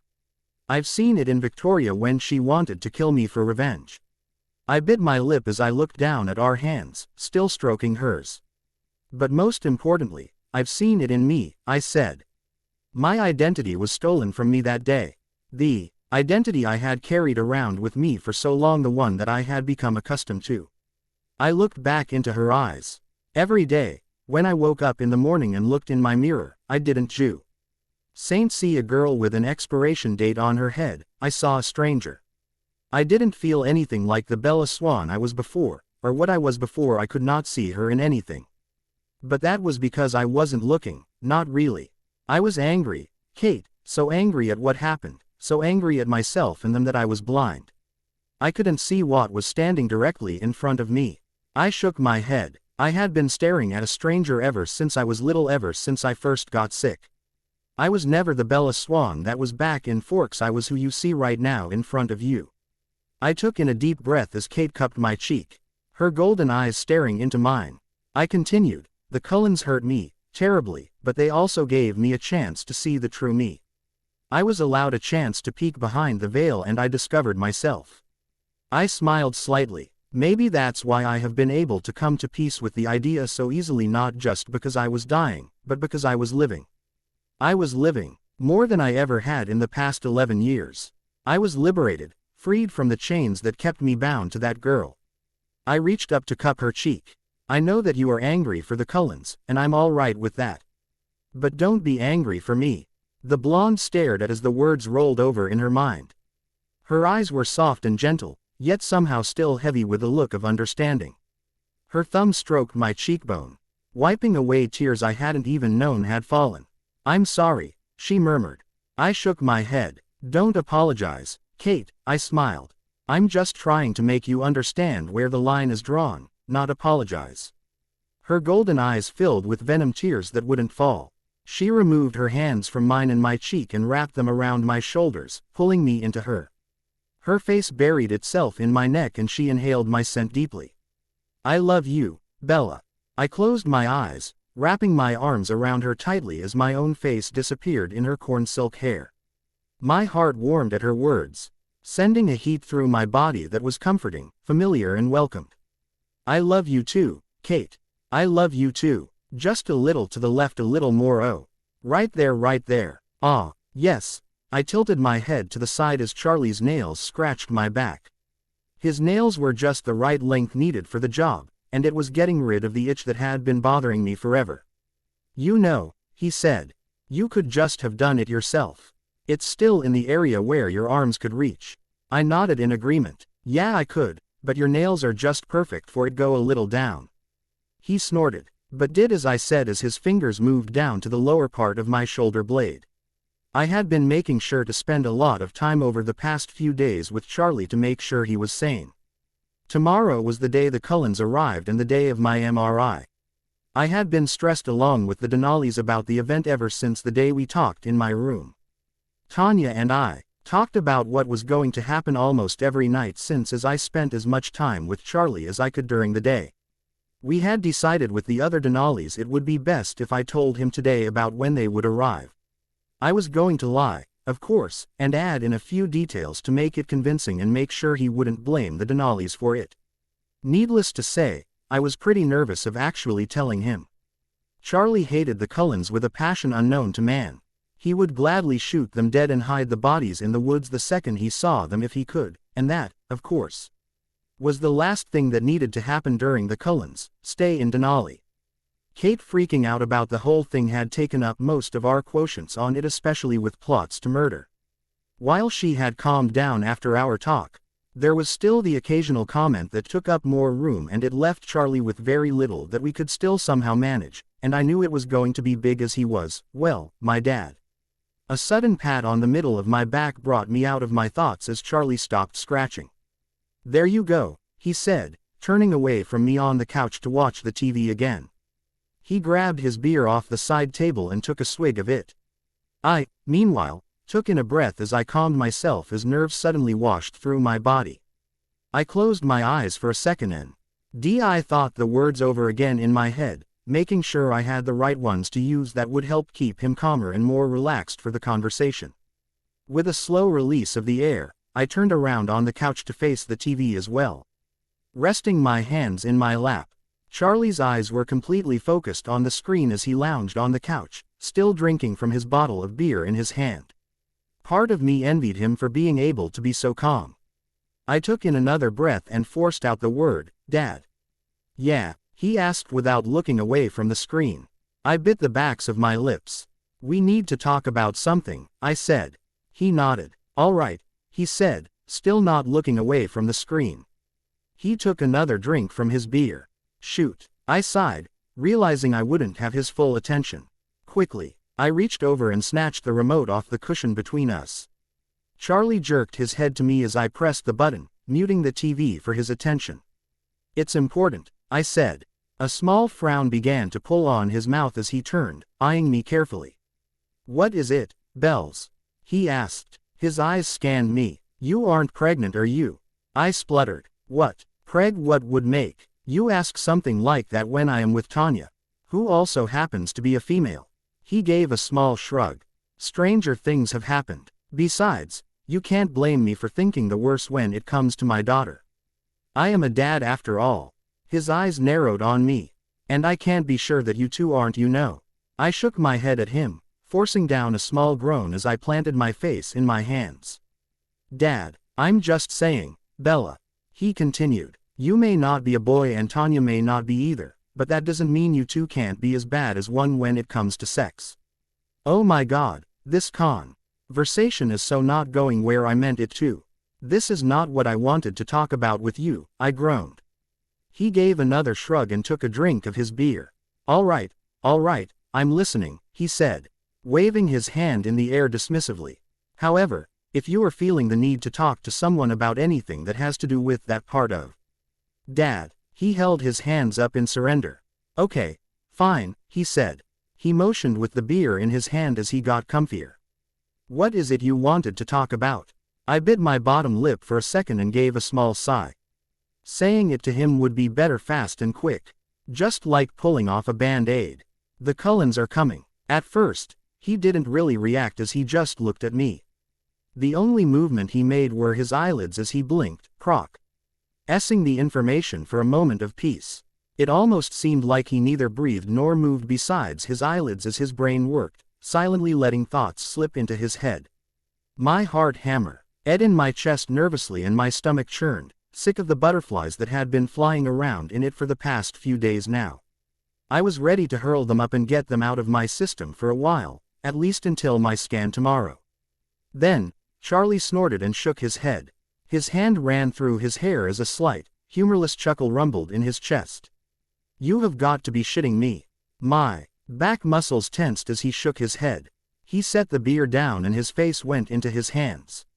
I could see the battle in him as he tried to decide what to feel, raw irony or pure anger. The smile on his lips was sarcastic, not really true.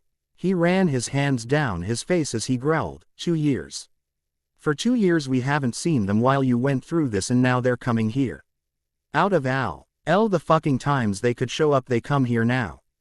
I nodded stiffly. Yes, I agreed. I know that it's horrible timing and I don't really like it myself, but there's nothing we can do about it.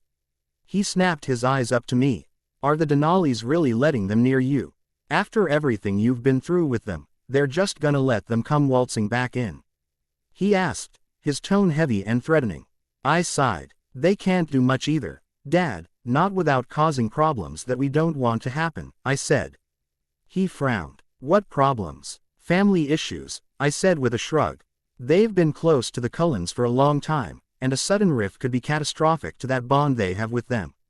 He scowled. So they're willing to risk your heart over some dumb bond? He snarled. I quickly shook my head. Of course not, I insisted. They like the idea as much as we do, but think about it, Dad. If they told the Cullens to eat dust, the Cullens would want to know tea. He reasoned of the sudden change in attitude and could easily realize I was with them. Do you really want the Cullens to find out this way, or come prying later and possibly come rushing back here? His jaw ticked as his brown eyes blazed into mine. He took in a breath as he shook his head. I don't want them coming at all, he growled. He took in another breath, and in a calmer voice said, however, I do realize where you are coming from. I nodded. That's why the Denalis have agreed to let events play out. He took in another breath and ran his hands over his face again before he dragged them through his hair. His fingers interlocked behind his head as he let out an exasperated sigh. He let his hands slide down his neck as he seemed to think, letting the idea roll around in his head. Then, he turned towards me. How did the Denalis handle the news? I shrugged. Not great, I admitted. Kate was actually demanding that they kick them to the curb. She was so pissed. She calmed down, though, after a few words of reason. He nodded and snorted. While I may have met Kate on the wrong foot at first, I think I have quite grown to like her, especially if she thinks that way about the Cullens. I chuckled lightly. She likes you too. Of course she would. I'm amazing. The two of us smiled at each other. Charlie looked at the ground as he fiddled with his mustache, twisting the ends between his fingers before he asked, when are they coming? They'll be here in 3 days, I lied. He nodded, not really replying as he grabbed his beer off the table and took a large drink from it. Almost emptying the bottle completely from the drink. He grabbed the remote and unmuted the TV, turning his attention back to the screen as an uncomfortable silence fell between us. I pursed my lips and ran my hand through my hair. So do you think you could scratch my back again? Blank, underscore, blank. Charlie and I walked down the halls of the hospital, following both the nurse and doctor. I was dressed in black gym shorts with a light orange almost peach-colored Nike tank with Nike across the front in purple that barely allowed you to see my black sports bra under it. And, surprisingly, I didn't look insane as it was 62 degrees here in Alaska, so a lot of Alaskans were wearing shorts and t-shirts today. Of course, I was still freezing while every native Alaskan was pretty warm. But I had no choice from the restriction of metals in the MRI. I honestly looked like I was an athlete with my sneakers to top the outfit off with. If it wasn't for my port that made ump under the shirt or the obvious underweight problem I had, a lot of people would probably just think that I was visiting a patient here instead before I went to practice or something. Charlie gave me a slight nudge with his shoulder. I jerked my head to the side as he offered a small smile. You okay? He asked. I nodded, forcing a smile onto my face. Yeah, I'm fine. I've done these things 100 times before, Dad, I said. Giving him a small nudge. He nodded. I know you just seem a little off. I rolled my shoulder. Must be the excitement in destroying Kate in Call of Duty later after this is over, I said. Giving a small smirk at the end. He chuckled. I'm sure you're practically bouncing off the walls on the inside to do that, huh? He asked. I smiled. I'm not bouncing, I said. I'm ricocheting. Charlie began to lightly chuckle as I kept the smile on my face, trying to hide the fact that he was right about me spacing out. I was nervous, really, about not just the MRI but what would happen afterwards. The Cullens were arriving today and my emotions were all over the place with it. I couldn't decide if I was scared or just anxious. I could physically feel myself being torn in several directions at once at the thought of seeing them again. After 1.5 years of being healed from the heartbreak they gave me 2 years ago, I couldn't decide how things would play out, and it made me nervous as hell. I wanted things with them to go smoothly, to be civil and not cause any rifts between the families that couldn't be repaired, but I didn't know if that was real. I had no doubt in my mind that the Cullens would figure out about my cancer, whether from someone's mind or a verbal admission from me or even a scream from a Denali. They would find out. That I knew. How they would react, I did not know. The idea was strange to think about. Really, the Cullens finding out 2 years after they were supposed to about my illness. They were finding out my whole story here, in Alaska, where I was in a coven of new vampires that just so happened to be their cousins. I wasn't just in that coven, though. I was completely and utterly in love with that coven, just as I had been with the Cullens once. Again, the occurrences in my life never seemed to end. I jerked my attention to the present as we came to a stop at the MRI door. Charlie and the doctor headed to the observation room as the nurse walked into the MRI room to help me prepare. I wordlessly took off my shoes and handed them to her as I seated myself on the table. I laid back, letting her adjust me into O position with my arms above my head to give a good view of my pelvis and abdomen. She read off the usual instructions of needing to sit still during the scan that I nodded to and shut my eyes as she left. The machine turned on and I began to be put inside of the tube as I heard the roaring get louder and louder. As I entered the machine, the simple direction of lying completely still seemed to be simply impossible as the thoughts of the Cullens, Denali's and Call of Duty ran through my head. Blank, _ blank. After the 30-minute scan and about a 20 to 30-minute drive, Charlie and I were in the Denali driveway in front of their house. The vampires immediately came outside as they heard us pull up. Tanya smiled brightly as she practically skipped down the steps to greet us. I shut the car door behind me, still in my scanning clothes, and smiled at the blonde. "Hey," I said, wrapping my arms around her. Tanya's lips pecked my cheek as she hugged me tightly, making sure she minded the port in her strength. "Hey," she greeted in my ear. We pulled apart as Carmen asked, "How did the scan go?" I shrugged as Charlie pulled my spare bag of clothes to change into from the car. "Noisy, loud, long and boring," I said. "You know, just the same as usual." "Do you know the results yet?" Irina asked. Charlie shut the car door and shook his head as he walked around to me with the bag. He held it out. "No," he said. "We'll know in the next 24 hours or so, though. The doctors are just sometimes too busy to get time to say the results or even calculate them, so it's passed down."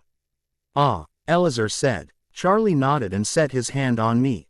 "You've got your extra clothes and stuff with you," he said. "I shouldn't be out too long tonight, but if I am I'll give you a call." I nodded. "'Kay, Dad," I said. He kissed my cheek in farewell and looked at the Denalis. "Thanks again for sticking with her," he said as he moved towards the driver's side. Carmen smiled. "Of course, Charlie," she replied smoothly. Behind her eyes, however, I could see the slight anxiousness for him to leave before the Cullens arrived. I wasn't the only one feeling it, then. He nodded and gave a small wave to them in farewell as he said, "See you later." He slipped into the car as the Denalis gave small waves and nods in reply. Charlie went into reverse, backed up, earned the wheel and then drove off down the driveway. My eyes followed him until he was out of sight around the bend and Tanya's arm wrapping around my waist distracted me. I turned my attention to the blonde next to me who smiled. "Let's get you inside," she suggested. I nodded, feeling a sudden chill rush up my spine. "I think I'd really like that," I agreed, not arguing as she began to lead me into the Denali household with the others in tow. As we entered the house, Carmen politely removed the bag I was carrying and set it in the living room as I asked, "Do you know what time the Cullens will arrive?" Elazar shook his head. "No, not specifically. Anyway," he said. He cocked his head as he considered something. "We do believe they should be here in a few hours, however, no sooner." Kate threw her arm over my shoulders. "Which is more than enough time for me to murder you in Call of Duty," she smirked. I snorted and shrugged her arm off. "In your dreams, Kate," I said. "No one can master Call of Duty like I can. I'll be the judge of that." I was about to make a retort when Elazar spoke up. "Before that can happen, however, I think there is something else we should tell Bella first," he said calmly. Kate pouted as she crossed her arms over her chest like a child. What can be more important than me handing Bella her ass in Call of Duty? She whined. Hey, he cocked his brow and then rolled his eyes. Perhaps the fact that we shall become less ourselves when the Cullens arrive, Kate. Immediately the blonde straightened and her features grew serious. Oh, she said after a slight pause. Her hand scratched the back of her neck awkwardly. Forgot about that part. I furrowed my brow and looked between the vampires around me. Forgot about what part? I asked curiously. I was confused by her serious expression. It was Kate after all, but I was even more confused by his words of, less ourselves. What did that even mean? It wasn't like they were going to start having frat parties here. Tanya pursed her lips, cocking her head to the side as she thought. Bella, she began, you already know how I react when I see others look at you in ways I don't approve of. Yes, because I usually have to hold you back from ripping a head off. Irina smiled. Well, she said, when the Cullens are here, the rest of us will be reacting the same way. She cocked her head. Our instincts that say you are our possession will be more prominent than before. Our beasts will see the Cullens as a threat to our claims from their previous one on you as a family of brothers, sisters and parents. Yes, Carmen agreed. She glanced at the coven leader. Tanya will also be acting differently around you, Bella. Having Edward around along with a new batch of vampires will mock her both more protective and possessive. I glanced at the woman holding me. So you'll basically be trying to make sure Edward knows I'm with you now, right? I asked. She nodded slowly. More or less, yes, she agreed. She tightened her hold on me with her arm. We just wanted to warn you so you weren't surprised if we were sitting closer to you than usual or touching you more often. I nodded in understanding. I think I can handle that. Just a heads up as well, Kate said, if the Cullens still think of you as theirs, they will most likely try to do what we do. It'll kind of be their W. I'd subtly tell us to fuck off, as they hold their claim on you. In other words, there is about to be a full-out war in here. Way to make it sound horrible, Kate, Irina scowled. She shook her head with a small shrug. I'm just being blunt. I mean, come on, what are the odds that at least 3 fights will not break out between our covens even if it isn't here in the house because of it? She asked. The others didn't answer, making her smirk. Kate suddenly turned and stole me from Tanya's arm, wrapping hers around my shoulders again. Anyway, she continued as if nothing happened, it's email for you to receive your ass whooping of the day. I pulled out of Kate's arm and went to the game console. I grabbed 2 controllers and chucked one in her direction that she caught flawlessly. Put your controller where your mouth is, I said and plopped onto the ground. Kate sniggered and flipped the controller in her hand like a gun. With pleasure, she smirked as she sat down next to me and turned on the game. Blank, _ blank. Die mother shit, bring it on, I dare you, eat lead, bunny muncher. Take that, Bambi. We were still on our first game nearly 2 hours after starting. Neither of us had gotten in the lead with enough points to win and we had been working at a tie for the past half hour. Kate had already had to replace her controller twice and he one she was currently on wasn't going to last much longer either. Die.